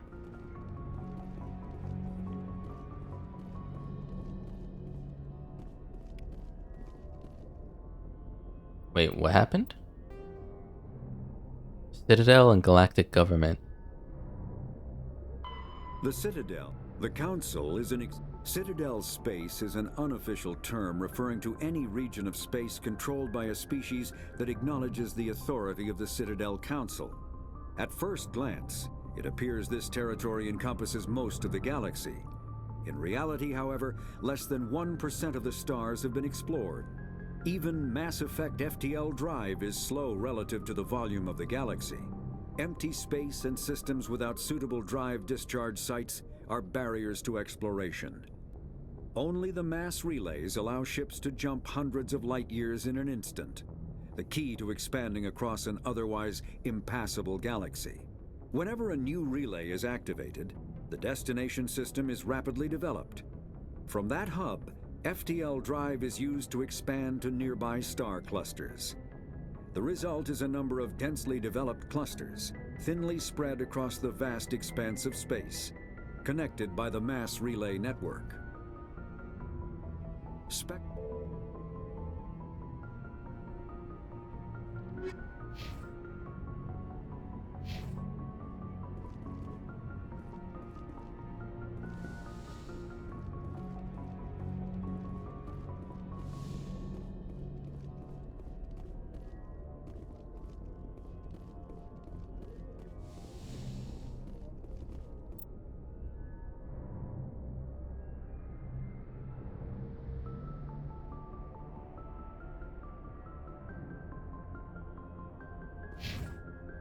Oh, so that is the comm room.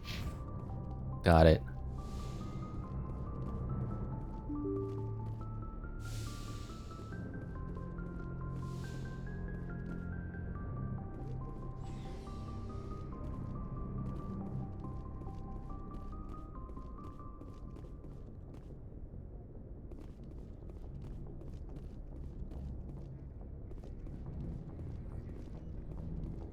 He's hiding.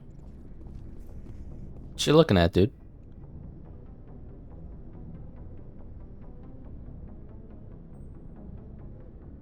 Anything you need, Commander? Just trying to get a sense of where the crew's at. Thoughts? I've wasted enough of your time for now, Commander. We'll have time for personal debriefings later. What's your opinion on the last mission? I don't see how we could have done things any better. At least not without getting to Eden Prime sooner. And we were on the scene faster than any other Alliance ship could have been. We'll talk another time, Lieutenant. Commander?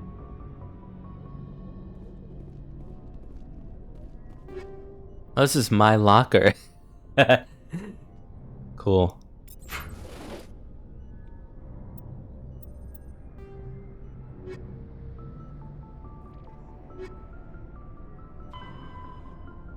Systems Alliance N7. The Alliance Military Vocational Code System classifies the career path of all serving personnel. The MVC consists of one letter and one number. A soldier's MVC indicates proficiency, not rank. The letter notes career path. The number indicates a level of experience, as indicated by service record. technical scores and commendations. All 26 letters are used and numbers run from 1 to 7. N is the letter code for Special Forces personnel. So I am N7.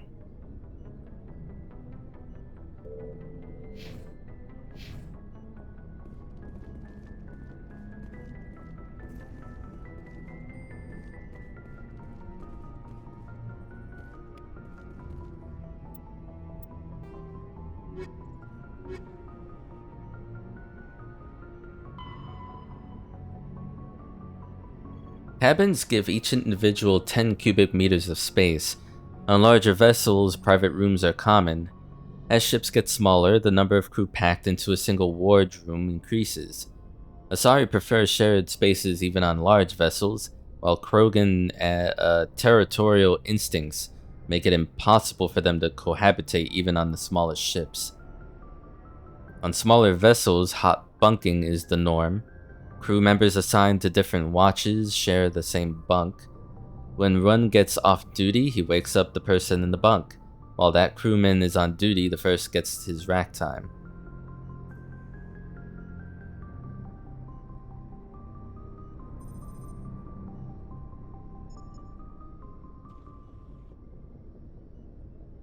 Spacecraft compartments can be isolated by airtight doors in case of decompression. The cinematic vision of explosive decompression is fiction.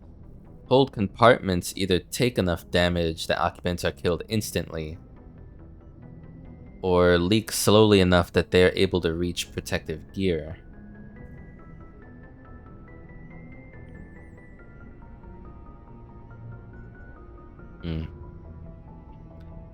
What that seems like a cinematic vision anyways.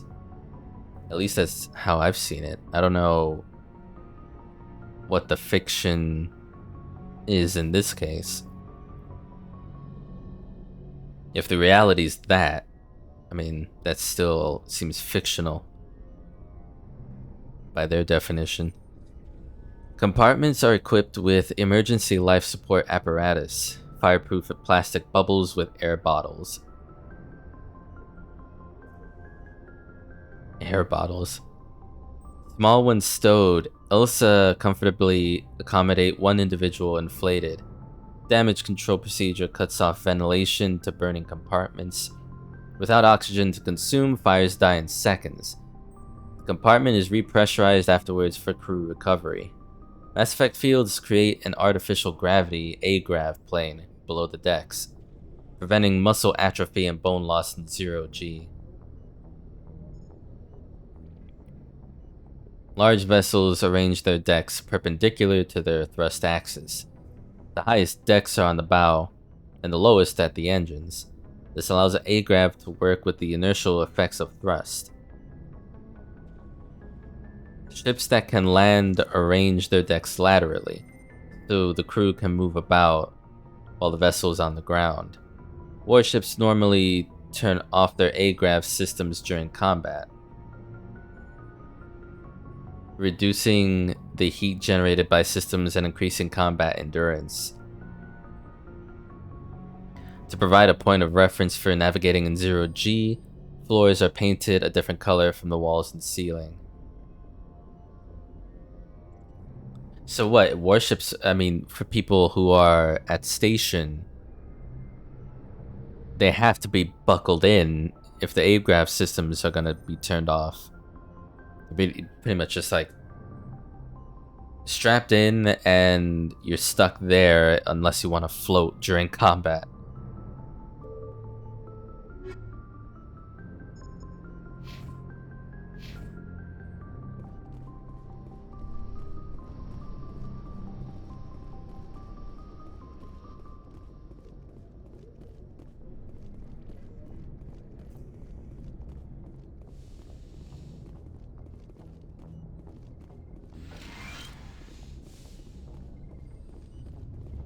It's been a while, Doctor. Yes, Commander? Is there something you need?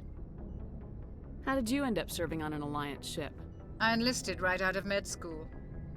Earth always seemed boring to me. Too safe, too secure.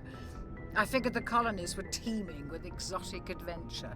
I wanted to travel the stars, tending the wounds of tough soldiers with piercing eyes and sensitive souls. Turns out military life isn't quite as romantic as I'd imagined. But humanity needs the Alliance if we want to keep expanding through the Traverse, and the Alliance always needs good doctors. So I stayed on to do my part. I think I read this already, Ever but think you made the wrong choice? Sometimes I think about opening a private, but there's Yeah. something special about working on soldiers. If I left the Alliance now, I'd feel like I was abandoning them. How well do you know the lieutenant? I'd never worked with him before. This tends to keep to himself, though. Maybe because of the headaches. It's What not does that easy- have to do with it? Well, most biotics now use the L3. What kind of complications? Severe mental disabilities, insanity, crippling physical pain. I should go. Goodbye, Commander. okay.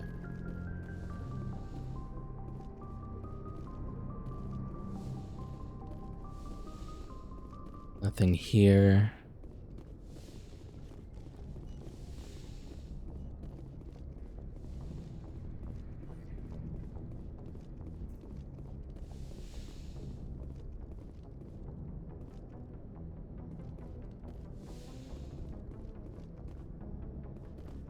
Personal manual.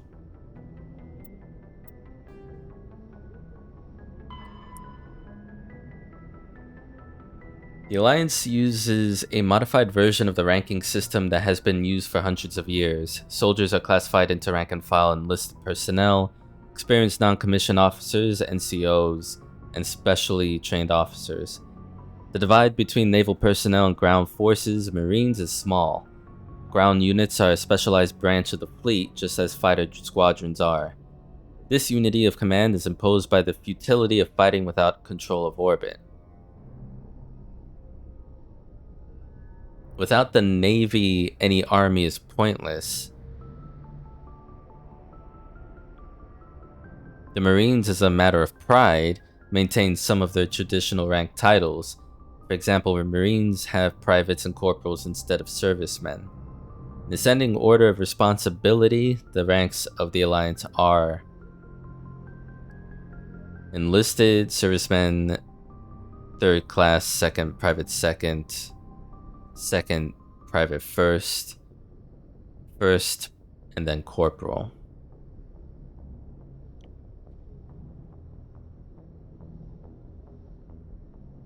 NCOs, service chief, gunnery chief, operations officers, second lieutenant, first staff, lieutenant commander, staff commander, captain major, rear admiral general, admiral fleet admiral.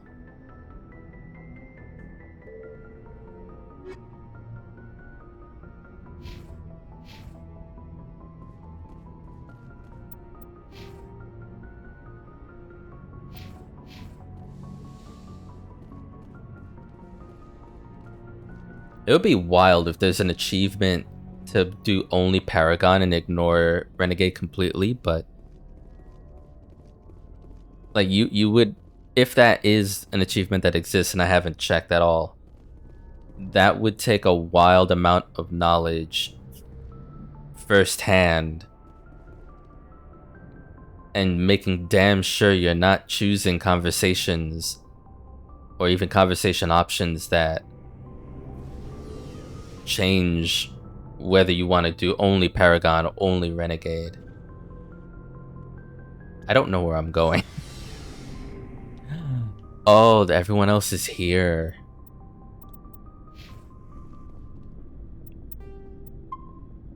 That's also interesting. I can't save in an elevator. Rex? Nice ship you've got, Shepard. What can I do for you? What's your story, Rex? There's no story. Go ask the Quarian if you want stories. You Krogans live for centuries. Don't tell me you haven't had a few interesting adventures. Well, there was this one time the Turians almost wiped out our entire race. That was fun. I heard about that. You know, they almost did the same to us. It's not the same. It seems pretty much the same to me. So your people were infected with a genetic mutation? An infection that makes only a few in 1,000 children survive birth? And I suppose it's destroying your entire species? I suppose it isn't all the same. I don't expect you to understand, but don't compare humanity's fate with the Krogan. I was just making conversation. I wasn't trying to upset you. Your ignorance doesn't upset me, Shepard. As for the Krogan, I gave up on them long ago. The genophage infected us, but it's not what's killing us. Are your people really dying? We're sure not getting any stronger. We're too spread out. None of us are interested in staying in our own system. Lots of species have left their homes and prospered. But they go to colonize new worlds. We're not settlers. We're warriors. We want to fight. So we leave. Hire ourselves out. And most of us never go back. What can you tell me about the genophage? Ask the Solarians if you want details. They made it. All I know, it makes breeding nearly impossible. Thousands die in stillbirth, and most never get that far. Every Krogan is infected, every one. And no one's rushing to find a cure. Why don't the Krogan try to find a cure? When was the last time you saw a Krogan scientist? Fair point. Ask a Krogan. Would he rather find a cure for the genophage or fight for credits? He'll choose fighting every time. It's just who we are, Shepard. I can't change that. Nobody can. So long, Rex. Shepard.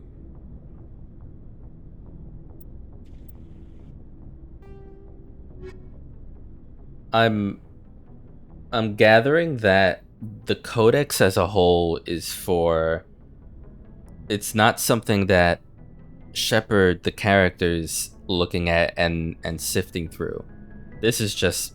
It's obviously for the player because I'm seeing it, but as I'm looking through these categories, it's not Shepard dealing with it because the game is acting like Shepard didn't read about the Xenophage, what the Solarians created, what the Turians ended up dishing out against the Krogans, that kind of detail. She seems very ignorant to that, and I'm okay with playing it out that way, even though I know as the player, and I'm like going through every codex entry, but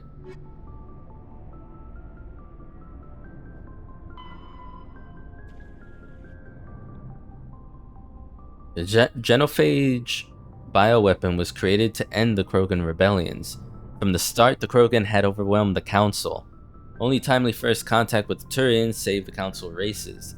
The Turians fought the Krogan to a standstill, but sheer weight of Krogan numbers indicated the war could not be won through conventional means.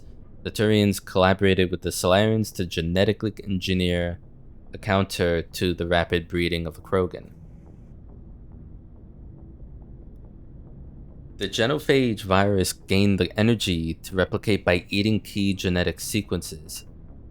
Every cell in every Krogan had to be altered for the weapon to be foolproof. Otherwise, the Krogan could have used gene therapy to fix the affected tissues. Once a genophage strain could find no more genes to eat, it would starve and die, limiting spin-off mutation and contamination. This created genetic flaw is hereditary. The Solarians believed the genophage would be used as a deterrent, a position the Turians viewed as naive. Once the project was complete, the Turians mass-produced and deployed it. The Krogan homeworld, their colonies, and all occupied worlds were infected. The resulting mutation made only 1 in 1,000 Krogan pregnancies carry to term. It did not reduce fertility, but offspring viability. The rare females able to carry children to term became prizes the Krogan warlords fought brutal battles over. The Krogan are a shadow of their former glory. While the rebellions took place centuries ago, they are constantly reminded of the horror of the genophage and their inability to counter it. The release of the genophage is still controversial, bitterly debated in many circles. Yeah, I bet.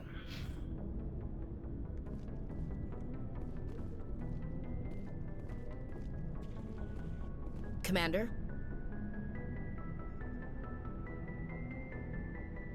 Do you have a few minutes to talk? One-on-one? I'm sorry, Commander. I need to get my duties squared away. I wouldn't mind talking more later, though. What's your opinion of the last mission? Kinda wish you'd got there sooner, Commander. No offense, I appreciate the rescue. I just wish... You wish we'd been able to save the rest of your unit. Yes, ma'am. If I had been more alert, we wouldn't have been cut down by an ambush. The Geth are perfect ambushers. They don't move, they don't make noise, they don't even breathe. They have flashlight heads, ma'am. I'll make sure it doesn't happen again. Dismissed, Chief. Ma'am.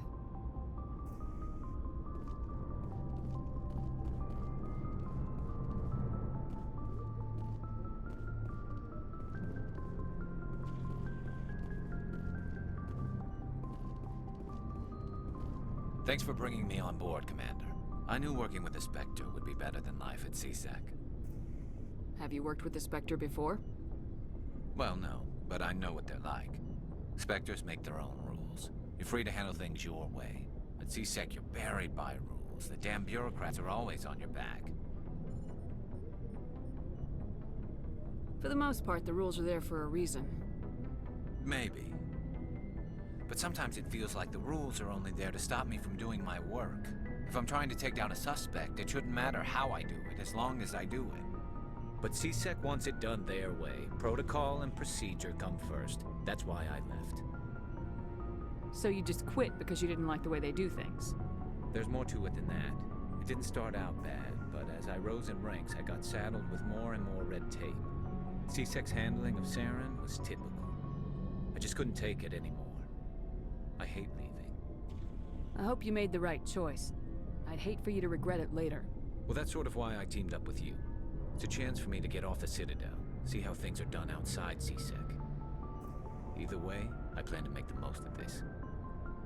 And without CSEC headquarters looking over my shoulder, well, maybe I can get the job done my way for a change. If getting the job done means endangering innocent people, then no. We get the job done right, not fast. Got it? I wasn't trying to. I understand, Commander. Commander, good to see you.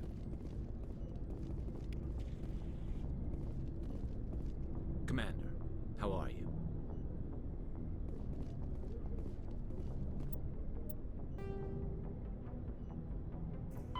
The Normandy, the Mako infantry fighting vehicle, was designed for the System Alliance's frigates. Though the interior is cramped, an M35 is small enough to be carried in the cargo bay and easily deployed on virtually any world. With its turreted 155mm mass accelerator and coaxially mounted machine gun, the Mako can provide a fire team with weapon support as well as mobility. Since Alliance Marines may be required to fight on any world, the Mako is environmentally sealed and equipped with microthrusters for use on low-gravity planetoids.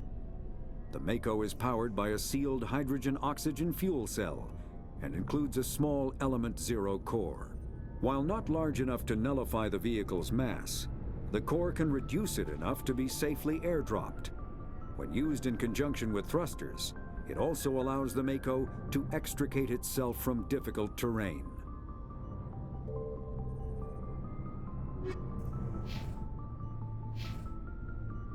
Shepard?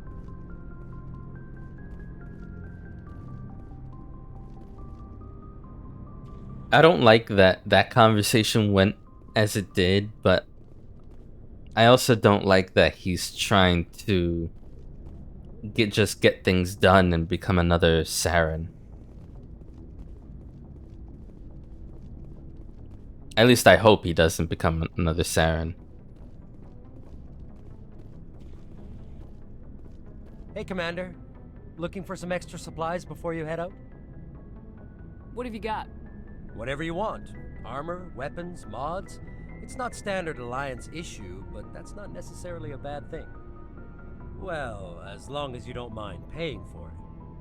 Why should I pay you for my weapons and armor? My stuff doesn't come from the Alliance. I have to purchase it myself, and it's not cheap. Hell, the licenses alone have set me back more than I'd like. But no licenses, no goods. Without the goods, I'm out of a job. What are licenses? Why do you need them? Manufacturers sell licenses. Each license allows me to buy and sell a certain brand of products. I already have several basic ones, but you'll need to buy more if you want me to bring in different brands. Mm-hmm. Many of the best licenses are hard to get, but they're well worth the cost if you can find them. Yeah, okay, so we're talking about the licenses I've already bought. What do the different manufacturers offer? There are too many for me to keep track of, but each license will explain what it's good for. How often will you get new items? Well, that depends on how many licenses you've purchased, but I'll rotate items on a regular basis regardless. And anytime we land someplace with a big enough port, I'll buy, sell, and trade whatever I can. Check back often. I need to move items quickly, so only the most basic items will be stocked consistently. What are licenses? Manufacturers sell licenses. Each license allows me to buy and sell a certain brand of products. Many of the best licenses are hard to get, but they're well worth the cost if you can find them. Let's see what you got. You bet, Commander. Okay, so we've got the Spectre gear that we saw earlier.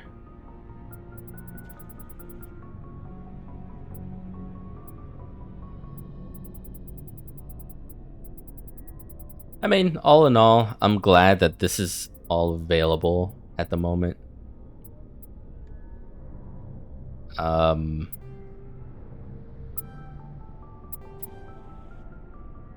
Eventually, I guess I will. We shall see. Biotics.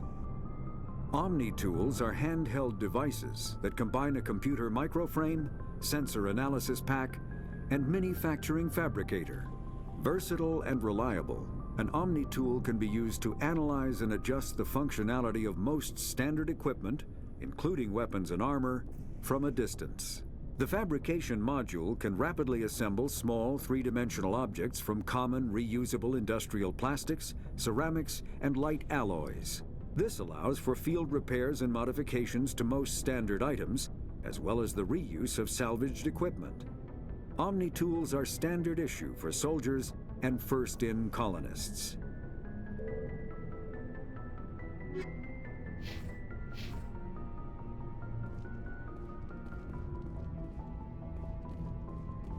Shepard?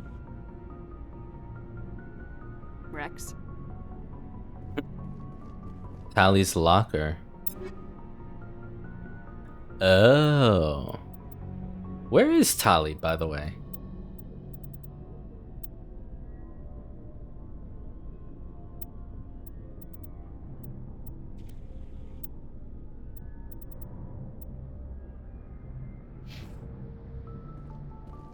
Oh, okay, got it. Got everyone's locker.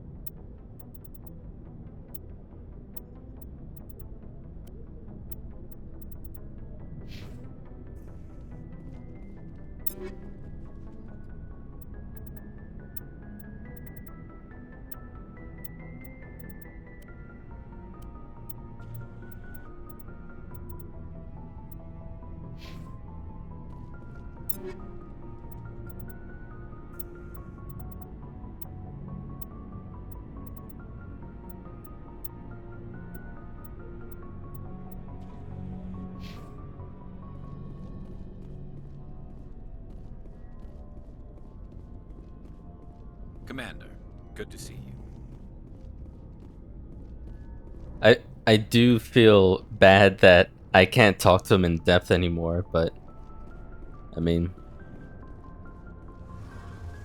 I hope he understands we gotta do things right, not quickly.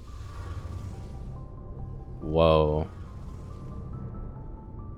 That's so cool.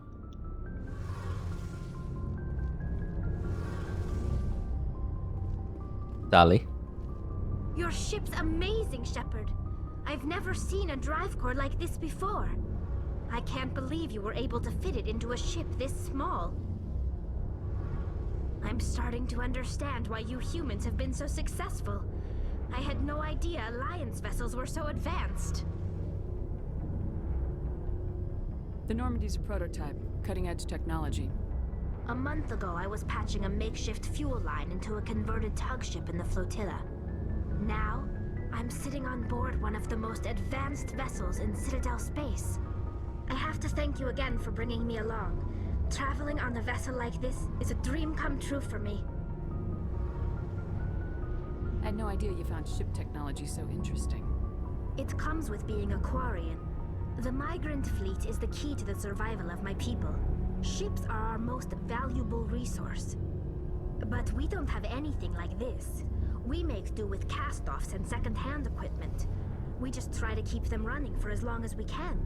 Some of the fleet's larger vessels date all the way back to our original flight from the Geth.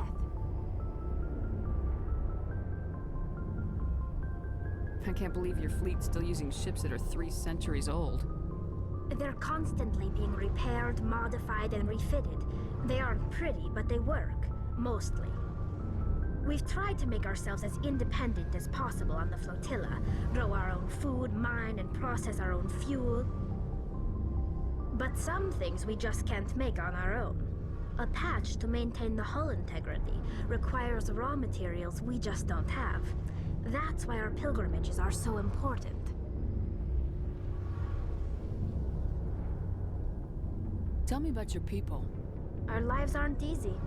Resources are scarce, and we are constantly on the move. Everything we do must in some way contribute to the continuation of the migrant fleet. There are 17 million Quarians in the flotilla, and each of us relies on the others for survival. The bonds among my people are strong. Unfortunately, we have had to surrender many of the freedoms and civil liberties other species take for granted. What kind of freedoms? Well, it's illegal for parents to have more than one child. If our population grows too much, it would strain our resources to their breaking point. Of course, we also can't allow our numbers to become too few. If our population is in decline, the rule against single births is temporarily repealed. In extreme cases of population decline, incentives are even offered to encourage multiple births, though the Conclave hasn't had to take such measures in nearly a century. That's your government. The Conclave is our civilian branch of government. Each ship can elect a representative to serve on the Conclave and make decisions that affect the fleet as a whole. On matters that affect an individual ship, however, the captain has the final say. It's a tradition that dates back to the early days, when the fleet was governed by martial law. Fortunately, most captains nowadays are smart enough to have an elected council from their crew to give them advice and guidance. So the ultimate power rests with elected officials? In practice, the Conclave and the respective council for each ship tend to set the rules that govern our daily lives. But in theory, we are still under military jurisdiction. The 5 top-ranking military officials in the fleet serve on the Admiralty Board. These 5 have the power to overrule any decision by the Conclave in case of emergency. To do so requires unanimous agreement among the Admiralty, and they can only do this once. After that, the entire board must resign their posts. It's a safeguard that served us well. In nearly 3 centuries, the Admiralty Board has only overruled the Conclave 4 times. Oh. I want to know more about the Geth. I doubt I can tell you anything you don't already know. It's been almost 3 centuries since they drove my people into exile. All I know is the story of their origins. What they were when we created them, and how they turned on us. Interesting. The Geth were originally created to serve as an automated manual labor force. Initially, their intelligence was as limited as any VI. Over time, we made small modifications to their programming to allow them to perform more varied and complex tasks, bringing them closer and closer to true AI status.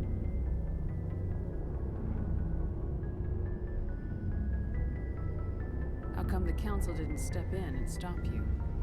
This wasn't true AI research. We may have been skirting the bounds of the law, but we never did anything that was actually illegal. The changes were so insignificant, so gradual, that we were able to control them. Or so we thought. But one thing we underestimated was the power of the neural network. A million Geth thinking simultaneously created an inherently unstable matrix. So the Geth share brain power? Many of the Geth's logic systems were designed to work in concert with other nearby Geth. Basically, the more of them you have in a group, the smarter they are. So there's some sort of group consciousness? No, nothing like that. They cannot share sensory data or information. Their programming cannot handle that much simultaneous input. Each Geth maintains an individual awareness and identity. The neural network only operates on a process-based level. It's basically the synthetic equivalent of a subconscious. But when they're in close proximity, they can coordinate low-level functional processes, freeing up more capacity for original or independent thought. That doesn't make any sense. I'm probably oversimplifying. The Geth are incredibly advanced and complex creations. All you need to know is that they get smarter when they gather in large numbers. As we built more and more Geth, their effective intelligence became more sophisticated, more abstract. One day, a Geth began to ask its Quarian overseer questions about the nature of its existence. Am I alive? Why am I here? What is my purpose? As you can imagine, this caused a near panic among my people. I don't see what's so bad about those questions. The Geth were created to engage in mundane, repetitive, or dangerous manual labor. That's fine for machines, but it won't satisfy a sentient being for long. The Geth were showing signs of rudimentary self-awareness and independent thought. If the Geth were intelligent, then we were essentially using them as slaves.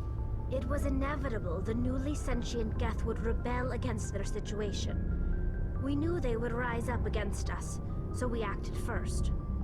A general order went out across all Quarian-controlled systems to permanently deactivate all Geth. The Geth responded to this order violently.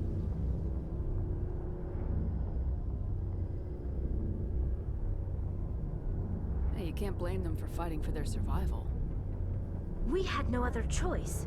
The Geth were already on the verge of revolution. By acting quickly, we had a chance to end the war before it began. The hope was that most of the Geth would still be little more than machines, incapable of organized resistance. But they had progressed much further than anyone anticipated. The war was long and bloody. Millions upon millions of Quarians died at their hands. In the end, we were forced to flee our own homeworld. We feared the Geth would pursue us, but they never came beyond the Veil. Now we drift through space, exile, searching for a way to reclaim what was once ours.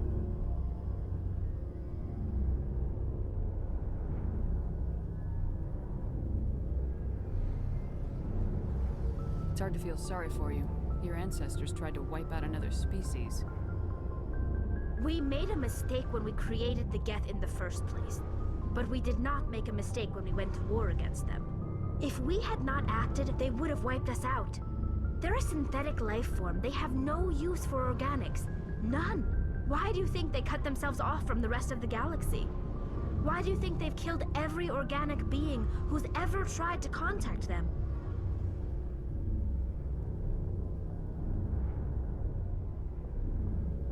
They didn't kill Saren. What does that tell you? The Geth are not innocent victims in all this. They're the enemy. They want to destroy us. Not just the Quarians. All organic life. That's why they've joined up with Saren. And that's why we have to stop him. I want to know more about the pilgrimage. When my people reach maturity, we leave our birth ships and seek acceptance with a new crew. It's necessary to maintain genetic diversity among the fleet. But no ship wants to accept someone who will be a burden on them. So, to prove our worth, we embark on a pilgrimage. We set out alone, leaving the flotilla and our families behind us. We only return once we have found something of value we can bring back to the fleet. This is presented as a gift to the captain of the respective ship we wish to join. If the gift is accepted, we are welcomed into the crew. Can a captain choose to reject the gift? That doesn't happen often. Most captains are eager to increase the size of their crew. It increases their own standing in our society. Even when a gift is not particularly valuable, the captain usually accepts it out of a sense of tradition. However, there is a stigma to presenting a substandard gift. It's not the best way to make a good impression on a new community. Most pilgrims don't return until they find something worthwhile. Can a captain choose to reject the That gift? doesn't... Even... It's not the best way to make a good impression on a new community. I want to talk about something else. Like what? I should go. See you later.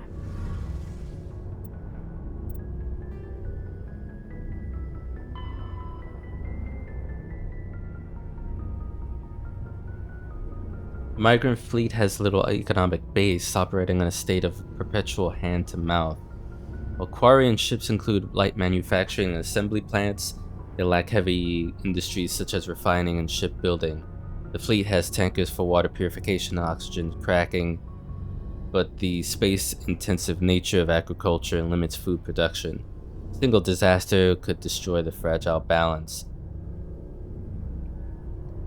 Quarians earn income in creative ways, because the government is obliged to provide food, water, air, and medical support for every individual. Conclave strategically determines the course of the fleet to bring in resources and income. A species who suspects the migrant fleet is heading towards their space often offers a gift of surplus starships, fuel, and resources to convince the Conclave to alter course. As the fleet passes through a system, swarms of mining vessels work over asteroids for metals and how do you say that word? Silicious materials and cometary bodies for water, ice, and organics. Quarian miners are adept at locating and strip mining spaceborne resources. Sparks conflict with corporations already working the system. Large mining concerns spend millions on lobbyists and public relations, portraying the Quarians as locusts, devouring the resources of a system before moving on. The greatest asset of the Quarians is their rarefied skills. Most are experienced miners. Due to their life of perpetual salvage and repair, they are skilled engineers and technicians. More than once, the very corporations that lobby against the Quarians have made backroom deals with the fleet, arranging for skilled Quarians to fill space engineering jobs that other species would demand higher wages for. Quarians are widely hated among the working classes. Quarians are coming to take our jobs is a common response for the fleet's approach. Jesus Christ, dude. Nothing ever changes. Due to the Quarians' precarious existence and the need to enforce strict rationing, government is somewhat autocratic. Migrant fleet's operations are directed by the Admiralty, a board of 5 military officers who are advised by a legislative body called the Conclave. Each vessel in the fleet has the right to send representatives to the Conclave aboard the flagship. The number of representatives is based on crew size. Larger clans with bigger ships and more votes form the cores of political blocs. Opposition comes from the Outriders coalition with delegates from thousands of smaller ships. The Admiralty defers to the Conclave's decisions in most circumstances. However, if all 5 members agree that a Conclave decision jeopardizes the survival of the fleet, and cannot get the Conclave to address their concerns, they have the right to summarily overturn the legislative decision. After the Admiralty uses the extraordinary power, they must resign. If the Admiralty does not step down after using their veto, the rest of the military is obliged to arrest them. Each ship captain has authority over his vessel, which is advised by an elected civilian council, just as the Admiralty is advised by the Conclave. This relationship may range from cooperation to polite tolerance to outright hostility. But any captain who overrules this council without good reason is relieved of command by the Admiralty. Many Quarian ships are owned by clans who pool their resources to purchase used vessels from private sellers. Large ships are prestigious for big, rich clans, but a small ship means status for a small clan with enough personal wealth to afford a private vessel. Clan vessel captains are not subject to dismissal by the Admiralty. Abusive captains are a family problem if they do not disrupt the operations of the fleet. Woof. Migrant fleet is the largest concentration of starfaring vessels in the galaxy, sprawling across millions of kilometers. It could take days for an entire fleet to pass through a mass relay. When the Quarians fled their home world, the fleet was a motley aggregation of freighters, shuttles, industrial vessels, and the odd warship. After 3 centuries, all have been modified to support larger crews as comfortably as possible. As the Quarians achieved stability, they began weeding out the ships at least suitable for long-term habitation, selling them and pooling their money to buy larger and more space-worthy hulls. This process is ongoing as vessels wear out and break down.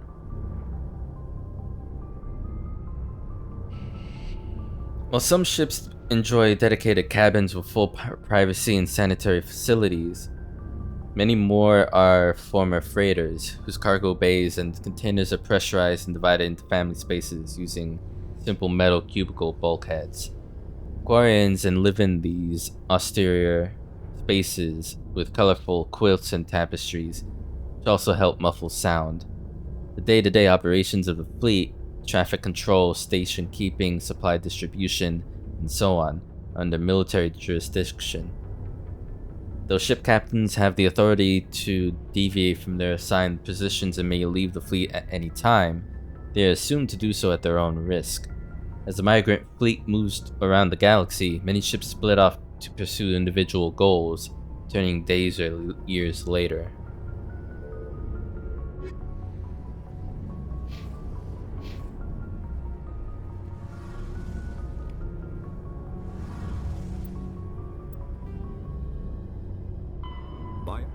Element 0 can increase or decrease the mass of a volume of space-time when subjected to an electrical current.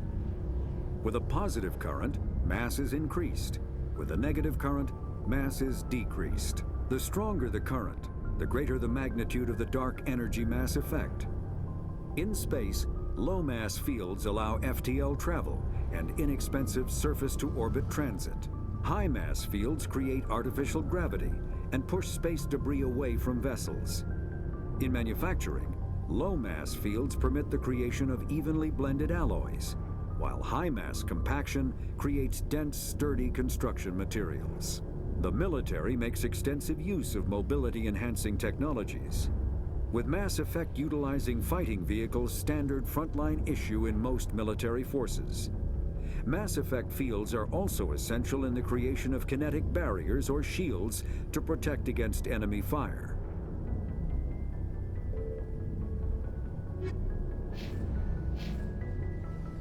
Hey, Commander, you know that Quarian tally? She's been spending all her time down here asking me about our engines. I'll tell her to leave you alone. What? No, she's amazing. I wish my guys were half as smart as she is. Give her a month on board and she'll know more about our engines than I do. She's got a real knack for technology, that one. I can see why you wanted her to come along. I figured she'd be a real asset to the team. You got an eye for talent, Commander, but I'm guessing that's not why you came down here. Fill me in on the IES stealth system. How does it work exactly? You can't hide a ship out in space. They emit too much heat and radiation. Too easy for sensors to pick them up, unless you find a way to capture those emissions. So our stealth systems trap the energy we give off in storage sinks built into the ship itself. No emissions to give away our location. Eventually the sinks have to be vented. More than a few hours silent running and they overheat. Cook us inside our own hull. There's no way for anyone to detect us? A visual scan can still pick us up. Anyone looking out a window can see us plain as day. But you have to be pretty close to get an actual visual out in space. Most vessels rely on scanners. As long as the stealth systems are engaged, they can't see us. Not unless we accelerate to FTL speeds. Why doesn't it work with faster-than-light travel? Cranking up to FTL blue shifts our emissions, pushes them into frequencies too high to capture in the sinks. As soon as we make the jump, it's like setting off a flare. Sensors can pick up our location whenever we enter or exit FTL flight, but for short-range missions, our stealth systems are amazing, and we've got the only one. I want to know more about the Normandy. She's the best ship I've ever served on, probably the fastest vessel ever designed, and she's the only one using the new Tantalus drive core. What's so special about the Tantalus drive core? Proportionally, it's about twice the size of any other vessel.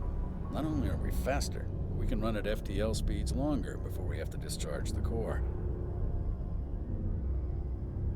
Where else have you served, Adams? If you name a class of Alliance ship, I've probably served on it. Everything from dreadnoughts and carriers right down to frigates like the Normandy. My last assignment was on the Tokyo, only a cruiser, but she was a good ship. Couldn't hold a candle to the Normandy, though. Carry on, Adams. Aye, aye, Commander.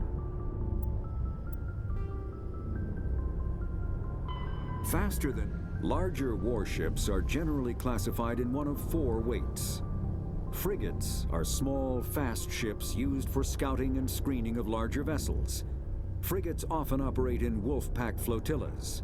Cruisers are middleweight combatants, faster than dreadnoughts and more heavily armed than frigates. Cruisers are the standard patrol unit and often lead frigate flotillas. Dreadnoughts are kilometer-long capital ships mounting heavy, long-range firepower. They are only deployed for the most vital missions. Carriers are dreadnought-sized vessels that also carry large numbers of fighters. Smaller vessels are almost exclusively used in a support role to the warships during combat. Fighters are one-man craft used to perform close-range attacks on enemy ships. Interceptors are one-man craft optimized for destroying opposing fighters.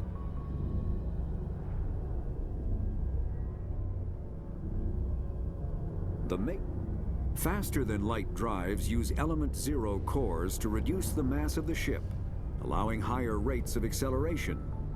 This effectively raises the speed of light within the mass effect field, allowing high-speed travel with negligible relativistic time dilation effects. Starships still require conventional thrusters, chemical rockets, commercial fusion torch, economy ion engine, or military anti-proton drive, in addition to the FTL drive core. With only a core, a ship has no motive power. The amount of ESO and power required for a drive increases exponentially to the mass being moved and the degree it is being lightened. Very massive ships or very high speeds are prohibitively expensive. If the field collapses while the ship is moving at faster than light speed, the effects are catastrophic. The ship is snapped back to sublight velocity, the enormous excess energy shed in the form of lethal Cherenkov radiation.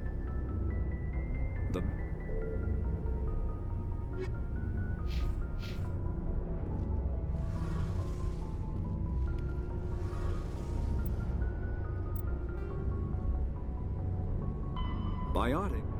When subjected to an electrical current, the rare material dubbed Element 0, or ESO, emits a dark energy field that raises or lowers the mass of all objects within it. This mass effect is used in countless ways, from generating artificial gravity to manufacturing high-strength construction materials. It is most prominently used to enable faster-than-light space travel. EZO is generated when solid matter, such as a planet, is affected by the energy of a star going supernova. The material is common in the asteroid debris that orbits neutron stars and pulsars. These are dangerous places to mine, requiring extensive use of robotics, telepresence, and shielding to survive the incredible radiation from the dead star. Only a few major corporations can afford the setup costs required to work these primary sources.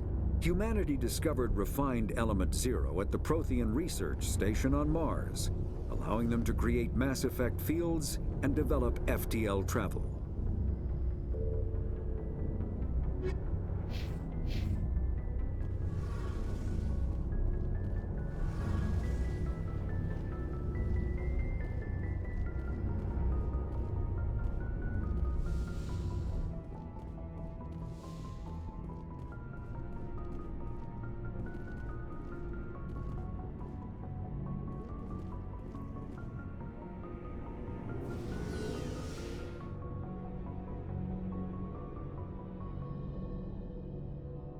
That was a lot of lore. It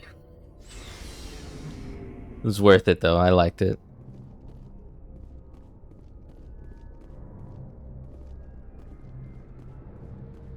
I feel like I live here now.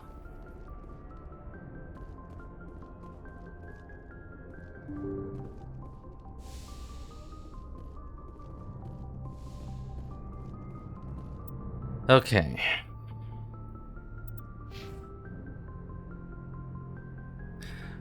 And what's crazy too, I'm not benefiting from it. I'm really just constantly learning about this universe and gaining XP. I'm less than 1,000 way to 7 because of that.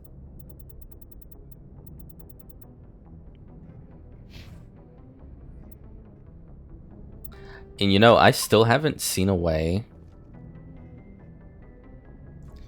that gets a squad going.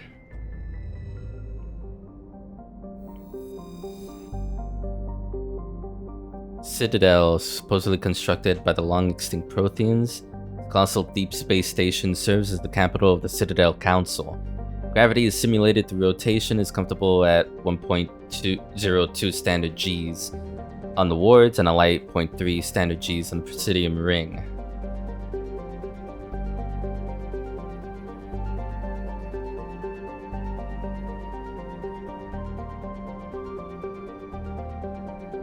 Oh, I thought there was more.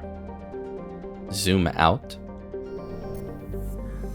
Oh, wow. Oh, I can move.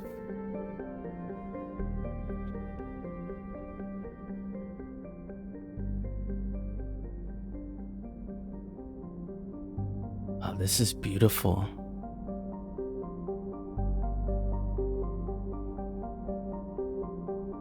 Widow.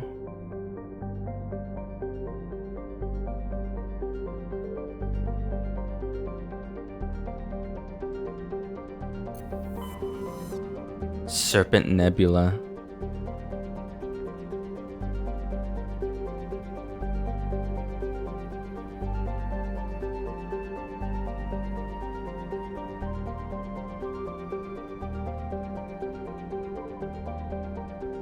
I could zoom out more. Yeah, the Milky Way. And you see all the distant galaxies in the back.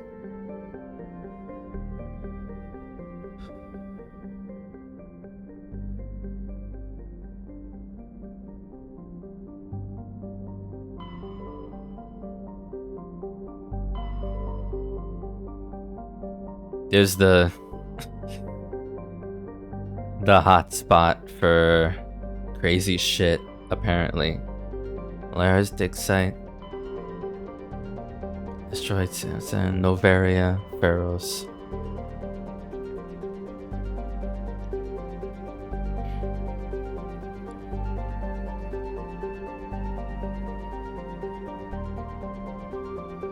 man. I don't know why this is making me emotional.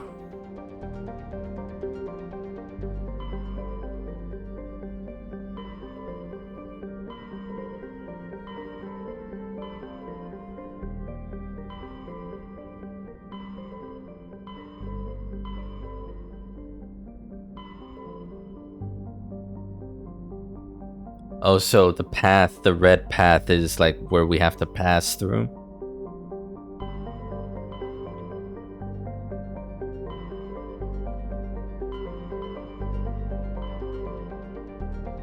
What do you mean zoom out more? Oh, like get out of it. Gotcha. I was about to say.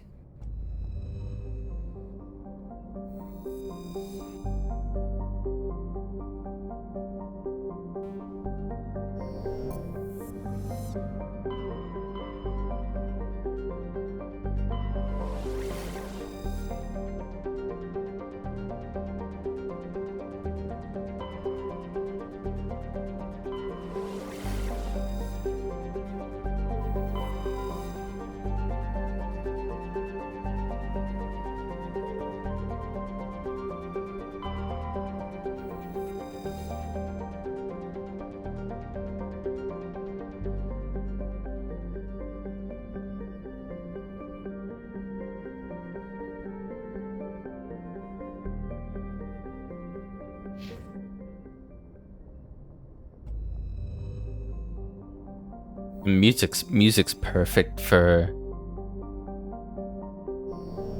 like a travel menu like this.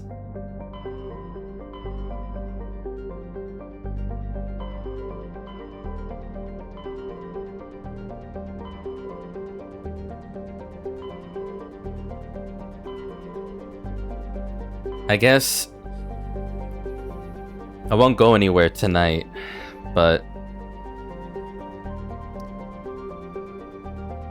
I reckon we deal with whatever side quests we need to deal with, but then I guess next stream I'll find out how to bring a squad in. Can't seem to do that here or in any other menu.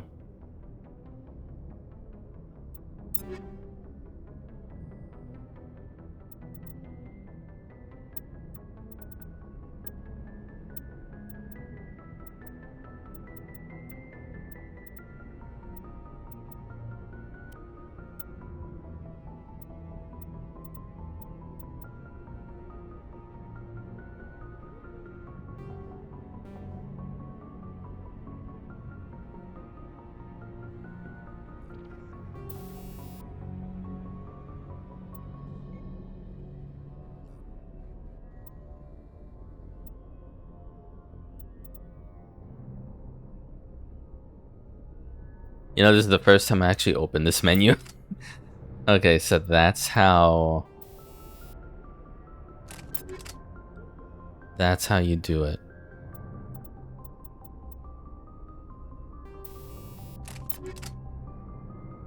And if there's an empty square without a symbol, that's a slot you can put something in.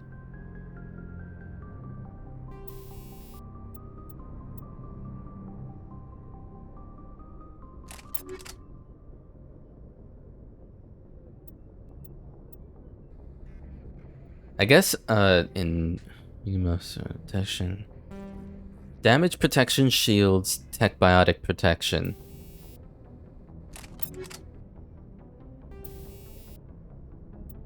But I guess the smash damage, cooldown reduction, hardening they're like extra stats outside of the main three.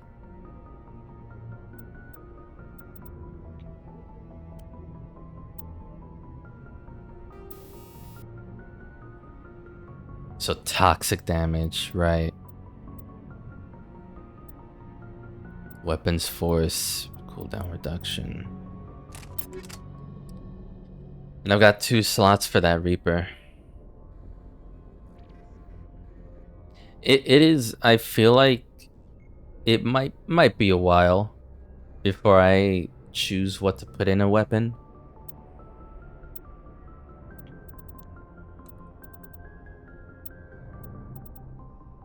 I'm sure if the game gets a bit challenging beyond just shooting and aiming, I'll have to look into it.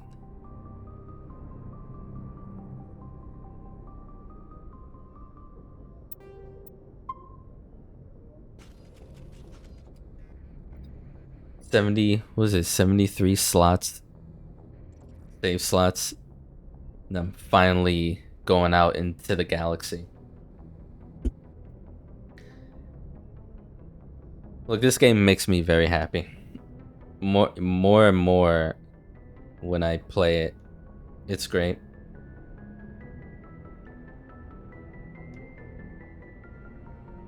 But yeah, I'll get going. I need to eat something and go to bed. I'll catch you guys on Wednesday. We'll have more fun then. And start zooming, I guess. I don't know if next stream is gonna involve any kind of main story. That's for sure. But we'll have fun regardless, yeah? Thanks for watching, y'all. Have a good night. See you next time. Peace.